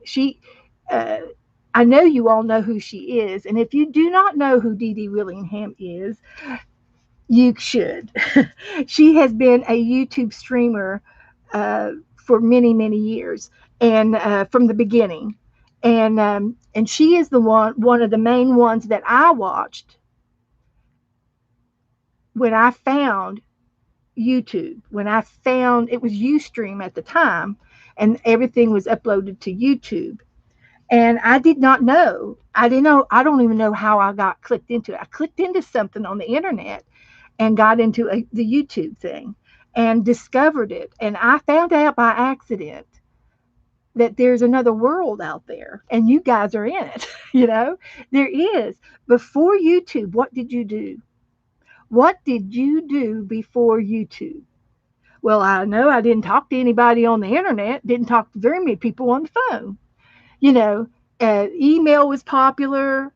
I was receiving emails from all my friends, and we were passing around the email letters that were cute poems and cute funny skits, and we sent each other email. And I received the email, and then I would send another email back to them when I found another cute video. And we passed emails back and forth. And then when I found YouTube, the email went away. I don't do email anymore. I do YouTube. And so now it's YouTube. Uh, uh, Yep, I know it. I'm going down. I'm going to show my Poe book. But anyway, Dee Dee is my whole inspiration of my whole life now, and it was her, Cat Han, and Barbara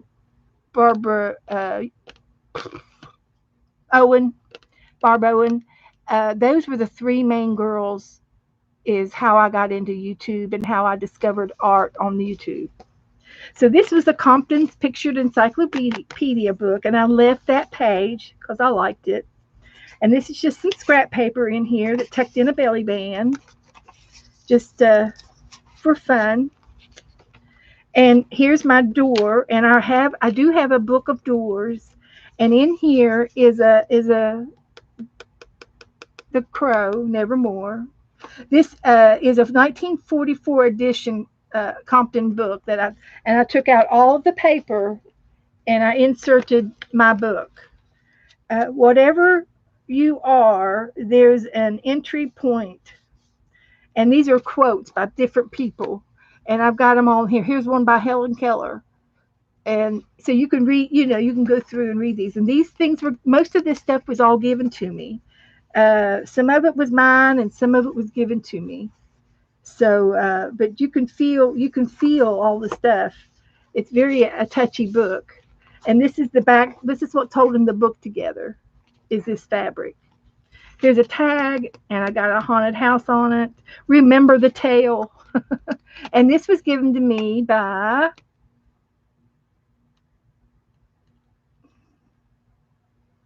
Teresa. I think this was Teresa. Teresa, do you remember this? Is she still here? She might have had to go fix dinner. And and here's another napkin that I had. I painted a pumpkin, added pictures from magazines and stuff. There's my bee stamp. So I had my bee stamp, and anything Halloweeny went into the book. Here's another napkin that somebody sent me. These were from a catalog, a gift catalog. No, you don't remember?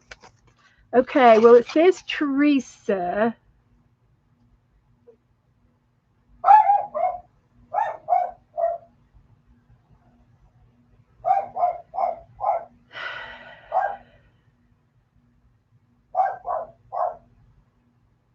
I'm not sure. I can't read the writing. But anyway, this was from a catalog where you can buy costumes and stuff. Come here, Abby. She's bothered me long enough tonight. Let me go get her.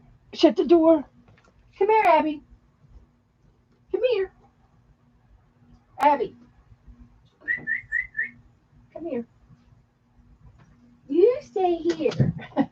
You stay here with me. If Nora is barking outside, she barks and runs out there. So anyway, I'll go through this a little faster since since we got other stuff to do. But anyway, this was a catalog, and you can buy these things to put around your house. Here's another book of doors, and this is the picture. This is a picture of my backyard, and that is Joe's owl in front of the moon. And he took that in the backyard, and we still he still has the picture on his phone. So I put it in the doors. And this is the Raven poem. I used fabric. Somebody sent me this fabric. And there's the rest of the poem, Nevermore. And here is the same poem written this in this tiny, tiny, tiny. And I decorated it and saved all kinds of things to put in it. This is some more decorations. Here's another picture that I pictured offline. I printed it offline, and it looks very similar to uh, uh, Dee Dee's picture. It looks very similar. And I printed out a lot of things off the internet. But I loved how I decorated the pages and everything. It's really mix mashy. And see, this was another picture of him. So I had a book that had suits in it, and they had actually it was a dog's book, and the dogs' heads were wearing suits, and I cut the suit out and put it on him and matched it up, and then up here, this was just a print here. I made more hair for him to match the picture.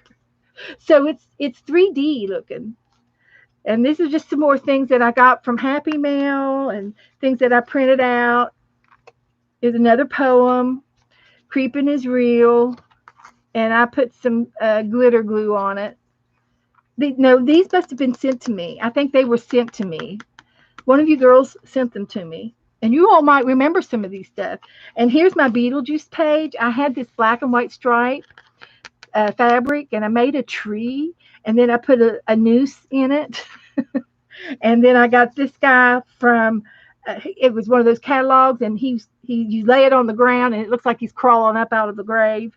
And I added some glasses on him and wrote some signs and stuff, help. And here's the book, a book that I had, and it had all these um, old time pictures in it.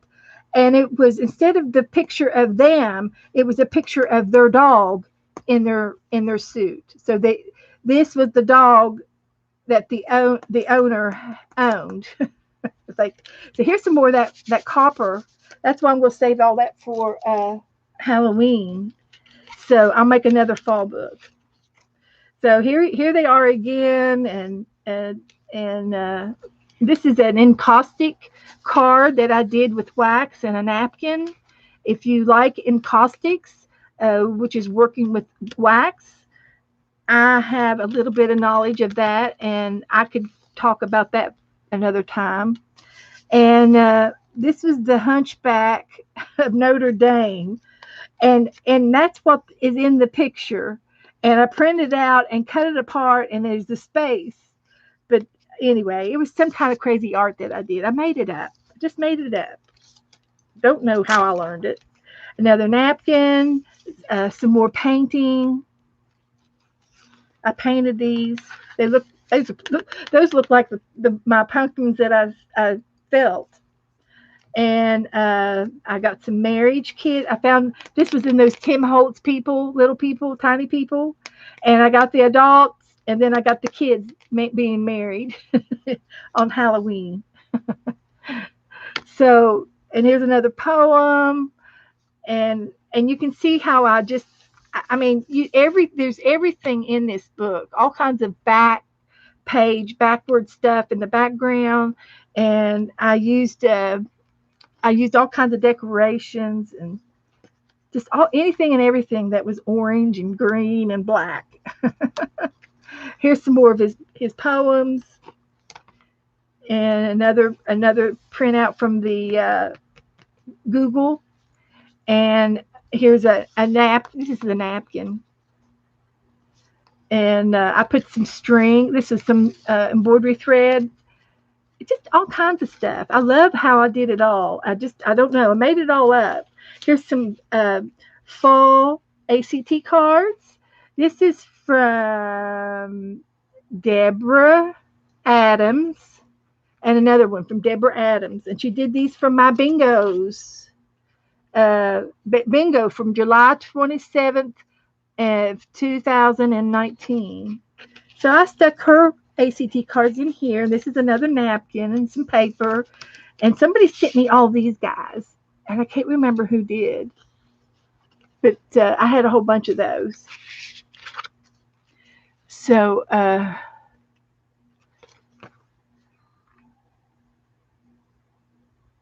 it's another Teresa. Okay, Teresa. It might be Teresa Peterman.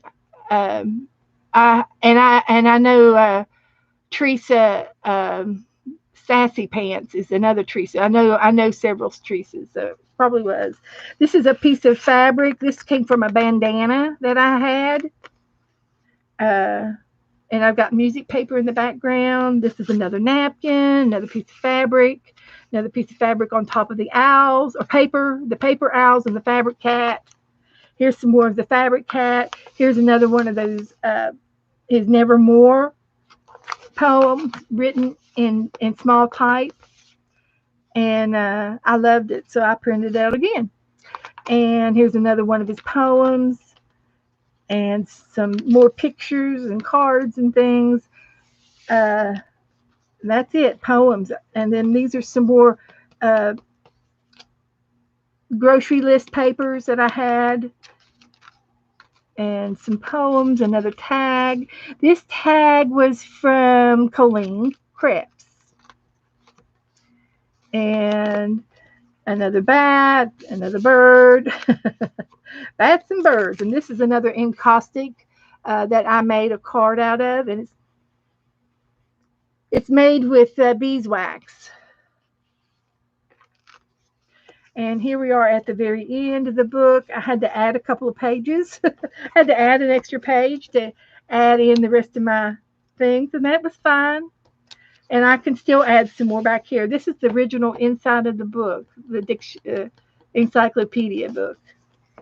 It was nice and yellow, and I liked it. So, but that was my Poe book. And if we do another fall book, I will collect a lot of um, just anything fall, anything Halloween or Thanksgiving, anything fall. So uh, that wouldn't take too long for me to do stuff like that because I can already have a box that I could start with. So there was my Poe book, and that was fun, fun, fun to play with. Fun, fun, fun. So anyway, this is going to be my postcard book. So I'm going to cover it. Uh, I'm going to leave all of this in here, and it's got one in the front. I'm going to leave this in here. So my postcards will be in the center of here. They will be binded with a stitch all together, and then they will go in here. And this will be my postcard book. So I was going to take the postcard paper and cover the book. So I think that's where we are right now. So I am going to uh, go ahead and see if this paper will match up anywhere along here. Not really. So I will put this on the front.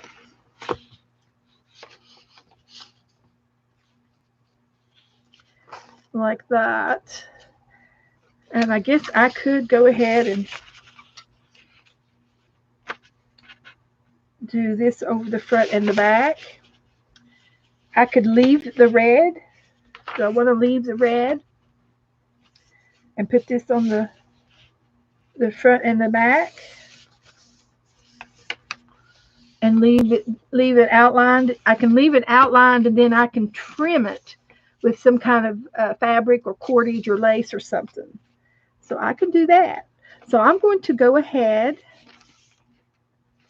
and figure out where I want to cut it. And I'm going to use a mark there.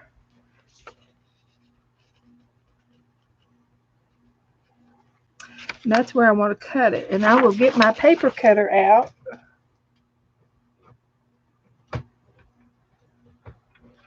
Maybe. Hung up on something. And I will cut that on that line. If I could see the line. Right there. And if I keep this straight, it should be a straight line. Like that.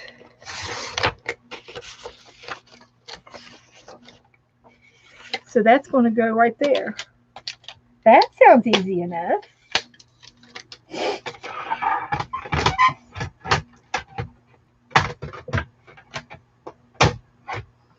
Alrighty.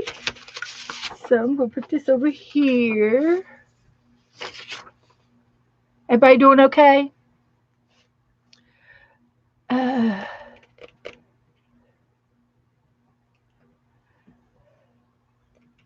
Okay. Okay. I think I'm doing all right. You all chatting. That's fine. Okay, so I'm going to put some glue down, and this is going to be on my outside of my postcard book. And I guess maybe I should glue the center of it first.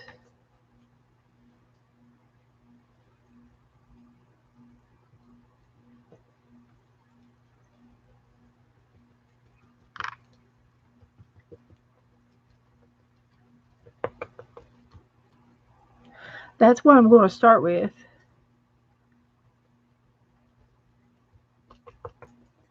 With all blue. I'll paint the blue.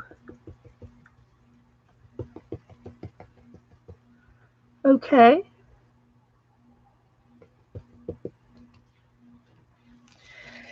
So, now, the thing about this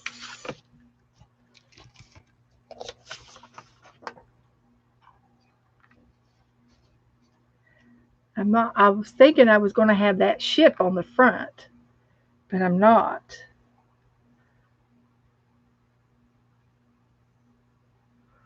Oh well, we'll see how it goes. We'll see how it goes. So I'm going to move that up just a tad. We'll let that show.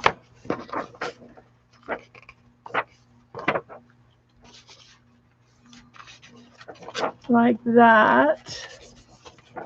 And fold it over in the gutter there. And then over the back.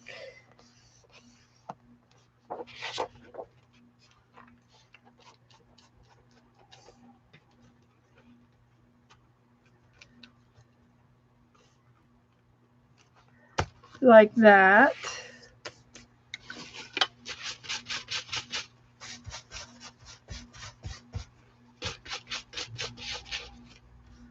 Like that.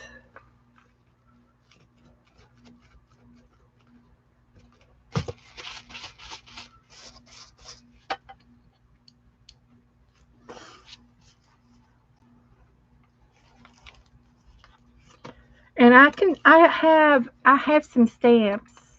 I can put real stamps on this.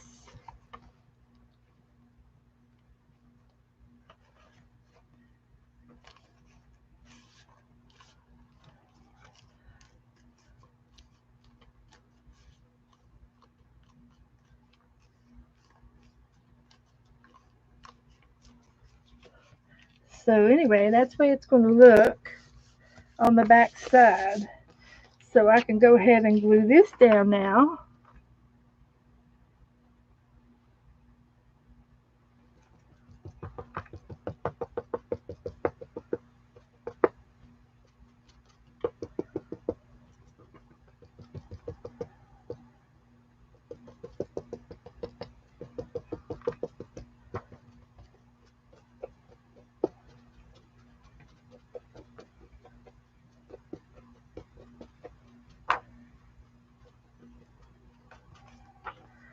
Okay, and I'm going to get a credit card and squish out any lumps if there's any to squish.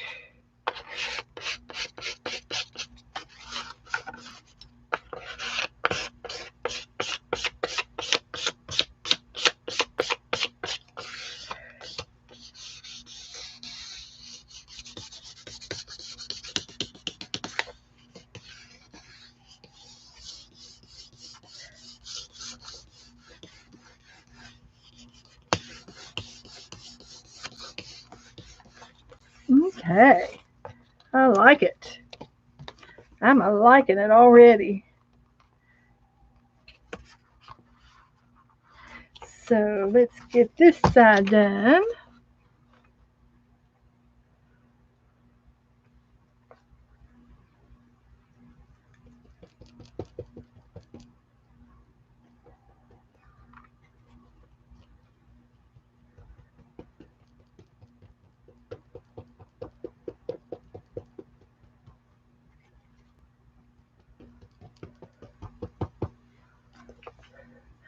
And we'll do it again.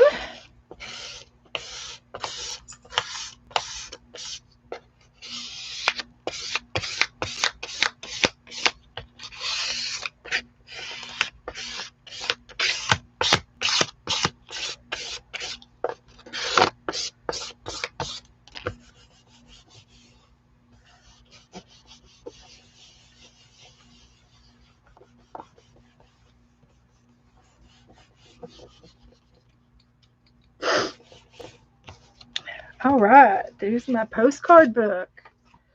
Did I put it on upside down? No, I didn't.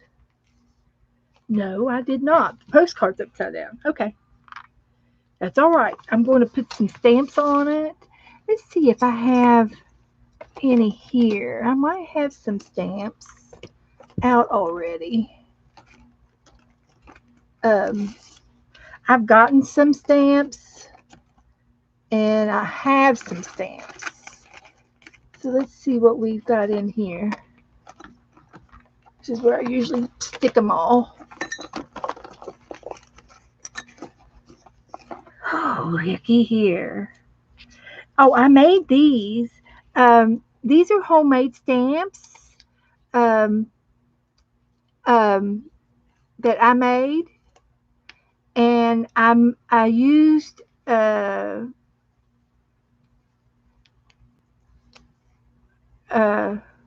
text paper like that, and I cut out this size, and I decorated the stamps with some of my marking tools, and I stamped stars on them, and there's swirls, and I even stamped the date, and made some homemade stamps. So these can go on here, and then on the back I put my little name on the back. But these would look good on here. I can use a couple of those. And there's more. But wait, there's more. And some, like I said, some of these stamps were given to me, and some of them I made, and some of them I had. I don't know if these came from somebody. I don't remember. You'll have to holler out if you see anything familiar, because I've got them all mixed up over here, and I'm not trying to take any credit. But there's some stamps in here that I think I had in my possession, and uh, there's Australia. So Cindy may have. I had a couple of girls in Australia, or Katrina may have sent these to me. But there's some Australia stamps, so I could put that on there. Uh, and I have more. That one's cute. It's got a woman beside a bicycle, so I could put that on there. Yeah, and here's some of the U.S. stamps. I could put on the front.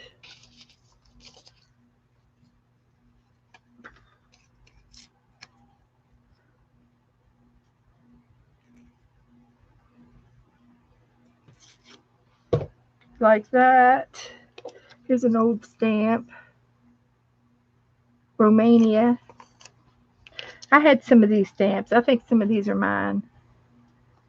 There's a big one. I could put one on the back.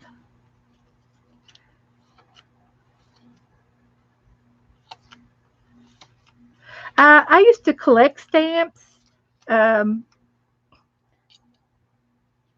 before I started crafting years ago. I mean, like 30 years ago. And I collected used stamps. And I got into the Mystic Stamp Company, and I would order stamps from them, and you can get bulk a bulk envelope full of bulky stamps, and they would send you stamps from all over the world, and then you can buy stamp packages from different countries. For like $3 or $4, I can get a whole bunch of stamps. These are all Romania, and I like the turtle. But anyway, I have a stamp book that belonged to my aunt, and her daddy, my grandfather, helped her, do stamp collecting when she was young, and I have her original book, and that is something that I truly uh, wished I had showed her the book, that I had it. I think I told her about it, but I wished I had showed her the book, because I didn't get to show her the book before she passed away. But There's some stamps. But I've got, I'll have to get it out one day and show you the old stamp book that I have.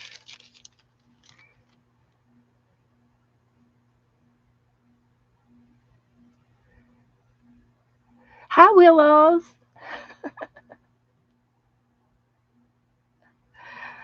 Uh, Hello, everybody. So anyway, I can look. I've got these old cancer steps up here, and this here stamp is a bulk BULK stamp for bulk mail, and it's advertisements usually, and it's never canceled because there's too many of the because they mail out too many, but it can't be used again. But it's a bulk mail stamp. I liked it. I like it a lot, so I use it sometimes. And there's another bulk stamp and some new stamps.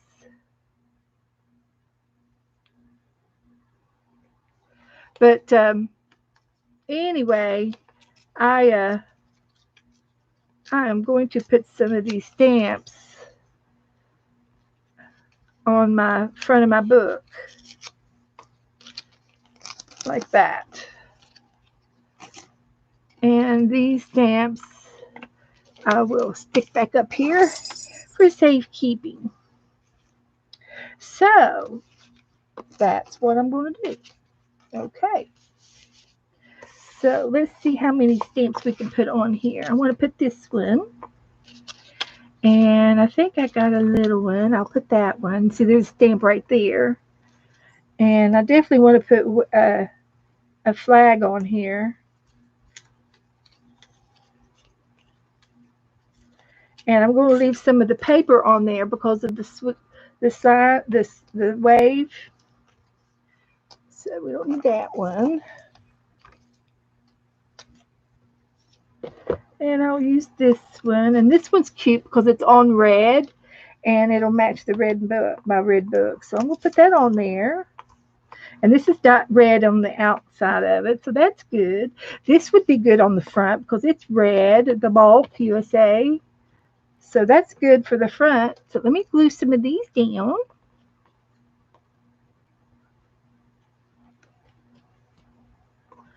So this book was easy to make.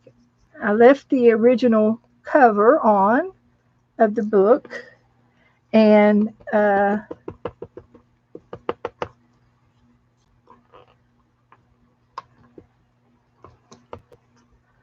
so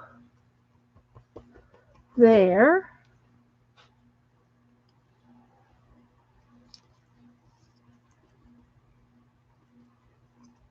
and there. And also a little trivia for you guys.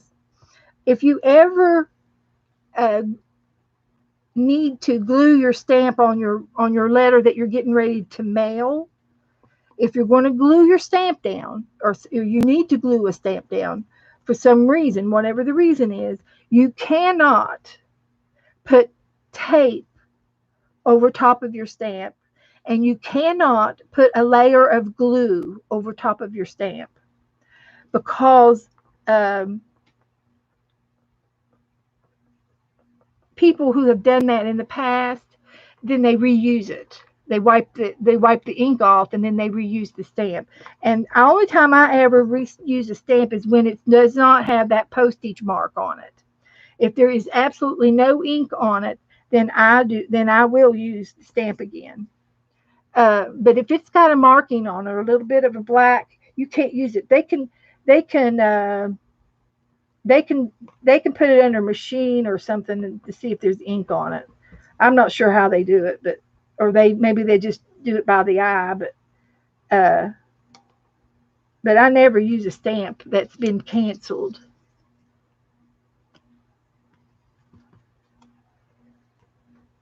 But you cannot put anything on top over top of it to glue it down or alter it in any way.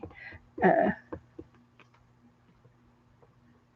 so if you do have to glue, I can show you how to do it.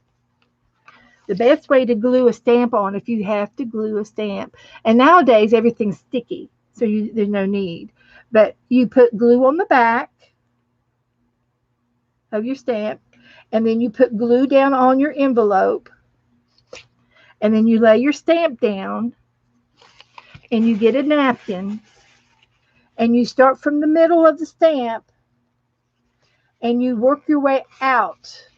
You rub away to rub off any excess glue, and you do that on all four sides, and you fix your paper so you get an extra clean spot, and that way there is absolutely no glue on top of that stamp. It's all underneath because you did that wiping technique. You can see it's a little wet underneath, but it's glued down now. And that's how you put a good used stamp on, a good used one. And it just takes practice. But if they see any glue on top of it, they'll reject it. So I make sure that there's no glue on top.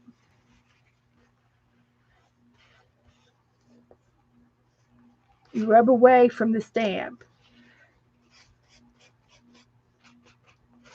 and that way you get a perfectly dry, fresh stamp.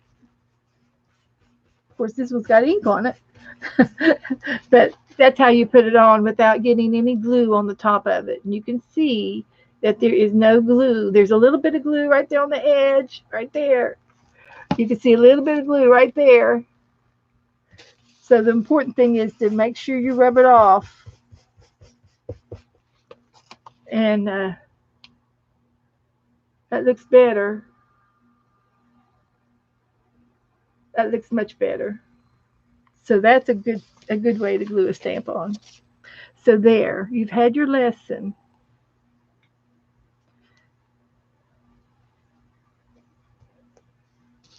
You've had your lesson.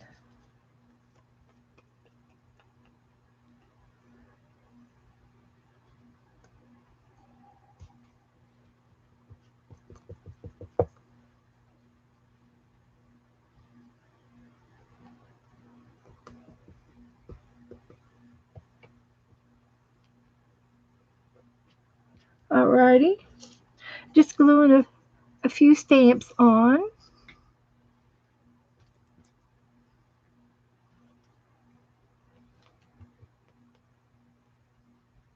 to make it look cute.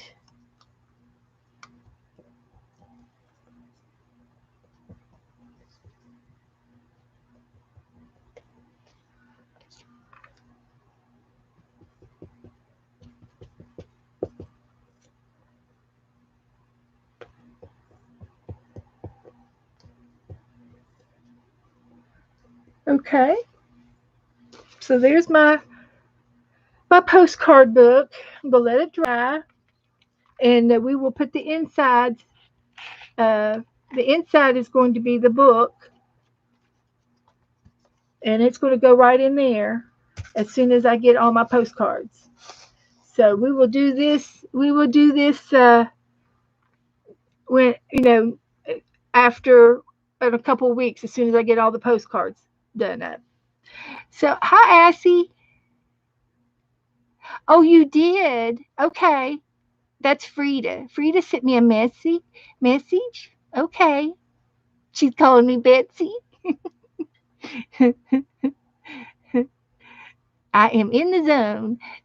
They mark out your stamps, Beth, when you send the pottery, Beth. I was not happy about that. They looked cool. Well, you could still use the stamps in your art. You could cut them off and use your cut. You may not be able to get them off that plastic. So good. Okay, Cheryl. Colleen's hanging out with us.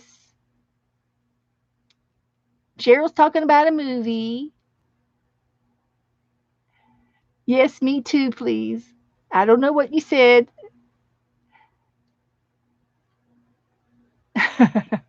Janice says if I sent you any stamps, I never know where they are. Well, I think you did send me some stamps. They're around here. I don't throw them away. That's okay, Frida. You're hanging in there somewhere, Teresa. Okay. They black marked it when them not worth it. No. Yeah, they. I have some that they black mark when they post them by hand. Somebody uses a marker. Oh, no problem, Frida. Me too. I'm terrible too. So anyway, I'm going to let this dry. I love it. I love it. I love what I did. I love letting the red show. It's postal. It's got a postal colors to it, the red and the blue. It's kind of postish looking, postcard looking. So I still have some more paper that I will save for later. Don't know if I'm going to need it. And I was going to work on my Happy Mail book again. And I can still do that. This is my new Happy Mail book. And so I was thinking about covering this up.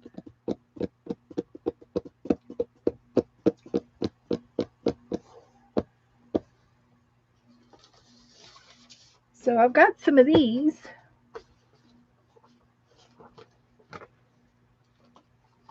I got some of these.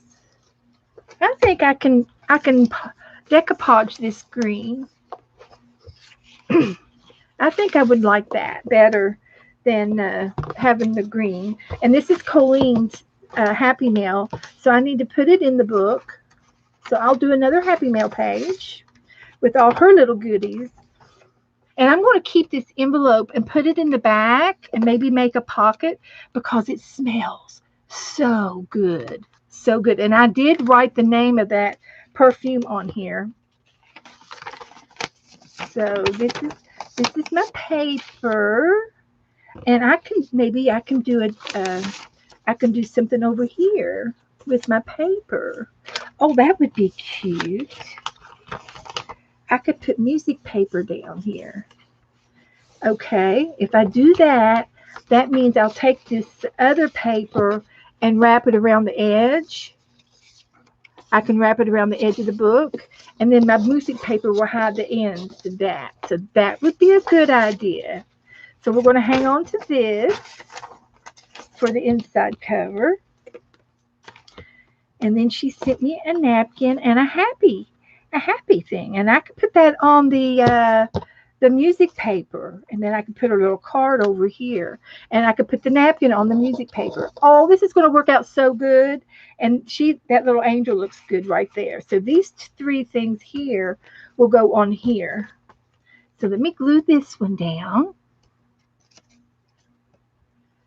I love to go back and look at the things that you all send me sometimes, and I've already decided that when I get a little older and I go into a nursing home, I'm taking my Happy Mail books with me so I can look at them because I do enjoy looking at them.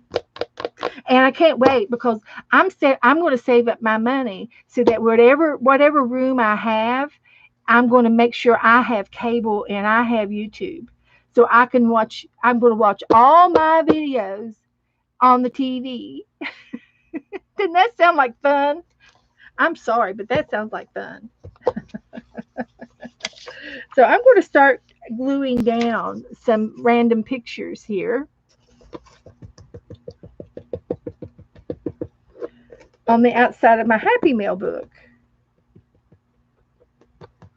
And if you all missed it earlier tonight, I did make a mountie. I made a mountie. And I can show them to you. Here's our mountie, a Royal Canadian Mountie of the North.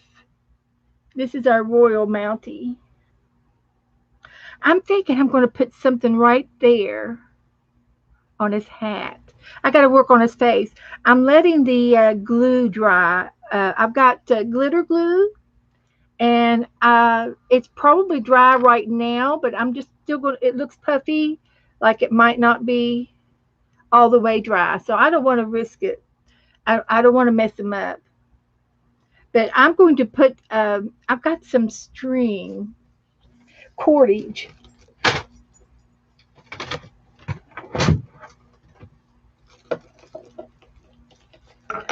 I've got this. Let's see.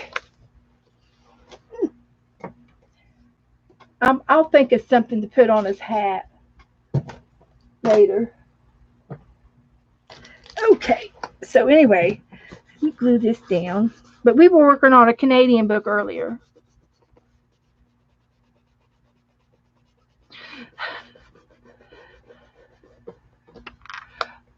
You're not going to a nursing home.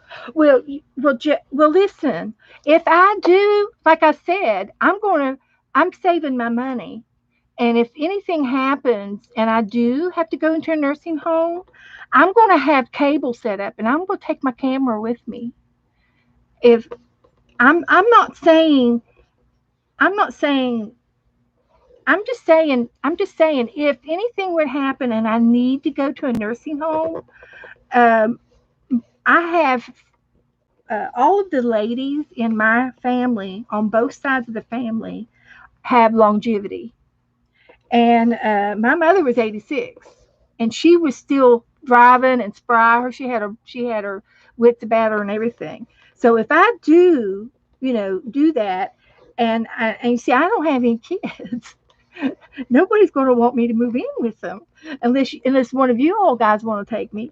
But I'm just saying, if I do, I'm not going to fight it. If whatever I need to do is I need to do it. But that doesn't mean I have to stop streaming. Now my battery is dying on my iPad, and I have it plugged in. So I'm about ready to quit. I'm going to have to quit on my because my iPad's getting ready to go black. Of course, you can still visit me online. But when you get a little older, you know, you're getting older. There's nothing bad about it. It's just that you're getting a little bit older. Yeah, that's it. So anyway, I'm just going to collage these all these little pagelets that I have, these baby pages on here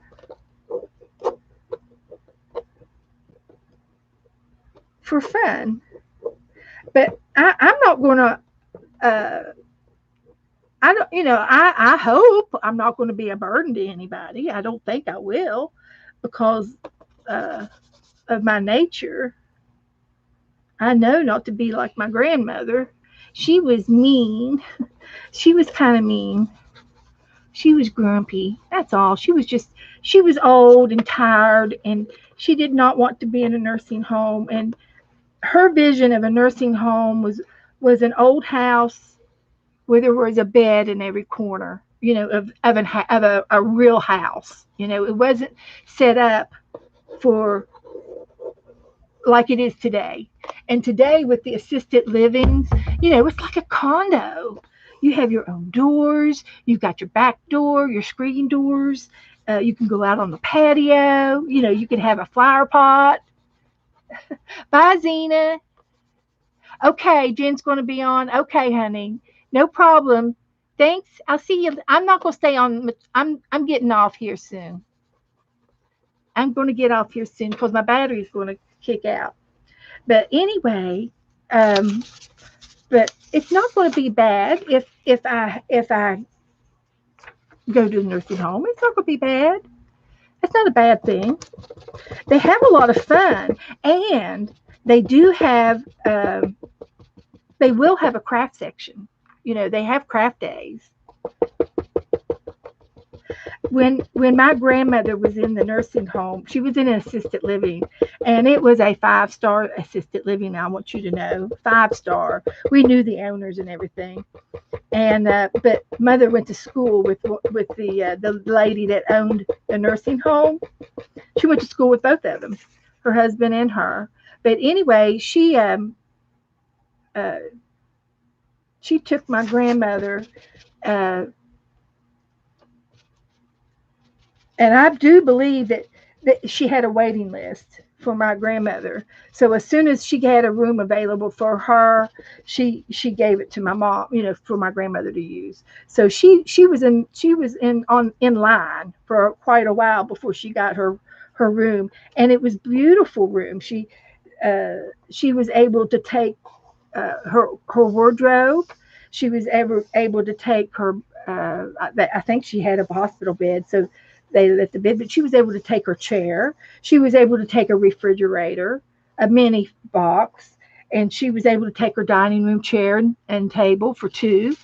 And she had her dresser uh, and the TV on top of the dresser. It was great. It was a great setup. But she wouldn't come out of the room. So I went up there and started doing crafts with them. And I said, Nana, if I do crafts, will you come out of your room? And she goes, well, we'll see. We'll see. But she wouldn't come out. She would not come out of her room. And so I did crafts with the other ladies anyway. And every time I got done with crafts, I'd go bebopping in her room. And she was always mad. She was always mad at something. And she was mad because I was there, and she was mad because I I didn't come see her first, probably. But either way, she was mad, and she would not come out of her room. And I did crafts with the ladies. And one time, after we were done with crafts, there was a sitting area there, like a little. Well, I guess they had a TV out there, and you could sit in the lobby. It was not the lobby in the front of the place. It was the lobby in the back, in the back rooms, and and it was very nice. It had a wonderful skylight. The sun came in, and it was beautiful. And they had other tables set up to play cards and dominoes and stuff. And my grandmother loved to play cards.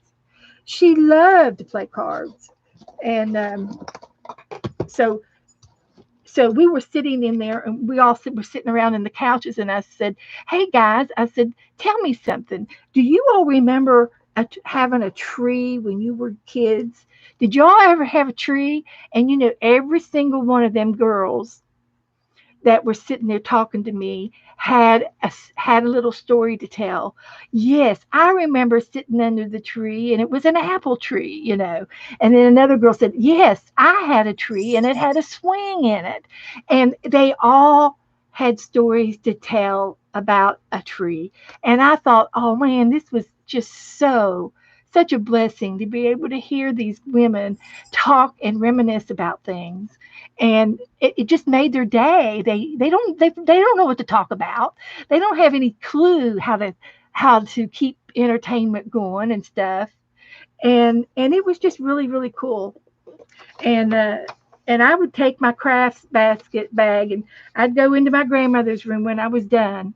And her room wasn't 20 feet away. And I would give her all the leftovers of everything I had left. And I said, "This is what we made today, Nana. I said, here, you can sit here and make it with me."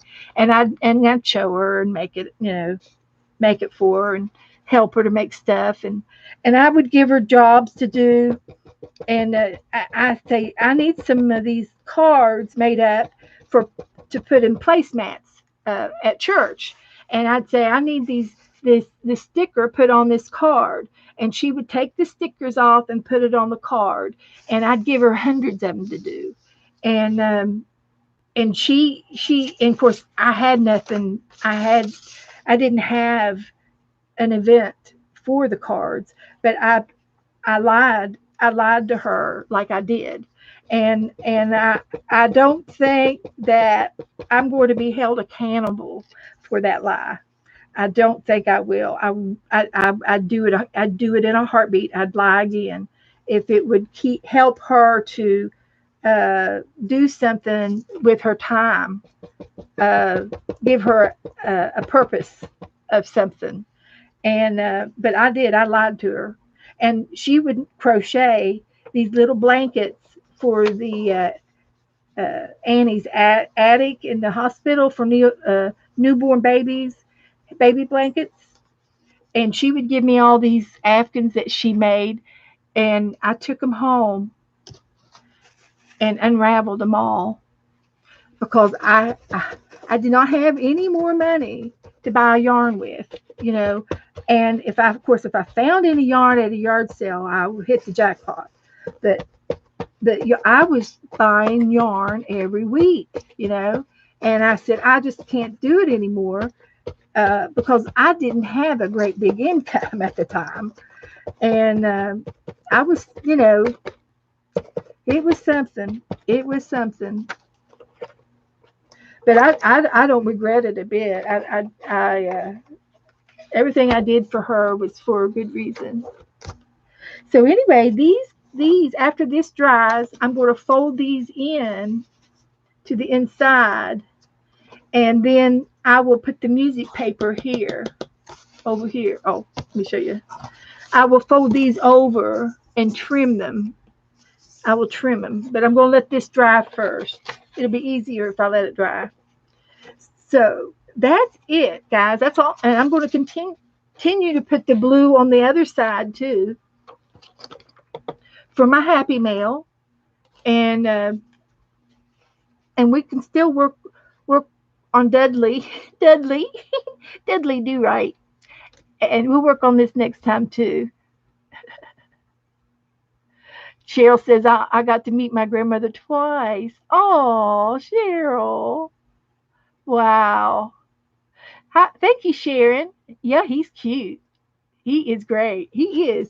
Um, but I showed how I made them. I cut them out, and I made two copies, and I drew them out. And when I cut them, I cut two. I cut two, and the top one was all decorated, and I cut the top one apart to for patterns for the shirt, for the pants, and the hat. And then I glued it onto the second one, which is still one piece, for the strength in the back. And I think what I'm going to do here is take some more paper and blacken it because he's going to go in a pocket. And the so I have to make up the back side. I can make him a jacket and put his hands back here, like he has his hands behind his back. I could do the back side. That's probably what I'll do. Okay, Sharon, look at your post. Okay. So I'm getting ready to jump off here. It's way past my time, but I'm okay. I'm not too tired. Let's see. There's Cheryl's post. Oh, it's a little donkey. Would you look at that? Oh, and the baskets. Isn't that the cutest? And he's on a board. He's sitting on a board. Isn't that cute?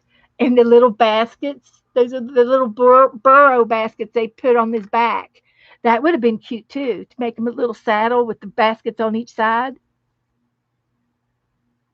You're welcome, Sherry. Thank you guys for hanging out with me.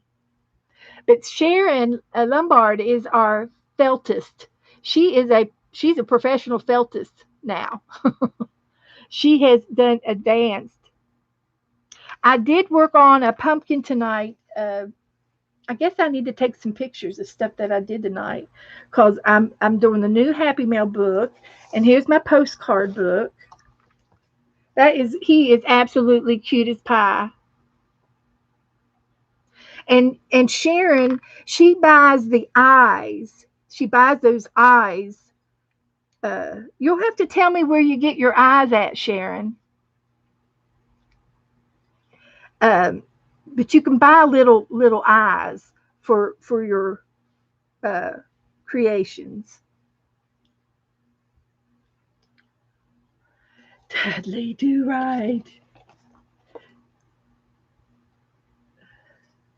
Let's see if I can get him standing up. Maybe.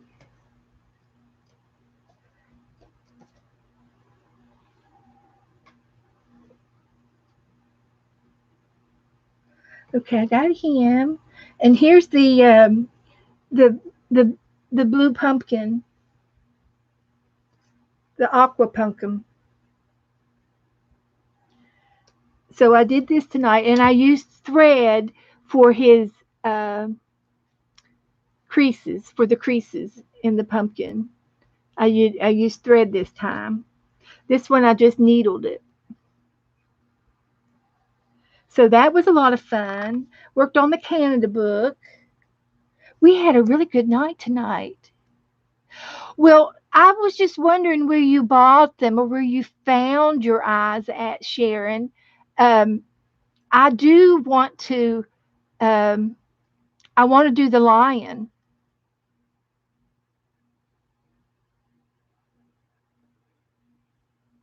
and I'm going to give this one away, and I will probably give this one away to my sister. You do? Okay. Well, next time you send me something, send me some eyes. Okay. Oh, thank you, Sharon. Um, because I know I can find them. I haven't looked.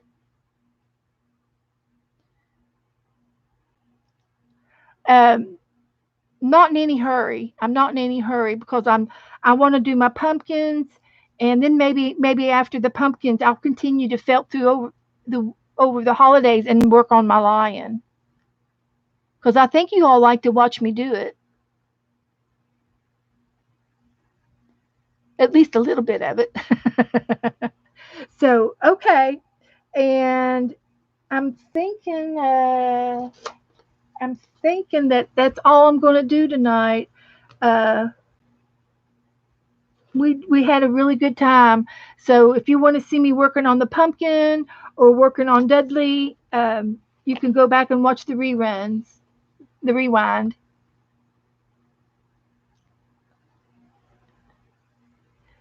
Oh, you love it when I failed on Thursdays. Okay, okay. Well, I'll continue to do that then.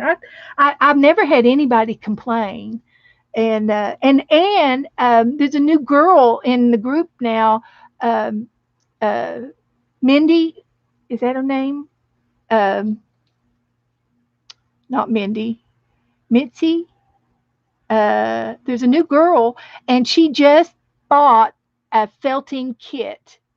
One of the new girls in here, and her name escapes me right now, but it's like something like that.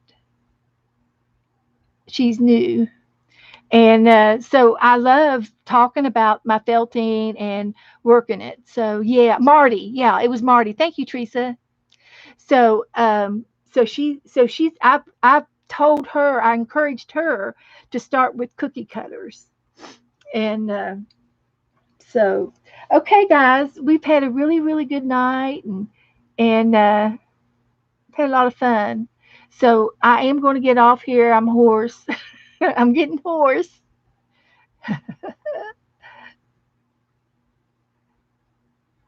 So if you all need anything, message me. Love y'all. Take care. You all take good care of yourselves. Takes good care of each other. And put my Russian glue in the water. Thank you, Sharon. I think I dropped my lid, so I've got to get up. And I'll see you guys. I'll see you Saturday. Good night. Good night, Colleen. Good night, Teresa. I think Cheryl already went. So I'll see you guys soon. Good night, Melissa.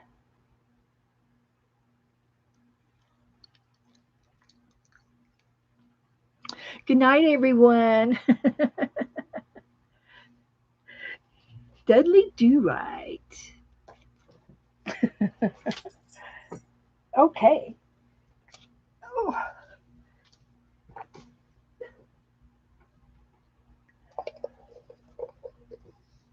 all right. I'll take this.